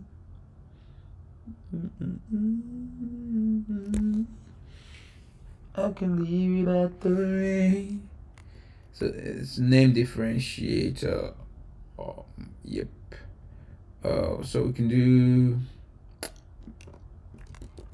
mock prompter.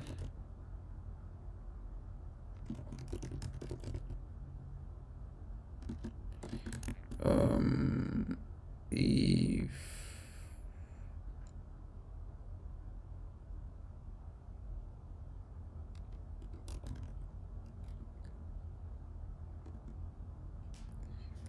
unwrap or default, which will be empty string, and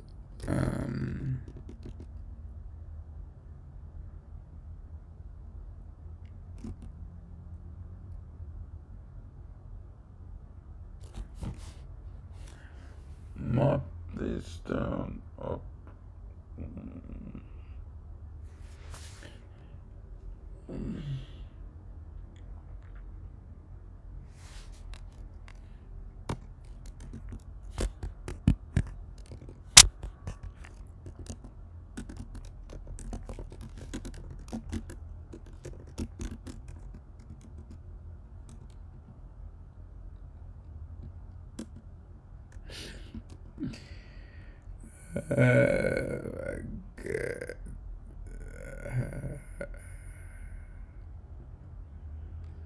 Oh no, we actually just need the, okay, let's just take everything, but actually we just need the, we need this, and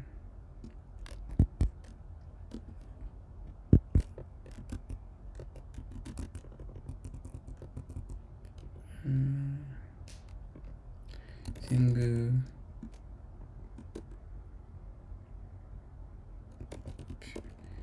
field name change strategy.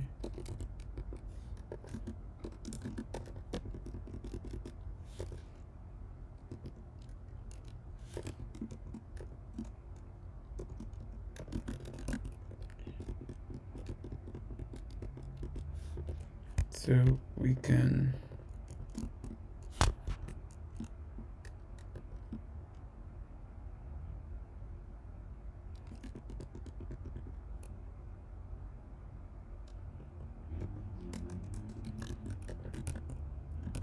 so that can help us disambiguate wherever we have that.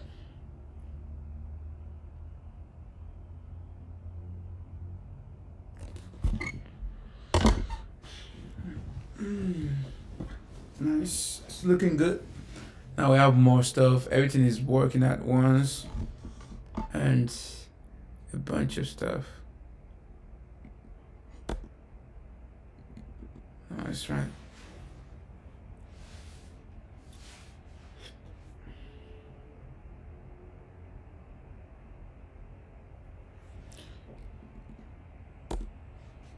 see. I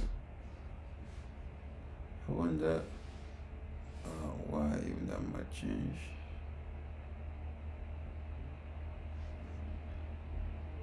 Yep. Can I know the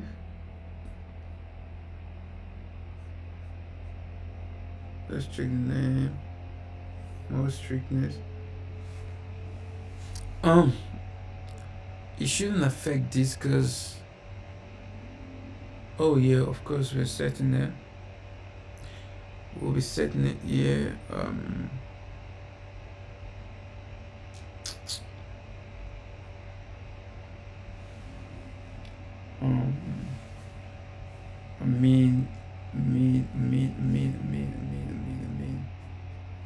Yeah, I guess that's fine.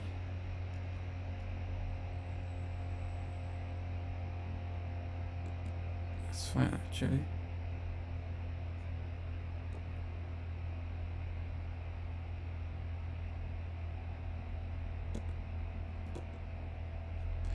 You can take it off from me, and you wouldn't mean anything.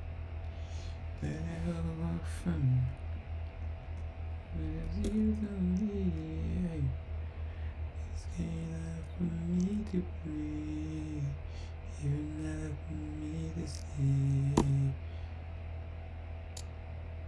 Yep, so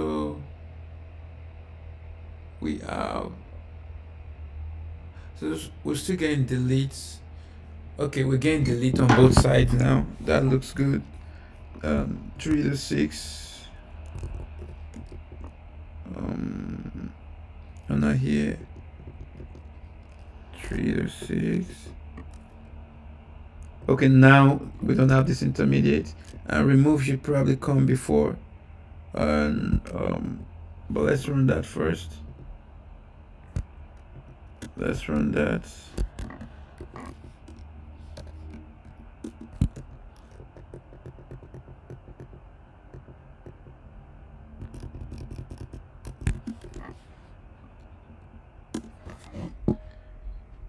Take it off from me. And you wouldn't mean anything. Yeah. So let's see them.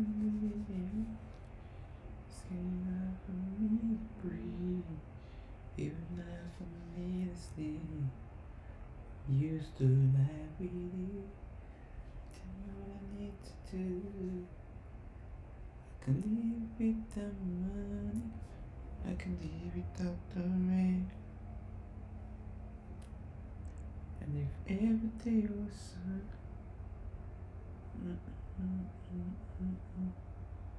if I never met, I would cry. Yep, I expected that because I think, like I said,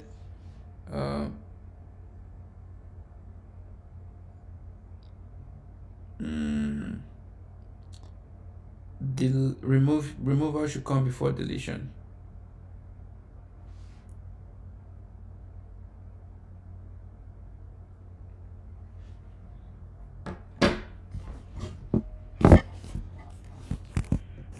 So let's try to do that. Yeah.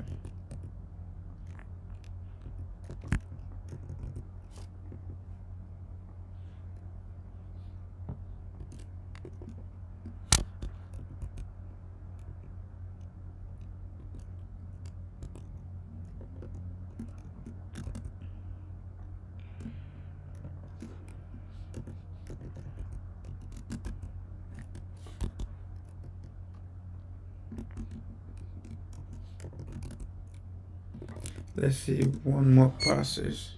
When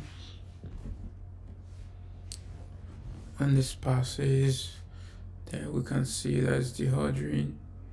Then we do that. Okay. No. No way. So we have 4 failing now. And prior to that we are just two failing. So obviously that ordering looks good. I need some rest now.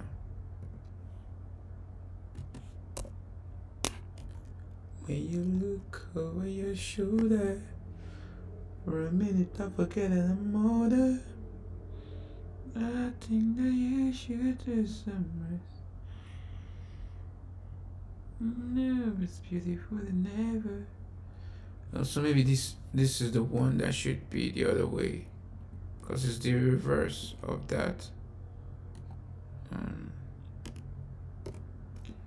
You make me feel this way somehow. I knew I needed you, but you never know. It's just you and me till we agree no.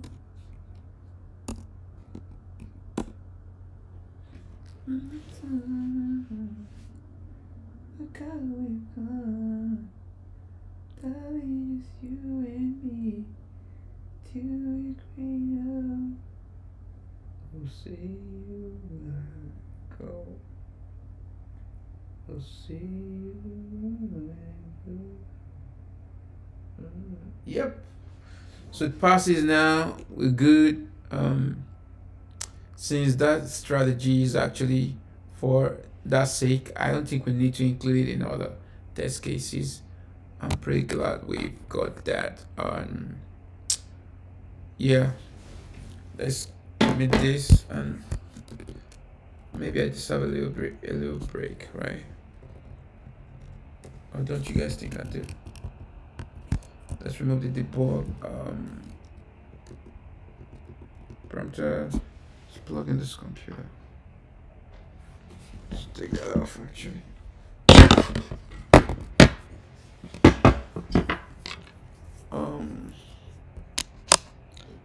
Let's take out the debugger.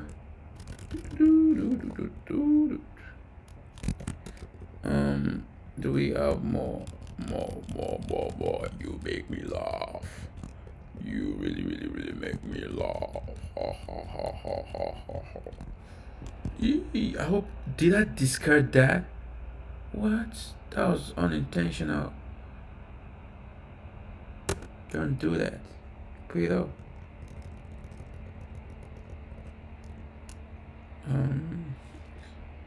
Test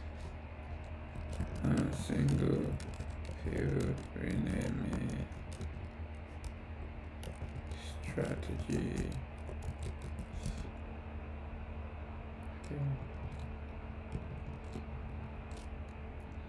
And change implicit renaming utilization strategy. Oh my god, I'm tired. I'm tired, man. I haven't been sleeping. I need to sleep. I don't feel sleepy, but I need to sleep. I really just want to continue working, honestly. But I can feel the sleeplessness in my eye sockets, my hindbrain or hindhead, whatever I call it, around my eye socket, like I said. So even though I don't feel sleepy, I need to sleep. So there's one that's acting up.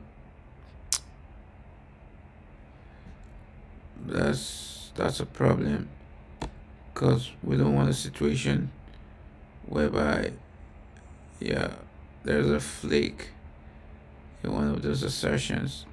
I'm actually curious, what does the name say? Stored new snapshot.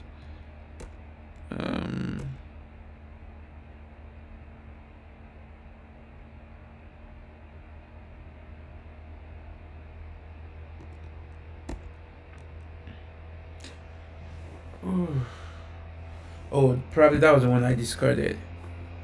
That's likely. Yeah, probably the one I discarded accidentally. Oh, that was a mistake. Damn. Let's just fix that up.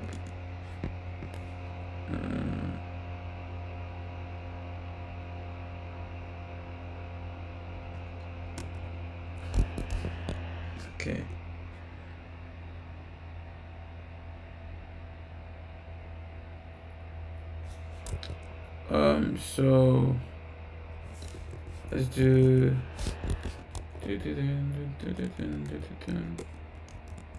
cargo test gen.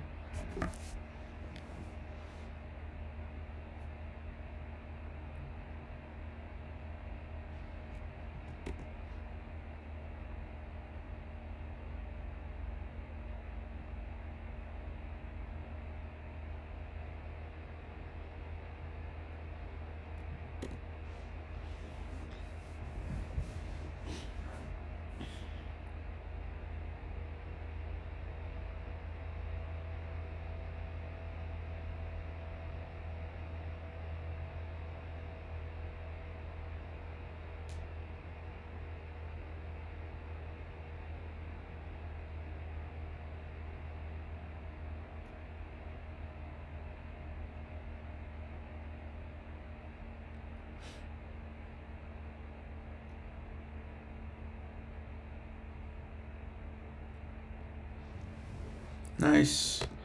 So we might have to update in it also, since we are including the strategy. So let's update in it. You made me feel this way. So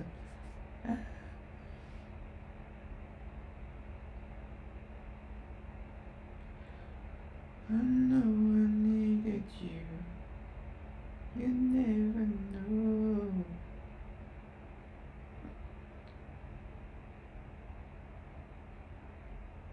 Darling, you to regret. Yep. Looks right.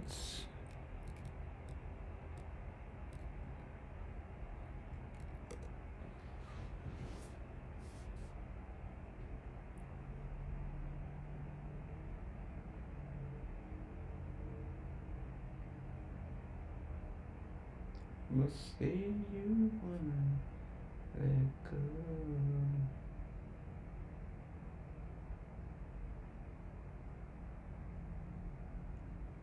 Oh, say you wanna let go. Oh, say you wanna let go.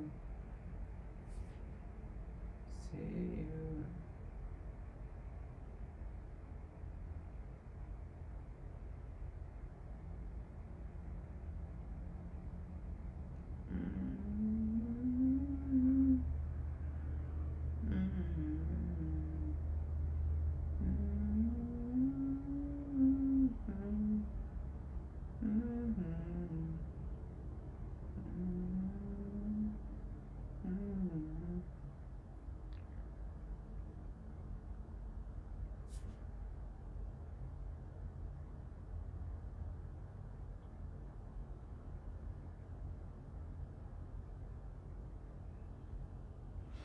Don't blame me if I misbehave, losing control. Oh. She's bringing out the fans. Yep. So we have that updated. See, we'll add a couple of snapshots within the up and down, just to make sure we're not messing up with stuff. Then also, oh, I forgot. We need to actually do that also. Let's do generate again. Should I include a state, database state, within the snapshot, or should it just be separate thing? Maybe separate. Because we also want to be, at the same time, I want to be sure that when we're generating, we're not messing up with the database state. Mm-hmm.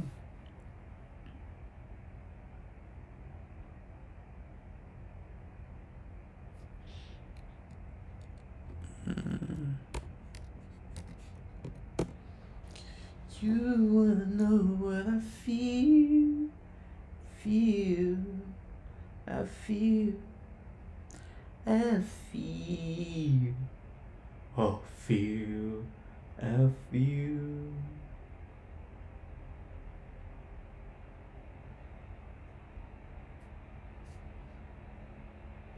How long have we been going now?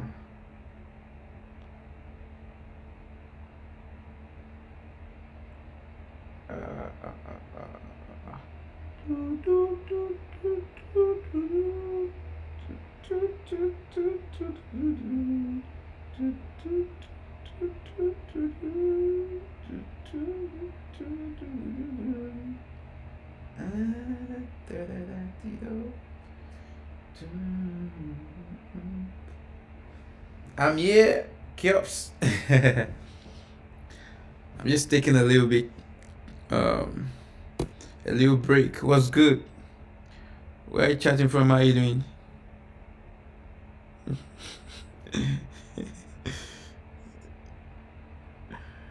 Wow, we've been streaming for 5 hours. Yep. So we have a bunch of them passing now. I'm pretty glad.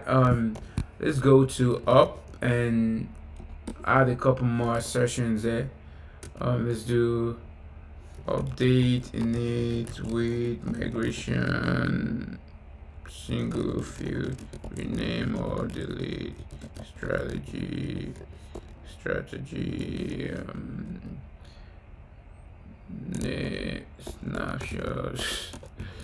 snapshot name differentiator. Yep.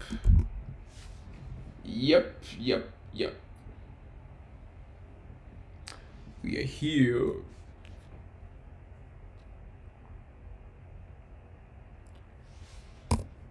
So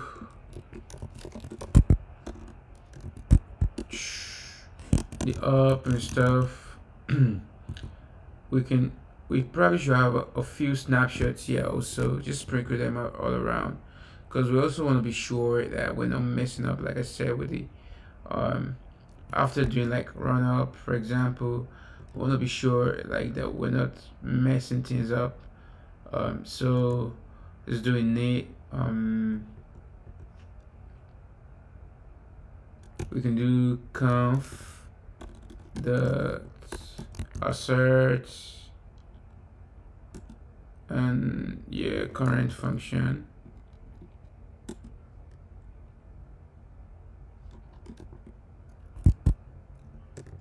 Basically take that, do the same. So we want to make sure that it would have actually been nice to do the diff, but like we could be starting the previous one and diffing it.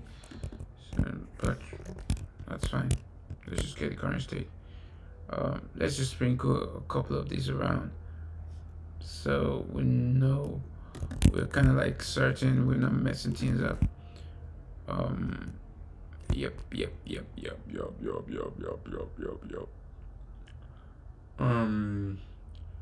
Yeah, obviously we can do these, and after running up with 12 generation, we can have another year. We can do, let's just sprinkle it all around 2 year. Before generation, we do after generation, then we do after running. We run the first, we run the second, we do, and we do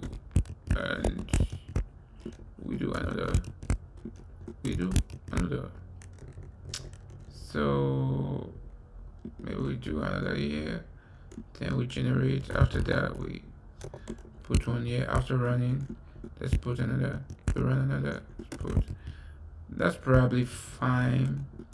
Let us get greedy.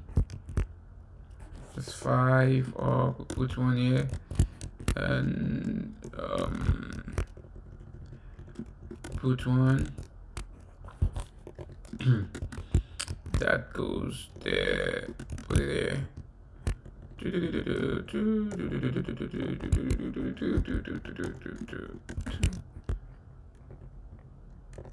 Yeah. Yep. And after that we run that, we run another. It's gonna be a lot of them. A lot, but it's good. It's good. But probably a good, but you know, it's getting a little bit greedy. Run up, we'll do, I think This is probably fine. It's fine. We don't have to do way too much. Let's do some for like, no. Let's do also for down.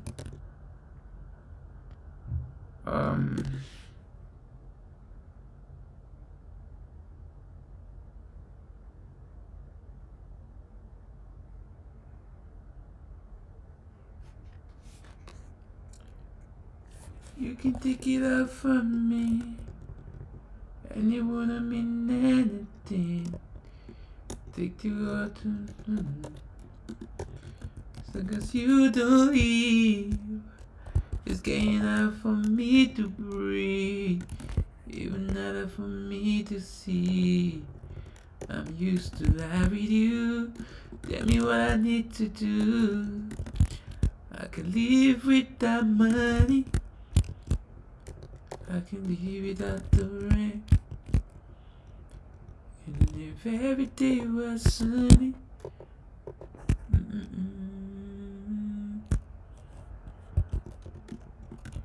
life couldn't be. You're the one I couldn't live without.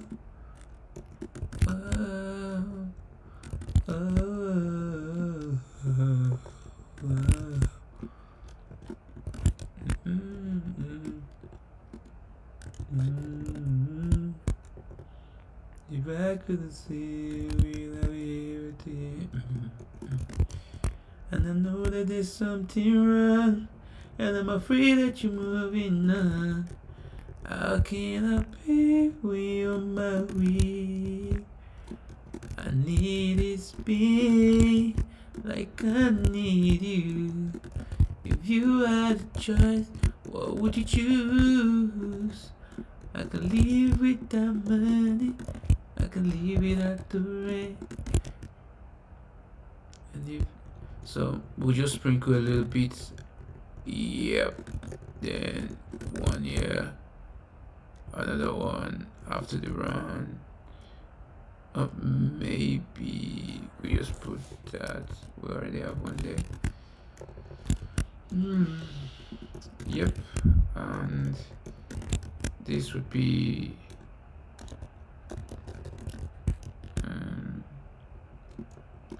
if every day was sunny, I could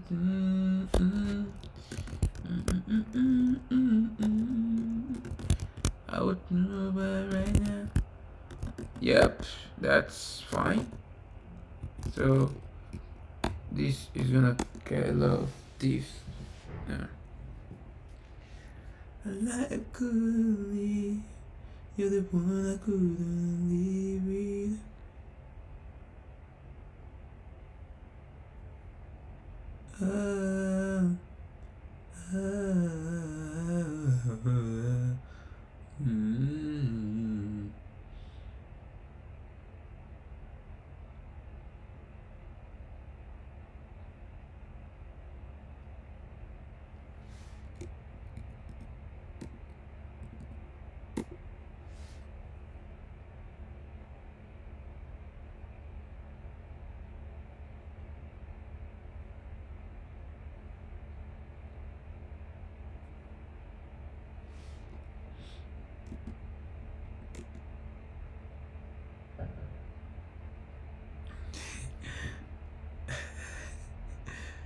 Isn't this even too much? I feel like it is. No, I think it's now excessive. I need to cut it down. Tell you what, that actually doesn't make sense. All I need to be doing is before and after. Let's do one more. Yeah, I think that's maybe a little bit too much. It should be sufficient to do just the first. I don't know, I'm getting into the sunk cost fallacy. Pointer, that's probably the last place I'm using it though. Here it is. That's the last place, but I feel like, well, I don't know. What do you guys think? I feel like just doing the first and the last probably should be sufficient.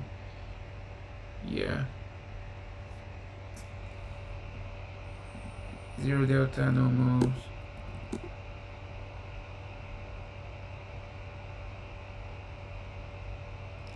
Yeah, but I still feel like this might be a little bit too much. Yeah, I think what we actually want to do, what makes the most sense, is do the first and tell you what, I'll probably just take it out of, like, that's way too much. um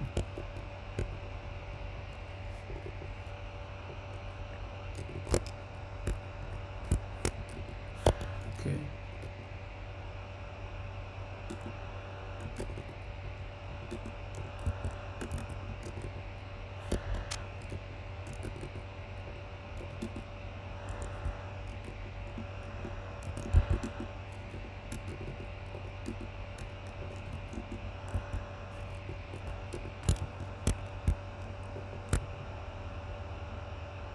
So it should be enough to do one. Let's import this first.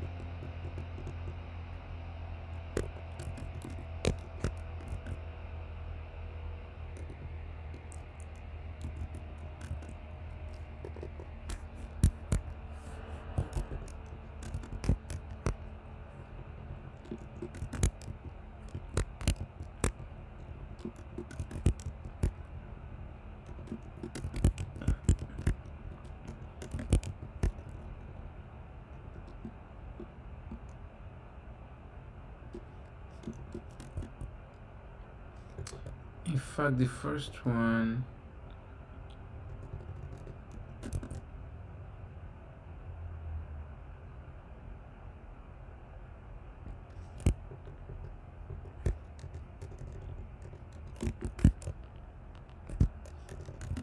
something like we're diffing, right? So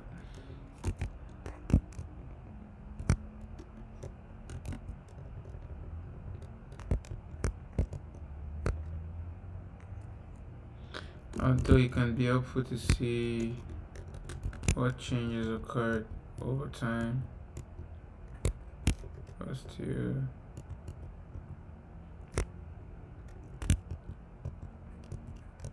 so just having one sprinkled here and there is fine. Yeah, we don't want to overdo it.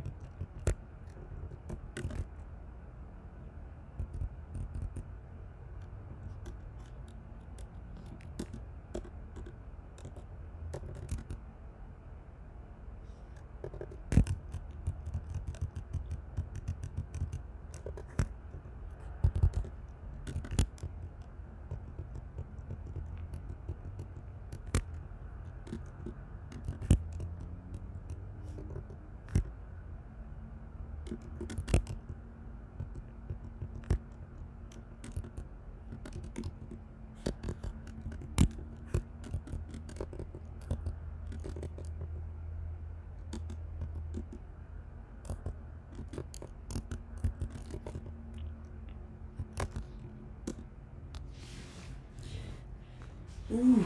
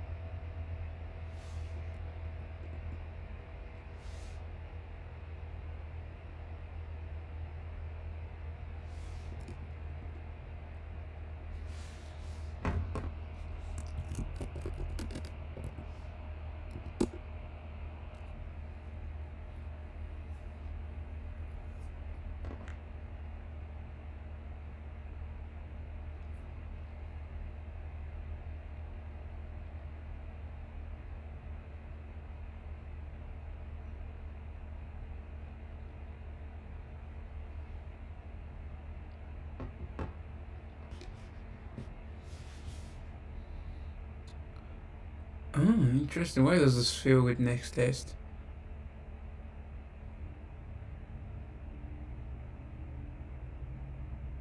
Or probably, probably with the CLIs, whatever. Yeah, it's running the other one. Yep. Let's see. You can do exact.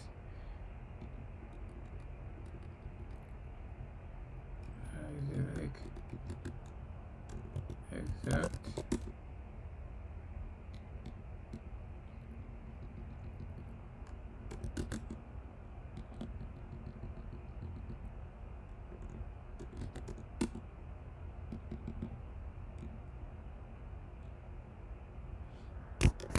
So it's probably running generate old also. So you know what? Let's mess that up first.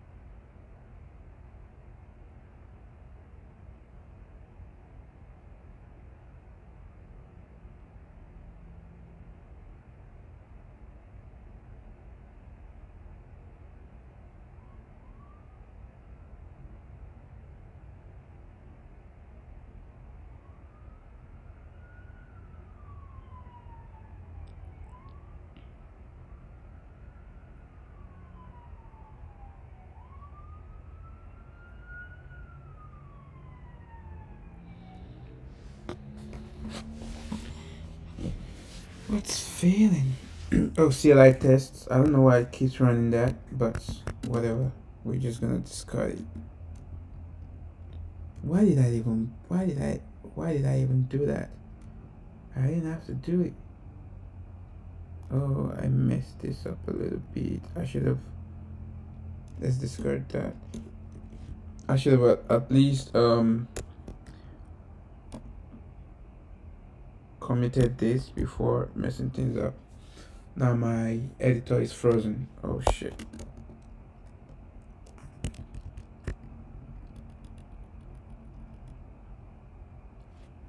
Okay, that looks good.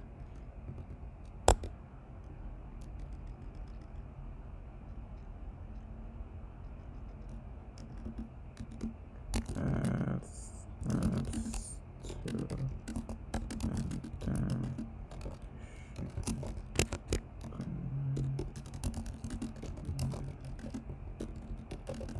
Or migration test, whatever.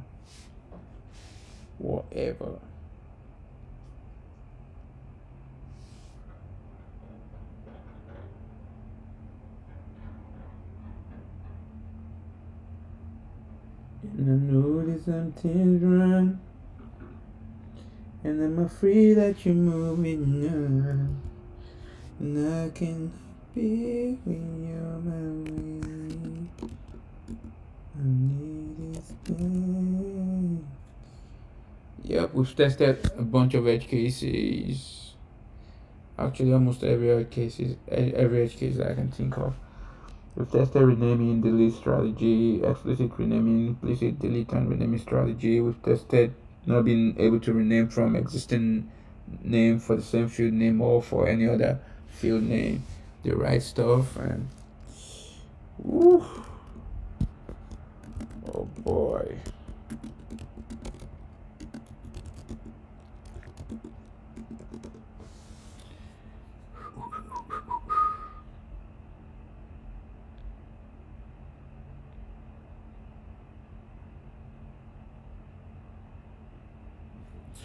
Yep. Man, we don't stop. We just keep going. We keep going and keep smiling. Let's do it. Boom. So we done. Actually, one thing, and I might have been doing that for CLI test. Let's go. DB information. That's one thing I would like to probably generate old. Let's go DB info.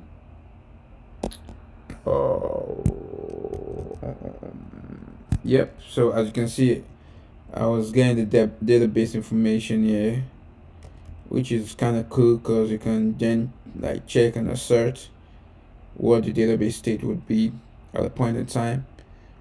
So that's one thing I'm looking that we could sprinkle all around. Sprinkle. I'm really excited. So we can check, for example, what names are available and stuff. What names are available? Go check. Yep. Let's copy that and so stuff like this. I think this is pretty handy. It's nice. This is actually especially when we're doing up and down, and I would say others also. It's really nice to be able to just like check that on, say for example, this we're getting like database information for each field, so we are certain what a snapshot would be and stuff. So I think this is pretty cool. But now, oh boy.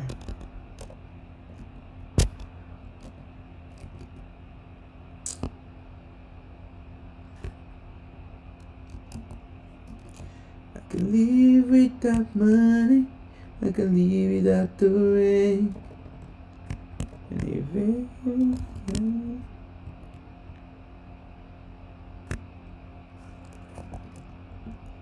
So we can call that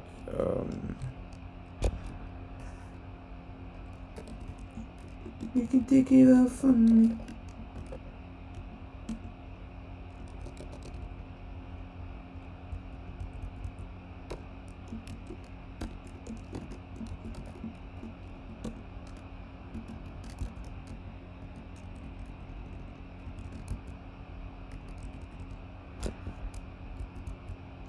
And it will mean anything. So DB, do we? Oh, you make me laugh.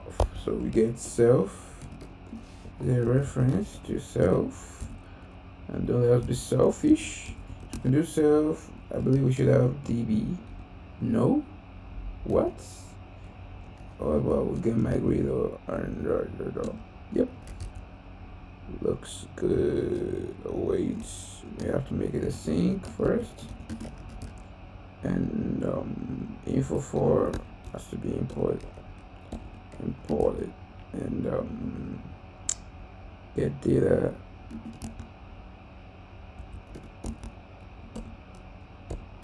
So that imports the trait necessary.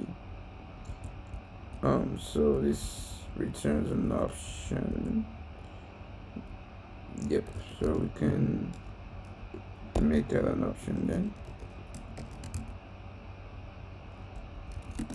Make it optional. So I can say get db info.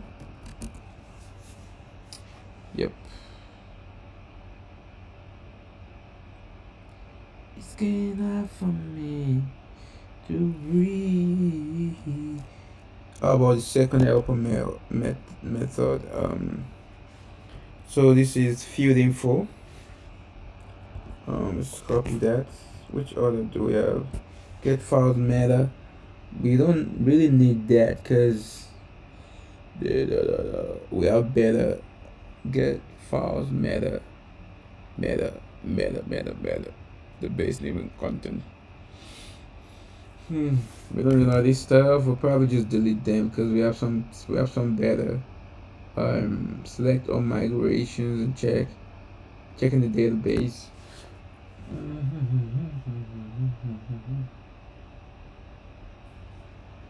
I think we probably should have been checking the content of what we have in the database also, rather than just checking the count. Because I've been checking also. We can definitely do it.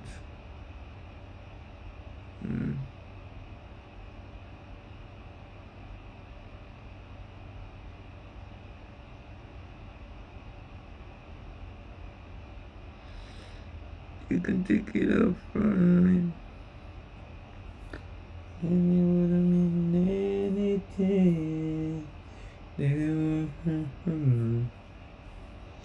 As long as you don't leave, it's good enough for me to breathe, even enough for me to sleep. I'm used to life with you. Tell me what I need to do. Leave without money, I can leave without the rain. Baby, take my sanity. Life would be the one I couldn't live without.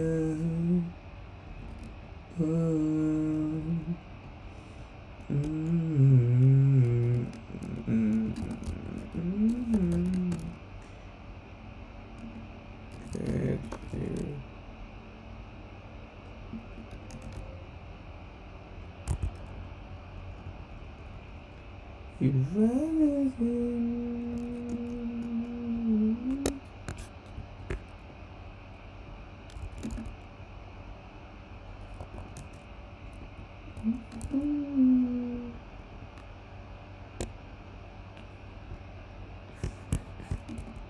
will I be able to hear my melody? I know there's something wrong. I'm afraid that you're moving now.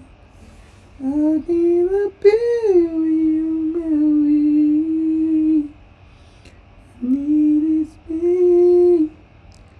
I can't need you. If you had a choice, what would you choose? Believe it or not, believe it that way.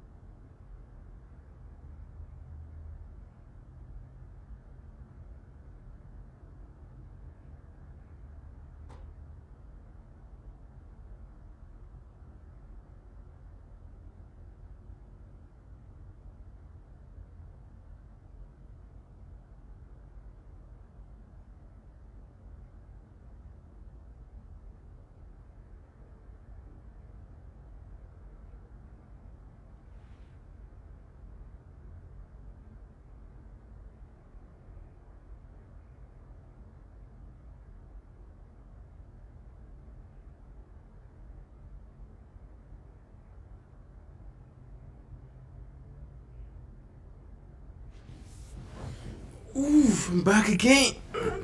Got some rest. Ooh. Static.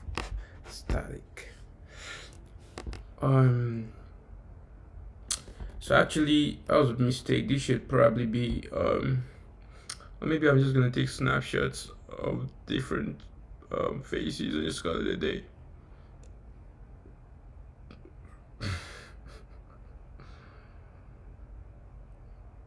Oh boy.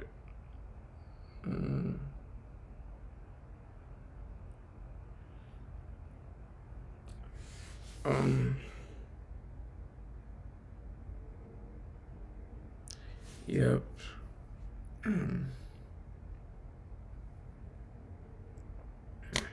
Yep. There's no need to take for fields and stuff. Just take the whole thing and just go. We don't need this. It's not worth it. And what we could also do is we can actually abstract out this name differentiator, since we could be using that elsewhere.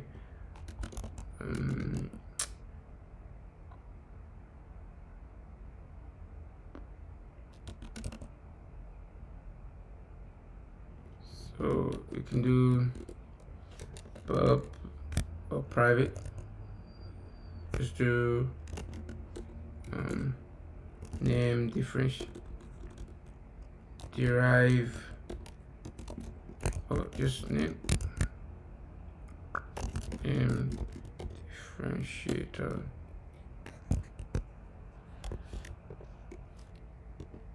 Snapshot name differentiator. Just stick that in there. Because stick a reference to that, and maybe a mutable reference so that we can also change that, and of course current function name.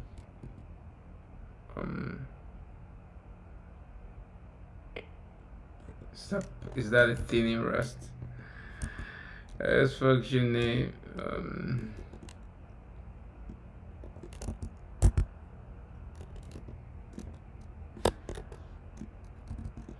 You make me feel this way somehow. I know I needed you. You never know. Darling, it's just you and me. Till we agree.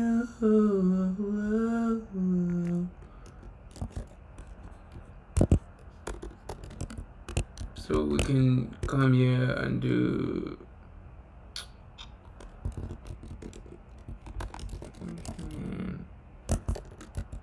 thank you. Thank you. Thank you. Thank you.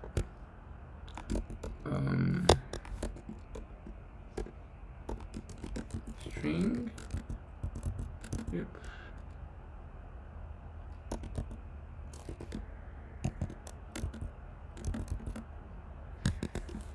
I'm so in love with you. I hope you know, darling, it's you and me till we're growing old. I know I needed you, but everybody know, darling, it's just you and me till we're growing old. You see you now. I mean, we could get database information and therefore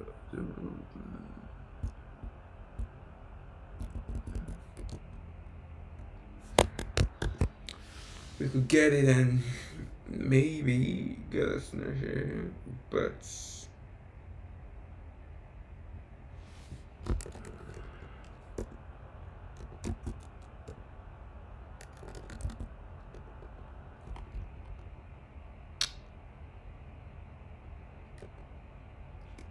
should we be returning database info, or should we return I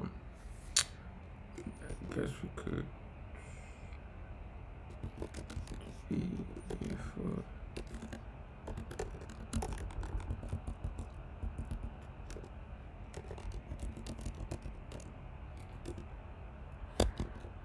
So we need the current function name there. Tell you what, this is actually stupid of me. Oh my god. Yeah, we can actually make that a lot better also. We shouldn't have to be repeating ourselves, because we could do that at the point of instantiation, right?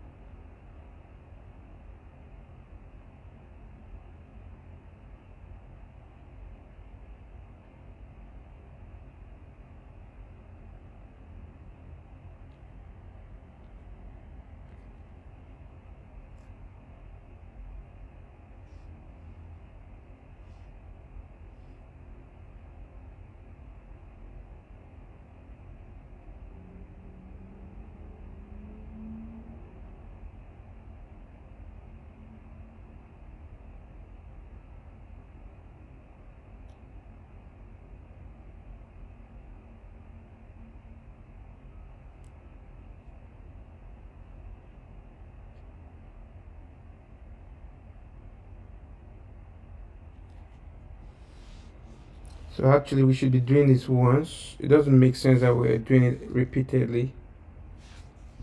So that's even better, because this is what I mean, right? When you come here, that's something we could put in here. Say grant function name and string. We don't even have to make it optional.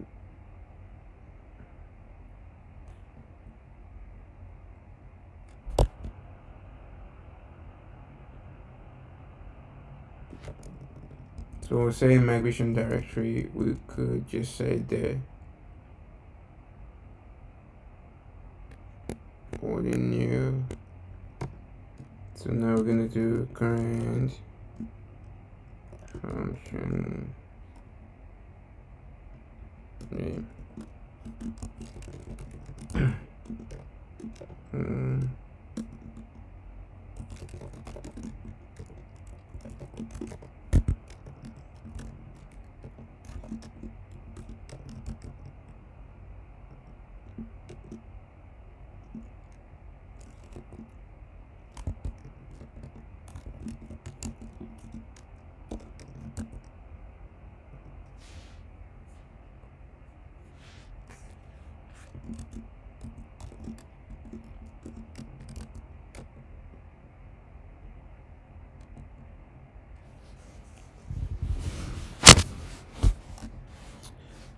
So that way we could we could have set current function name and stuff. We definitely can. I wonder if we're actually using this everywhere. It does seem like we are, so we might as well just put it at the point of instantiation. Alternatively, we can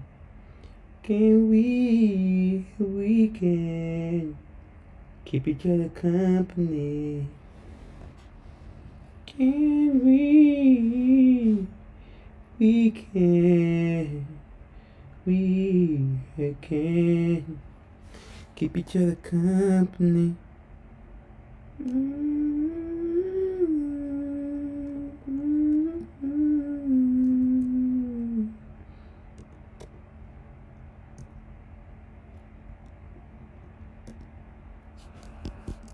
Can we can keep each other company. So we can then use this as current function name. No, actually not there. Yeah, right. We can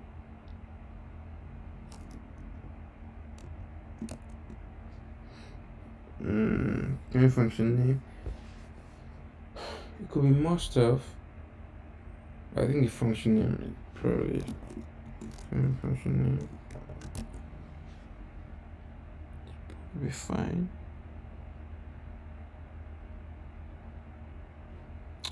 What else? What else? I am a dreamer. When I wake, you can break my spirit. It's my dreams you take. Let's implement display for current function. Let's implement. Well, we might need that. We will need that because the static, the function is like a string.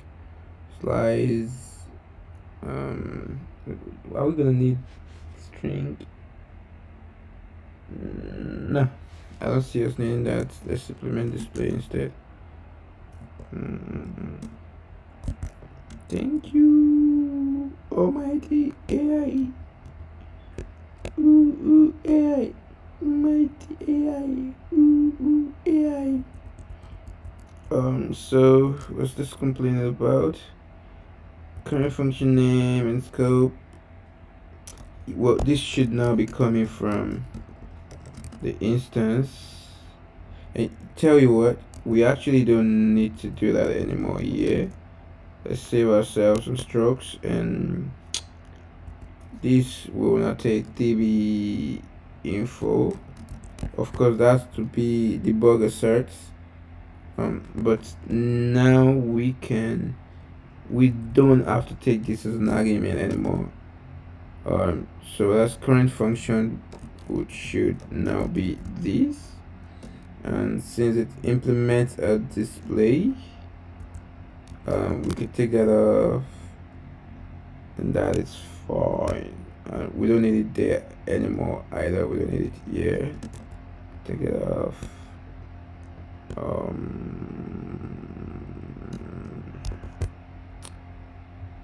Yep, this doesn't implement display, does it? No. Okay, so let's insert assert debug. Of course, this you shouldn't expect debug display to be like stable over time, but I guess it's fine. We have to make that mutable stuff. Can I move out of these? Why would you want to move out? Just take a reference to that. So actually one thing. I wonder if we should create a display for these. Because I don't know. Just recursively take the key value, but I'm not cut out for that right now. Yep. And yeah, we probably let's make our lives a little bit easier. And yeah, we might have to okay. Yeah, we might have to do that. So this is gonna save us a few strokes, actually. Not a few, actually a lot. So we go to, let's start with generate, and let's start from the beginning. Let's go to the top. So essentially what we're gonna do now is we're gonna copy this spectra to the rescue. Let's close that for now. Take that in.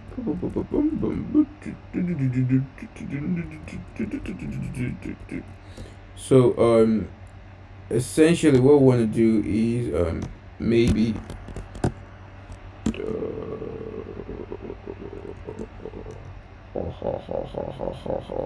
you make me laugh. So we want to replace with that. However, we want an additional argument, and that would be pretty much we can just do current function, just invoke the macro. Yep. Of course, we need to escape those two. Bam! Ha ha ha ha ha ha! You make me laugh. Ha ha ha ha! In addition to that, we spectra again. Let's take that to these. Bam bam. Yep. Yep. Yep. Yep. Yep. Yep. Yep. Yep. Yep. Yep. Yep. Yep. Yep. And let's copy that and paste that. However, this time around, we take it to the left. And now it's simple as ABC. We ain't gotta do that everywhere. Isn't that crazy? Isn't that cool though? So that dramatically improves generate. Let's run generate first. Cargo test, generate. Let's see. Let's make sure we're stable. Grab myself some ice while we're running this town.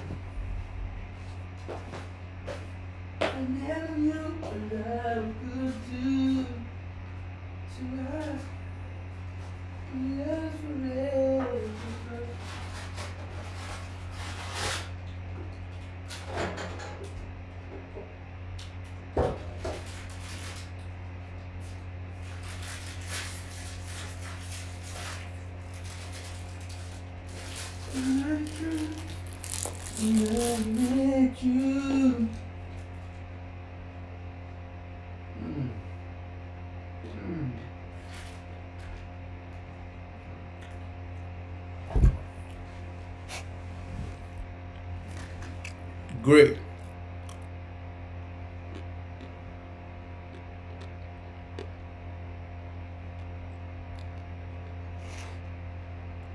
Let's try it again.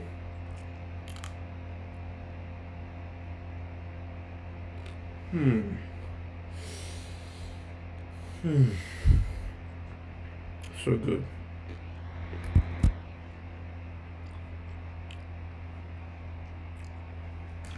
Put it back in. Doesn't mess everywhere up.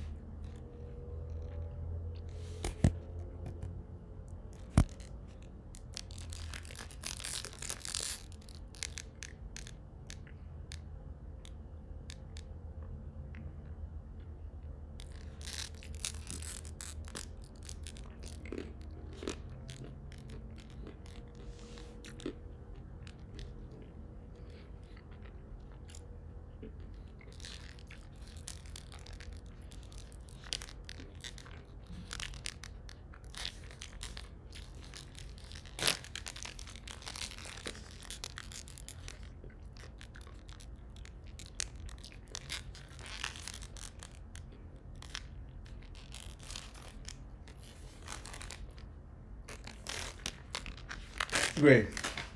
I finished it.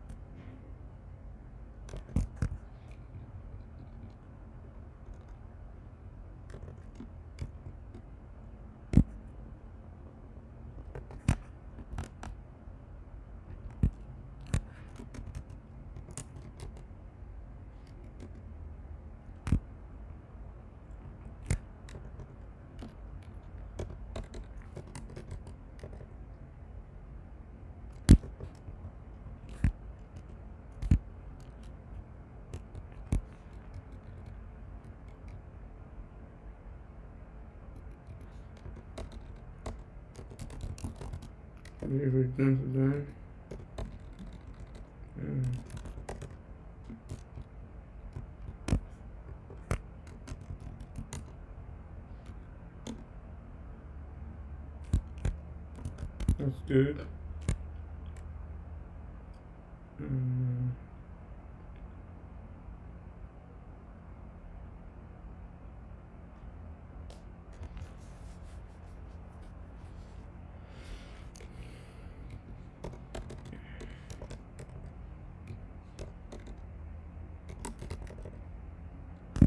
second. So we have this left now.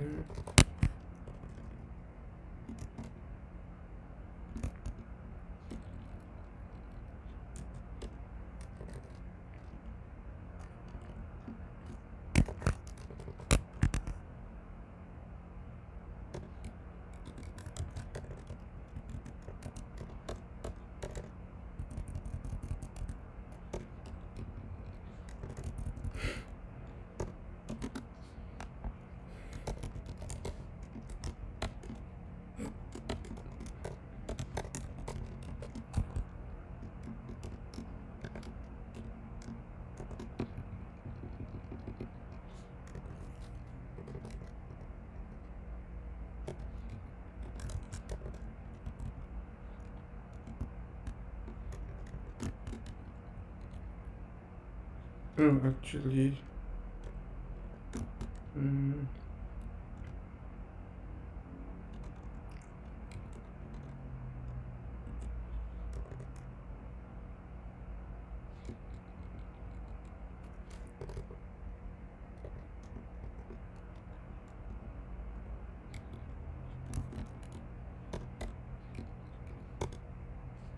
isn't this edit? It should be editable, right?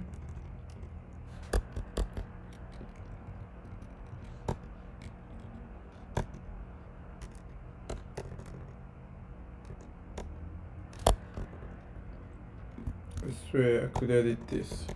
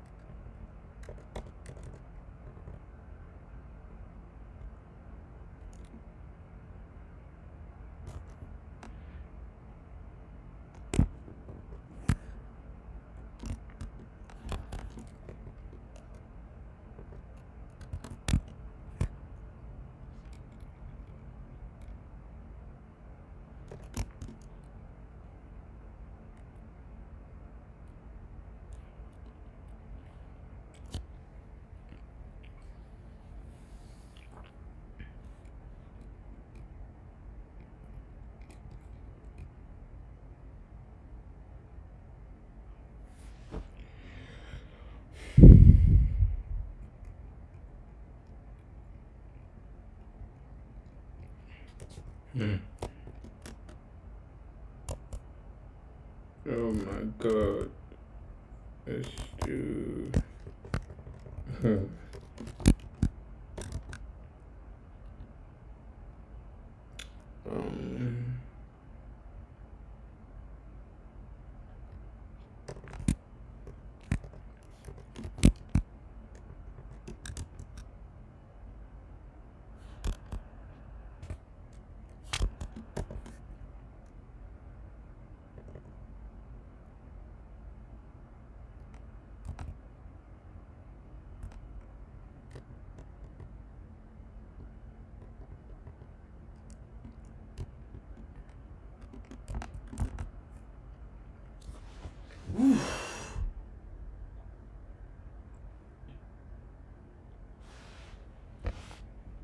Man down, run pa pa pa, rap pa pa pa, rap pa pa pa.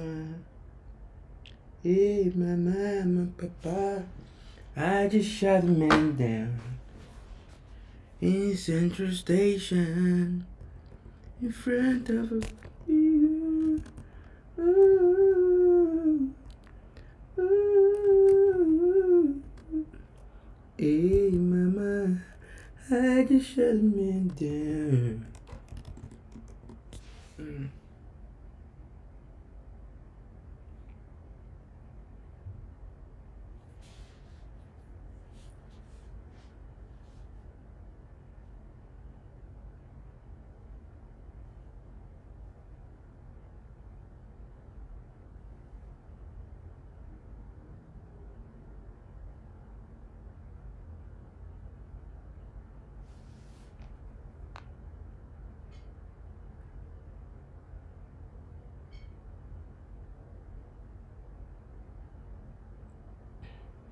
Man down, rum pa pa pum, ra pa pa pum, ra pa pa pum.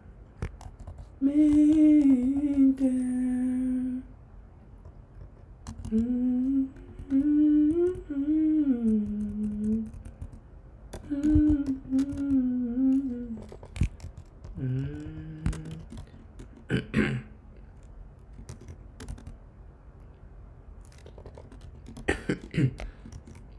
Man down, rum pa pa pum, ra pa pa pum.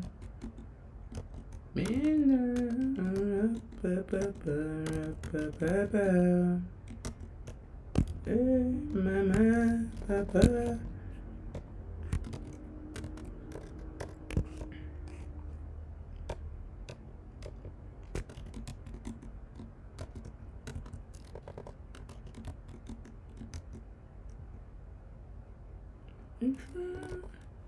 In front of a big girl.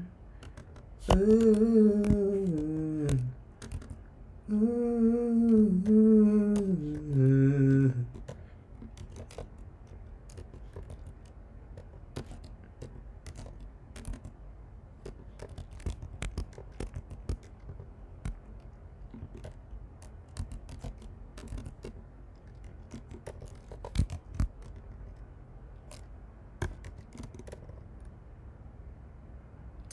I'm kind of thinking like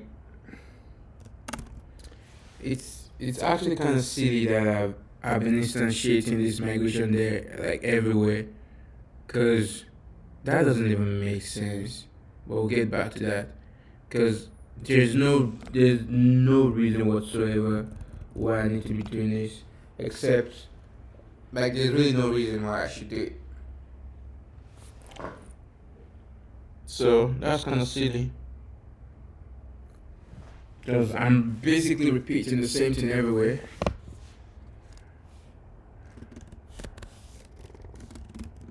That's one place we could definitely improve.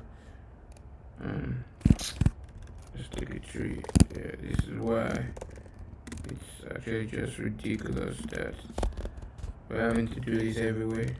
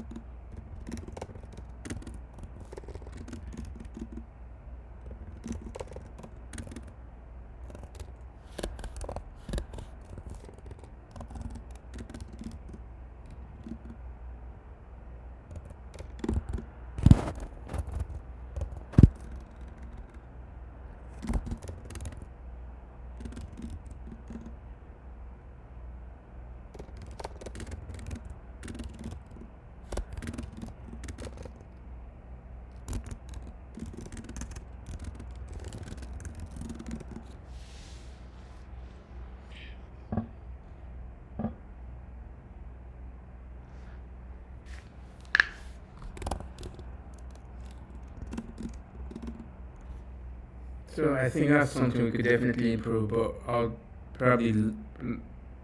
So two things, we're trying to assert the database info state, um, basically the schema, and the second thing is it's actually ridiculous that we're instantiating a new directory everywhere when we could like dramatically simplify that. So those are the two things I'd like to improve next. The sparse, that should be encapsulated within the test config. And the second thing is we're gonna assert the database state, or especially when we're running the up and down. Once we're done with these two things, pretty much, I will go up next to what's the next one again? Reset. And after reset, I'll do kernel. Those should be really quick.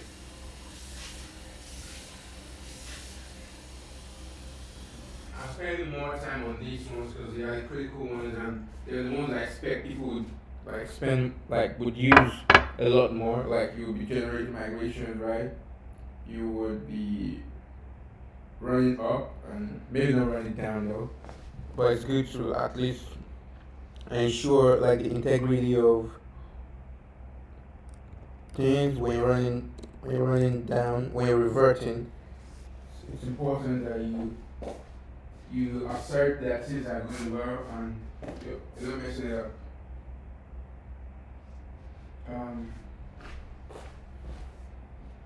I hope my stream is not like frozen. Okay, so let's do up, right? After that we'll do down, and I'll take a couple seconds. I'll be back. Okay, let's run that. All passes.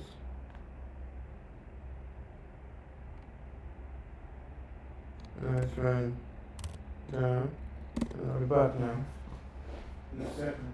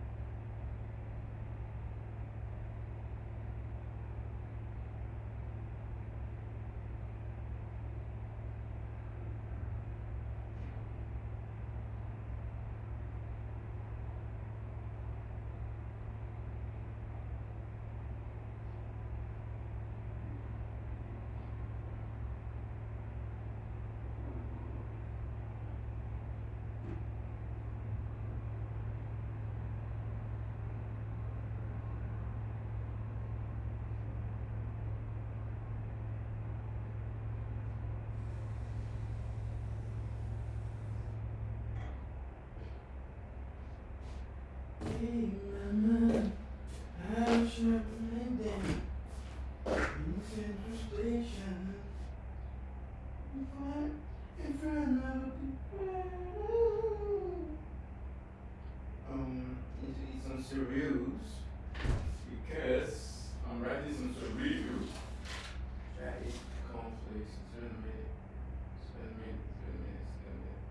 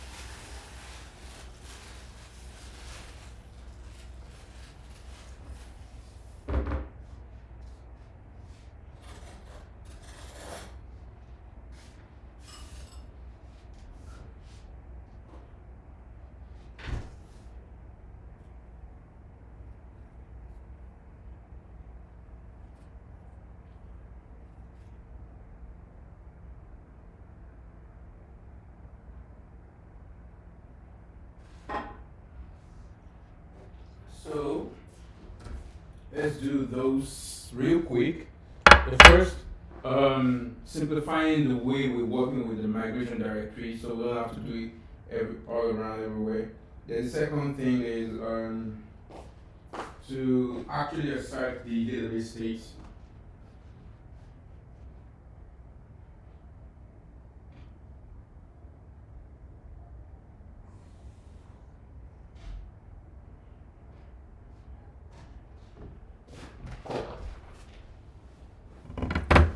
Yep. Where's my water? Okay, I got it.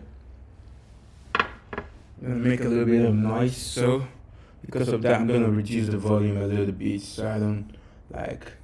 Or maybe it's nice to actually eat. Why not? You're gonna hear the sound of me eating my flakes. I'm eating the flakes, so I test won't have like any flakes. They won't be flaky.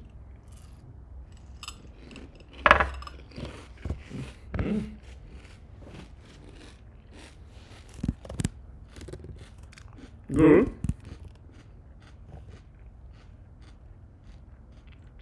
So what I'm actually looking to do now is this entire line could be consolidated. I just put in here. Each time we instantiate, we just do this here. This is the right place to have this, not there. And I can understand why we put it there. Perhaps we need it somewhere. But at least we can always store that within this instance. So you can call that string migration there. If we want to do an assertion on that. So basically, we said that, and with that, we don't have to always, well, we can pad buff, whatever. Let's do this, pad buff.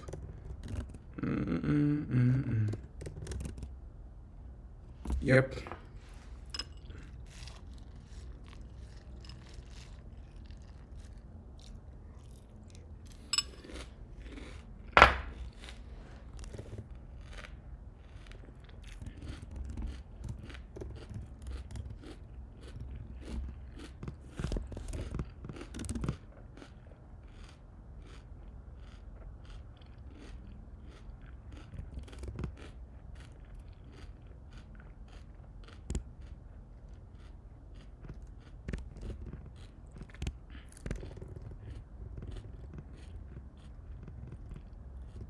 Not even using them yet.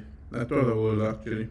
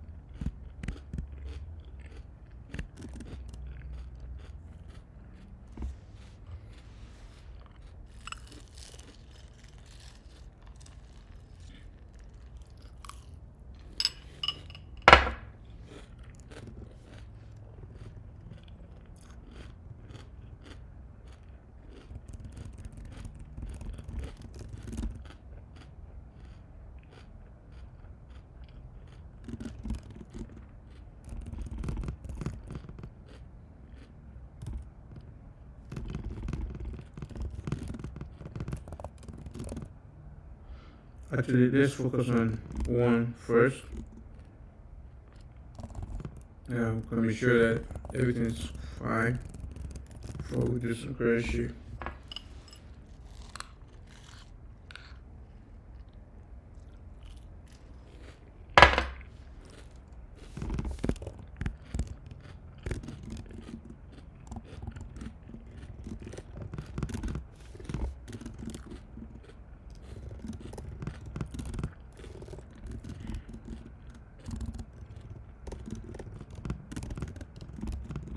Let's go. Back to the stew. And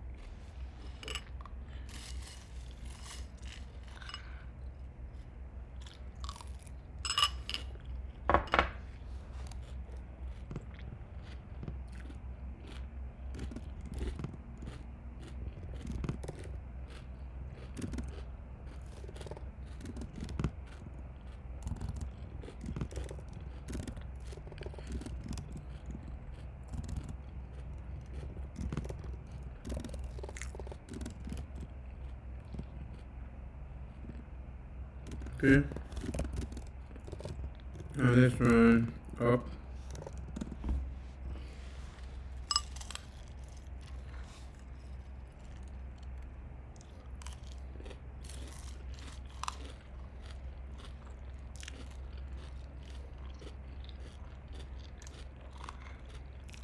God damn it.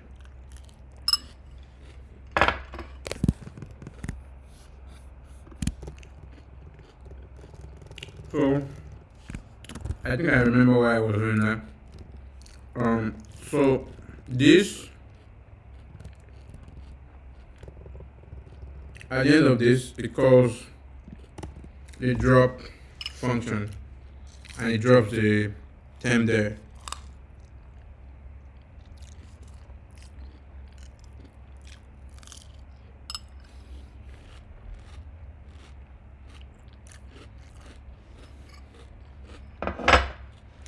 I'm not sure if there's a way for us to get around that.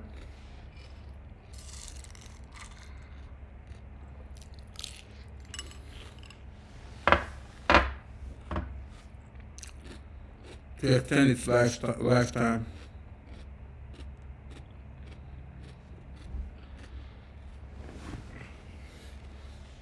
So it gets dropped. I'm not able to use the directory anymore. That's why it's hard to encapsulate it.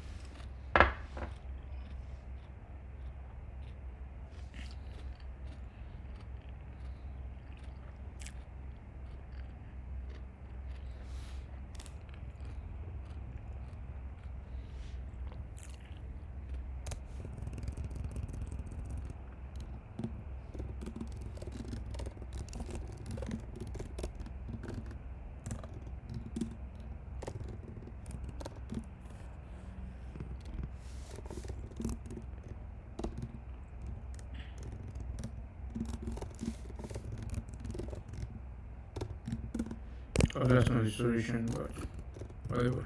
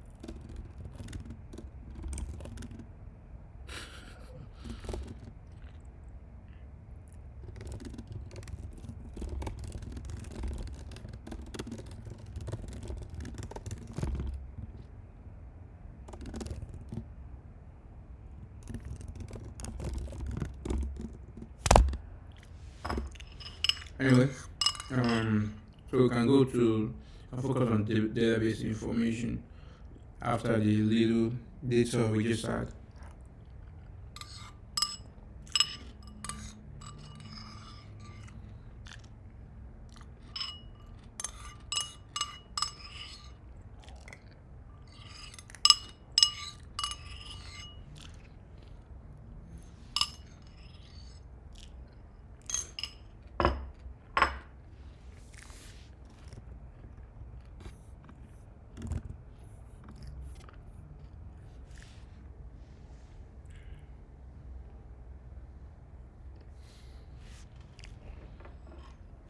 Stepped into the flow and lose control. Baby, let your body roll. I need to fix my guitar strings. I'm gonna play guitar for you guys next time.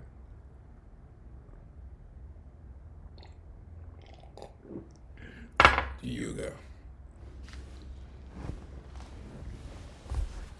Rust.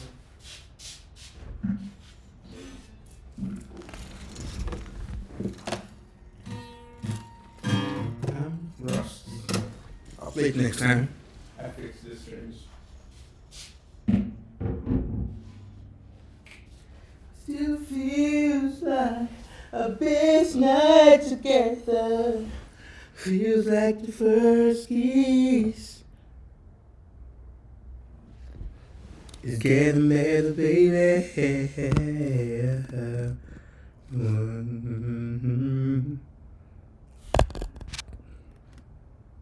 Still rolling on.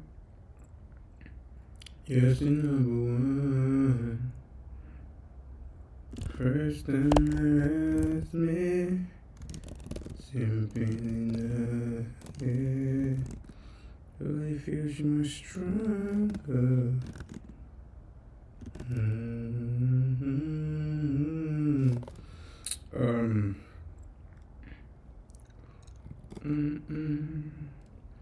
You still turn the fire up.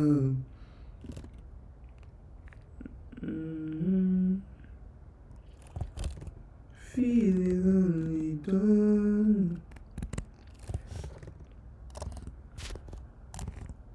You're the only one.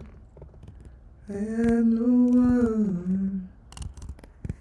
I only wanna make it yours.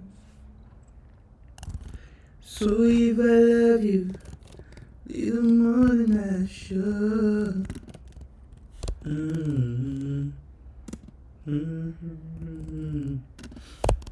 So this would be our search DB info state or search DB resources. That should have been resources state. Yep. Please forgive me, cause I need you like I do. Don't deny me the pain I'm going through. Please forgive me.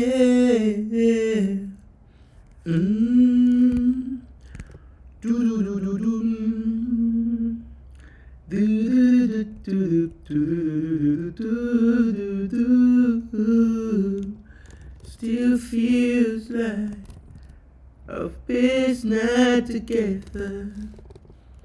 Feels like the best first kiss is getting better, baby. Ain't enough. Still holding on. You're still number one. I remember.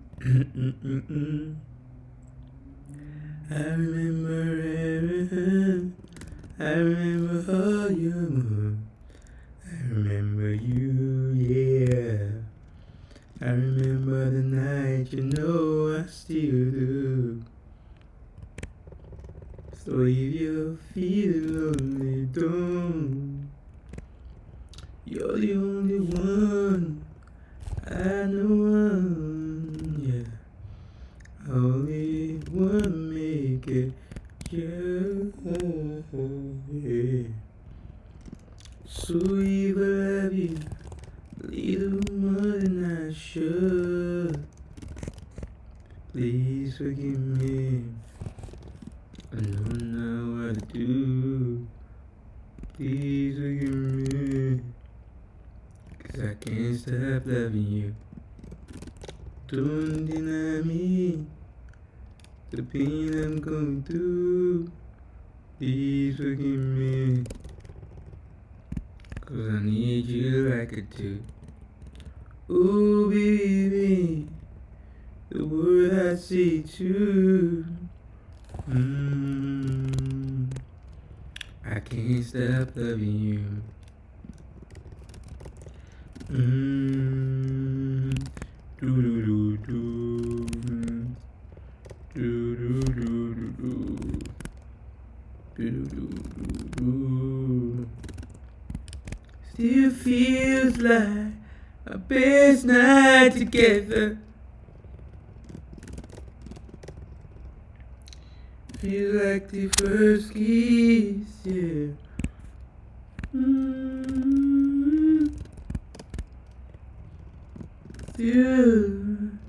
Still holding on.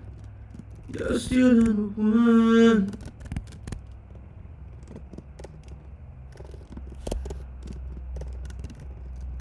First time has been something like it. Only feels much stronger. I wanna love you longer. You're still turn the fire on. Oh, I totally forgot. I need to call someone.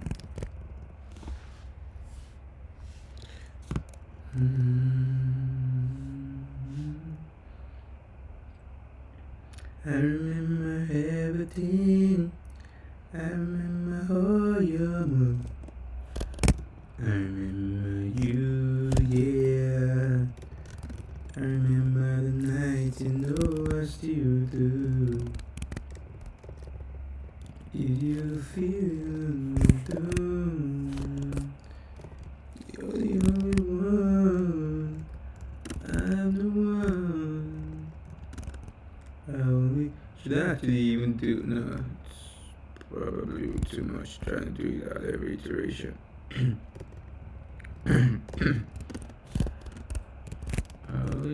It's more critical to have it in the spaces we're doing run. Of course, it means it's gonna be a little bit excessive.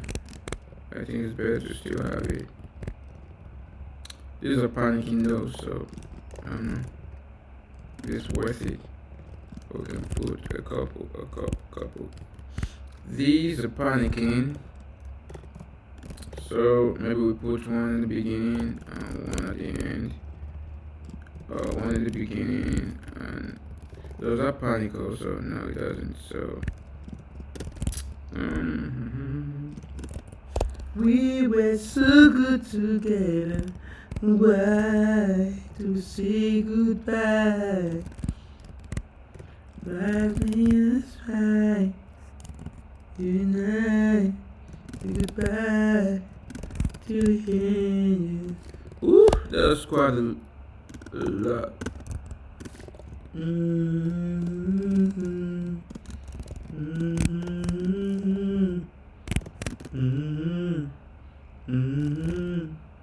To the end, you fly. Oh, that was a mistake. Venom 3.3, what project am I working on? I'm working on a database tooling framework. So basically, I would have said it's an ORM, but it's more than an ORM because it's also a query builder and it's also a static checker for raw queries. So when you write a raw database queries, it actually checks them as compile time. You check them statically. Oh my god.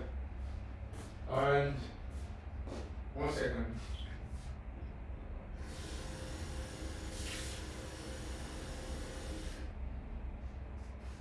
Don't let me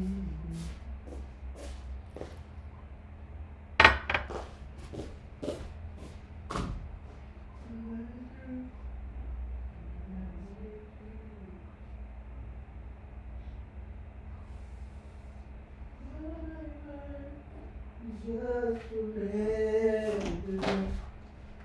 wow, I totally forgot today is Friday. Should I actually chill out today? Wow, I didn't realize today is Friday. I should probably just go party. Yeah. So it also checks your queries statically at compile time.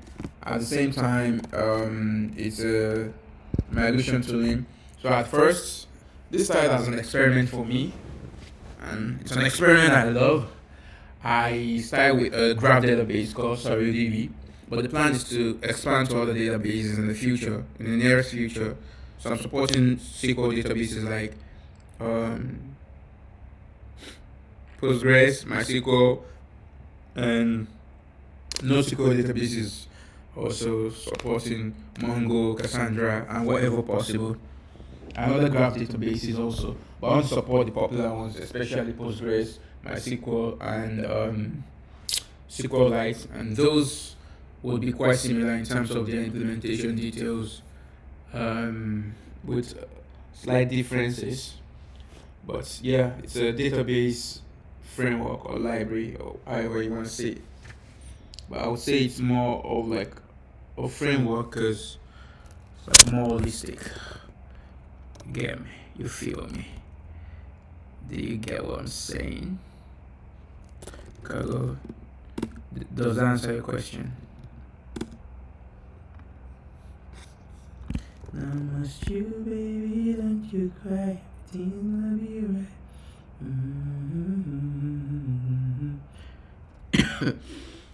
It's gonna be right. So all empty. Empty. It's probably the first set. Weird. Okay, so these in empty, and that is good to say. As you can see, we've got a few fields definition, animals and stuff. It's great.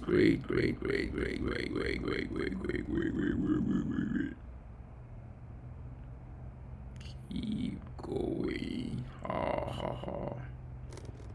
Okay, probably we're gonna have more stuff here. It's like, oh, I messed up. It's gonna be overriding. Oh, silly. I messed up the time. So whatever. These should have had an extra suffix, right?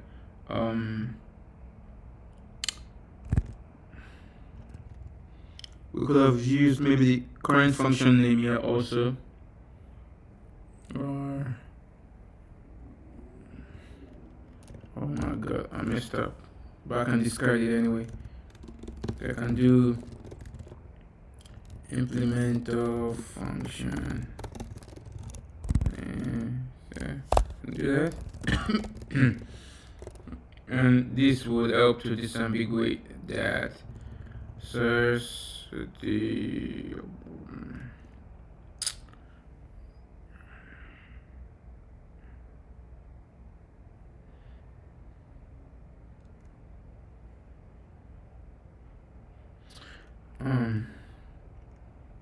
so let's actually take that as an argument.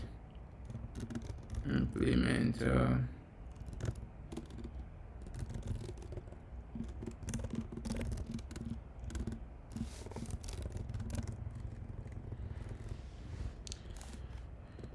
implement a function name. You can put that maybe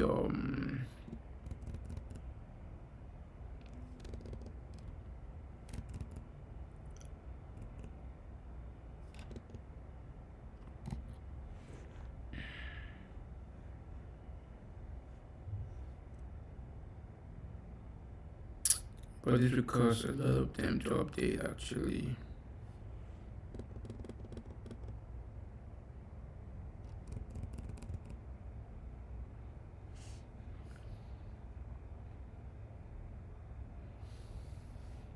So this can be called search. Maybe I could do something like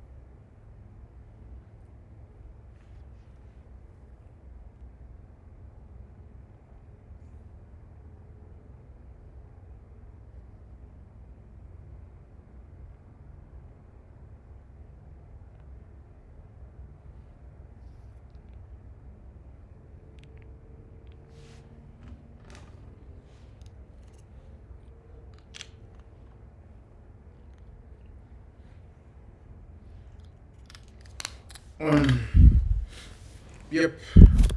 So this would cause a lot of the snapshots to actually increase updates. So I'm actually thinking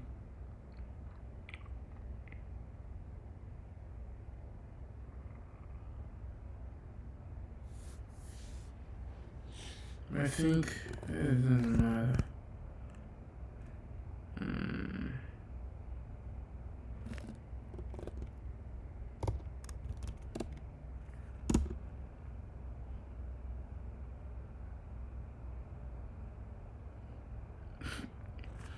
I'm actually curious, does cargo support like could I do down could I list them, could I do down init generate?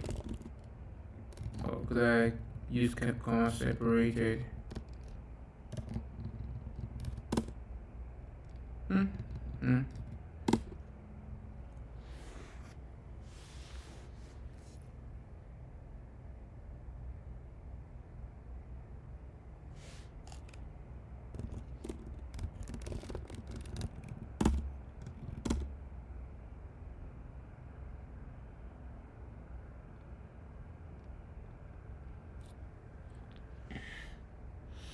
So that we no love will find us, your love will find us. I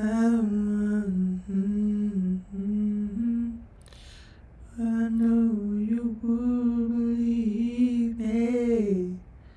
Maybe I always be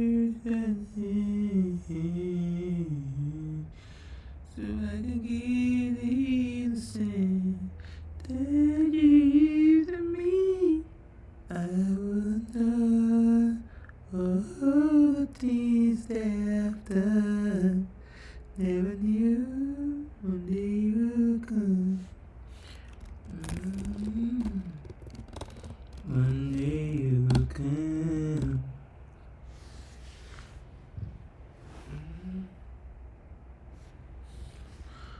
Once I finish this, I think the DB info was the last thing. I had to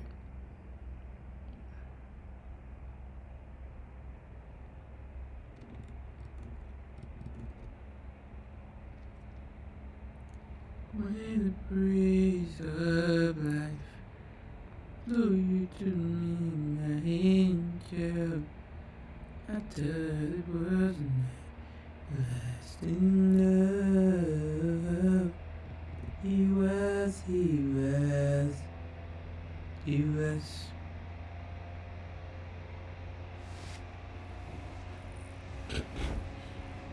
In these weeks, and I found you.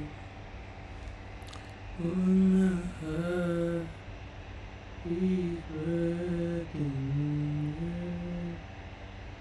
Somebody please, is this the dreams? Anything compare is just reality. Is your reality? Is yours reality?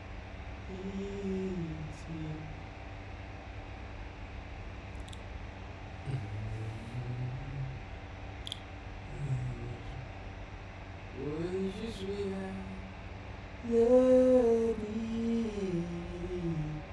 Actually, there's one more thing I would like to update. So this increment, I think assertion counter should probably we should have for let's to make it clearer. We should have mm, we should have migration and their state assertion counter. Then this should be DB resources state assertion counter, and we should so basically these we could have even used this to do this disambiguation, but perhaps we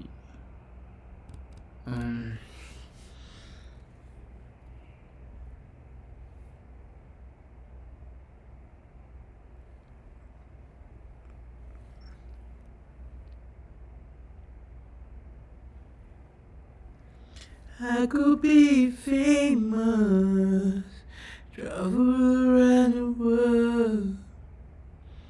It wouldn't mean a thing if I could love you right.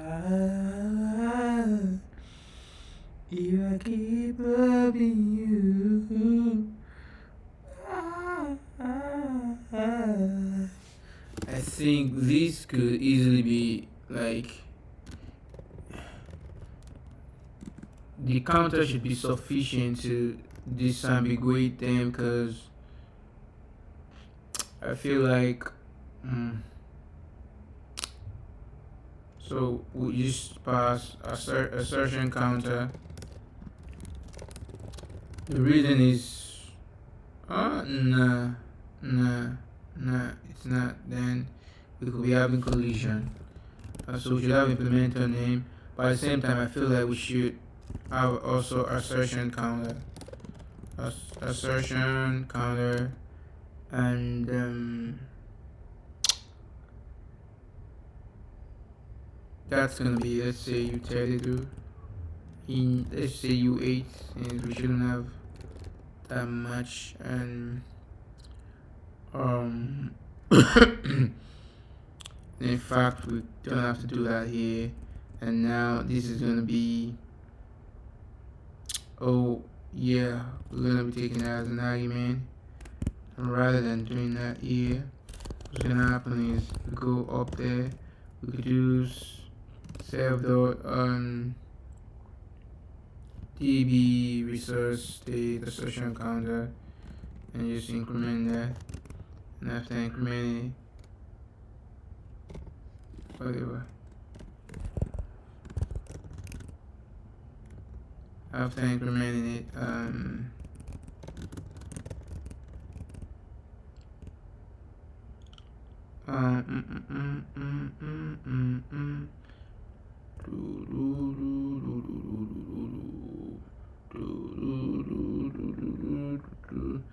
So take the implementer function name, and the second argument now would be self.db, and then we'll pass this. I'll just do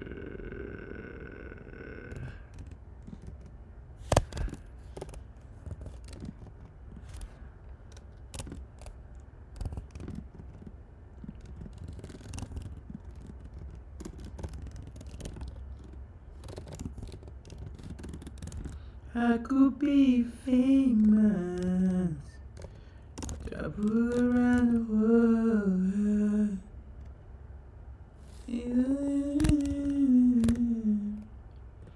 If I can love you right. So then we take that. This will now be migration, blah blah blah, state Canada, and yeah, we should take migration asserts migration queries. Probably I should say assert. One of the things I'm thinking of like doing with the migration state is I could probably just put everything in so rather than just saying db info. I think it would actually be also beneficial to, and we could have actually used that as, apart from getting the db state, we also want to get like the migration. I know what I'm talking about anyway. So let's just say let's call it db state, db schema state or whatever. Schema state. So that would include resources, which would be db info, then also migration meta, which would be basically migration, but we'll then just implement debug.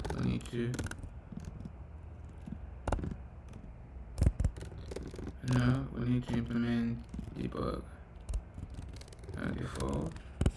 And now we'll go to db or resources state. So where we are asserting db resource state, now we should be returning db resource schema resource state, whatever it is. Then in addition to that, we're going to be getting all the migration. I don't know if this would be maybe a little bit too much, but since everything is happening in memory, whatever, you say migrations, and that would be migrations.getHub, do something like that. That gives us migration. But before we get too excited, we couldn't just do this without doing some sanitization, because when you go to migration, we've got id is not deterministic because it uses timestamp, and that's always going to change. The name component also has the name component also has the timestamp, and that is not deterministic either. So we need to kind of like figure out how we're gonna sanitize those out so that we can just maybe check the checksum or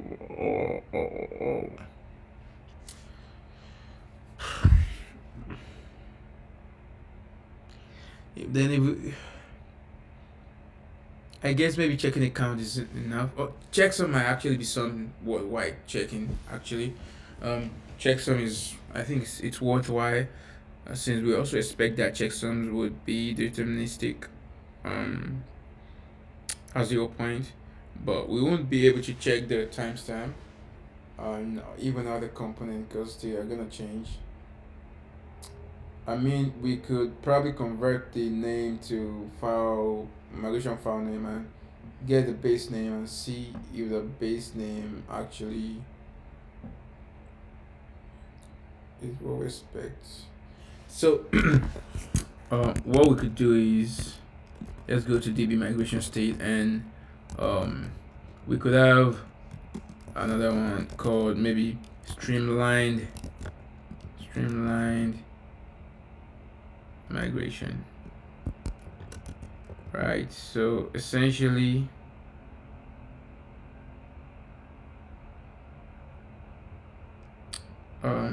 timestamp, no, we'll try to get the checksum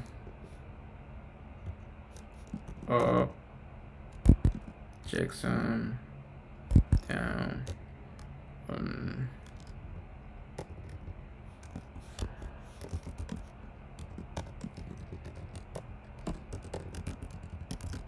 I could be famous, travel around the world.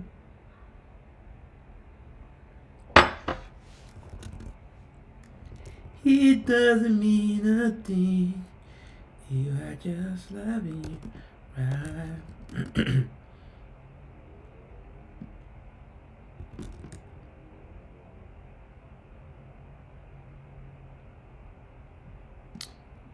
Would we be able to do back?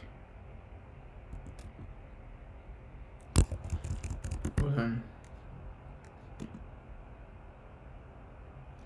I mean, we could just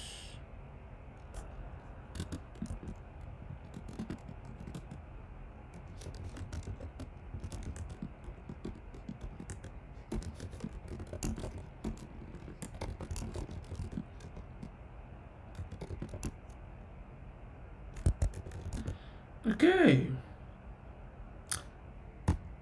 You tried, but you could do better.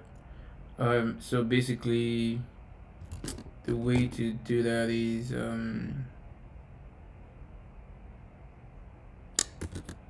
we could do migration file name try from. Yep. And basically, so file name,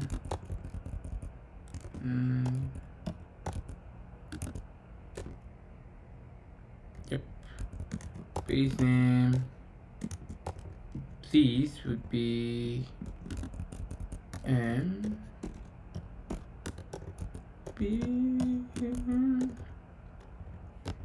I hear you.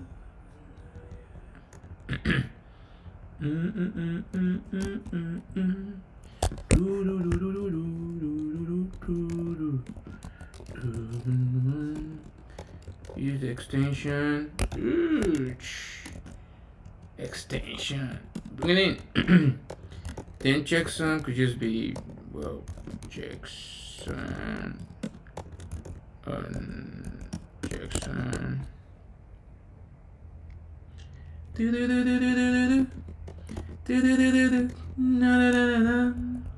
You know I got it. To for granted everything we had. Now to find someone who just like you. We gotta leave the world of our own. I'll let you in when no one else goes. What am I do without you? Feel right now. Feel somehow I will let it slip away. Feel right now. Feel somehow I will let you sleep away. DB states, DB migration state, schema state, whatever. Thank you. Yeah,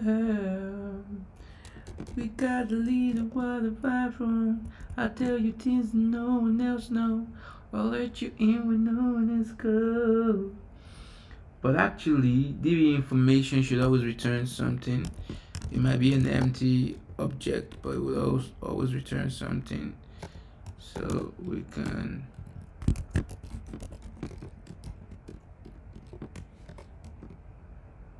wait.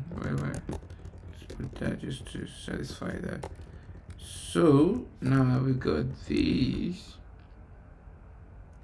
Rather than passing DB info there, we just pass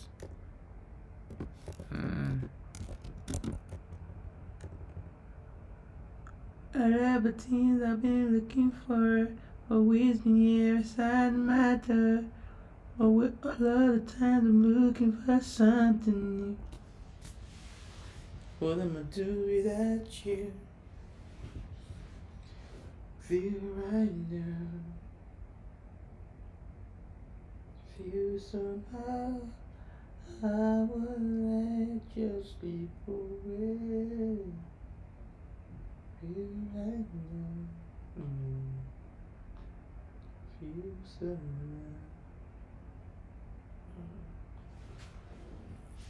So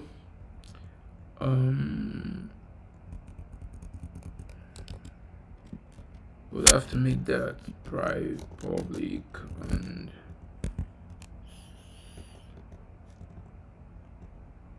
so basically we're returning that, and now we can go on with our agenda. Ha ha ha ha ha ha ha ha ha. You make me laugh.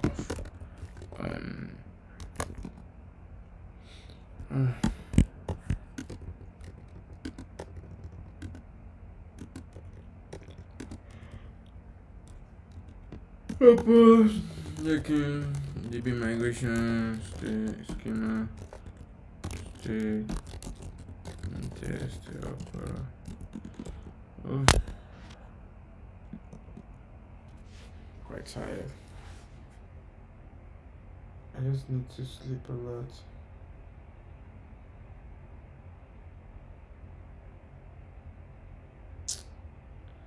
I need to sleep.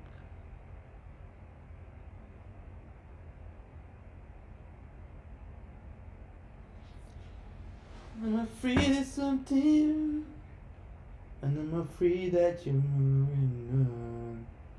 How can I be when you're my way? I need this pain like I need you. If you had a choice, what would you choose? I can live without money, I can live without the rain. If every day was sunny,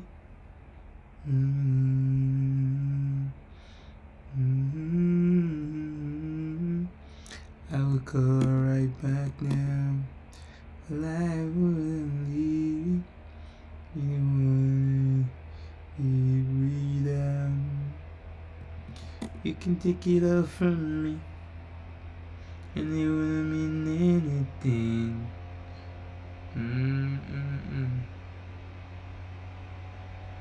Because you can leave, it's good enough for me to breathe, even enough for me to see. I'm used to lie with you, tell me what I need to do.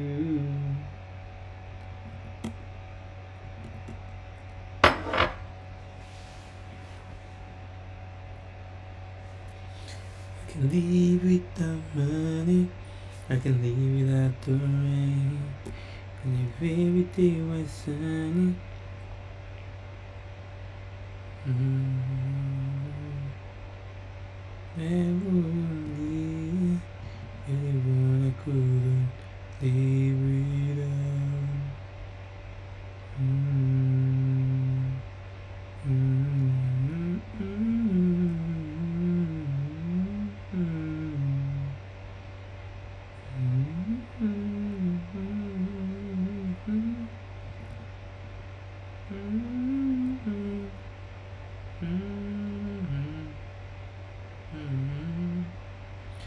I'm free that you're moving. What does it say? No snapshot. How can I pay when you're my weekend? I need this pain like I need you. If you had a choice, what would you choose? I can leave with that money. I can leave that terrain. Baby, take my son. Oh yeah, of course the header has changed. I might just keep the older one, static and um.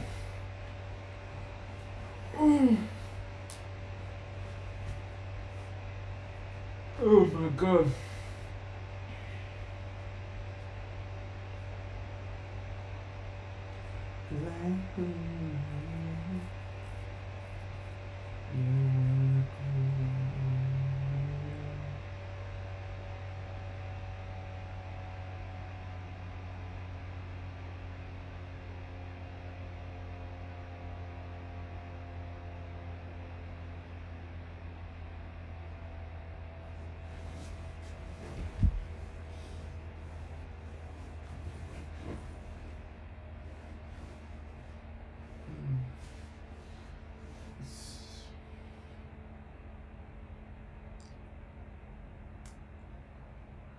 Of course, some of the tests would fail because um,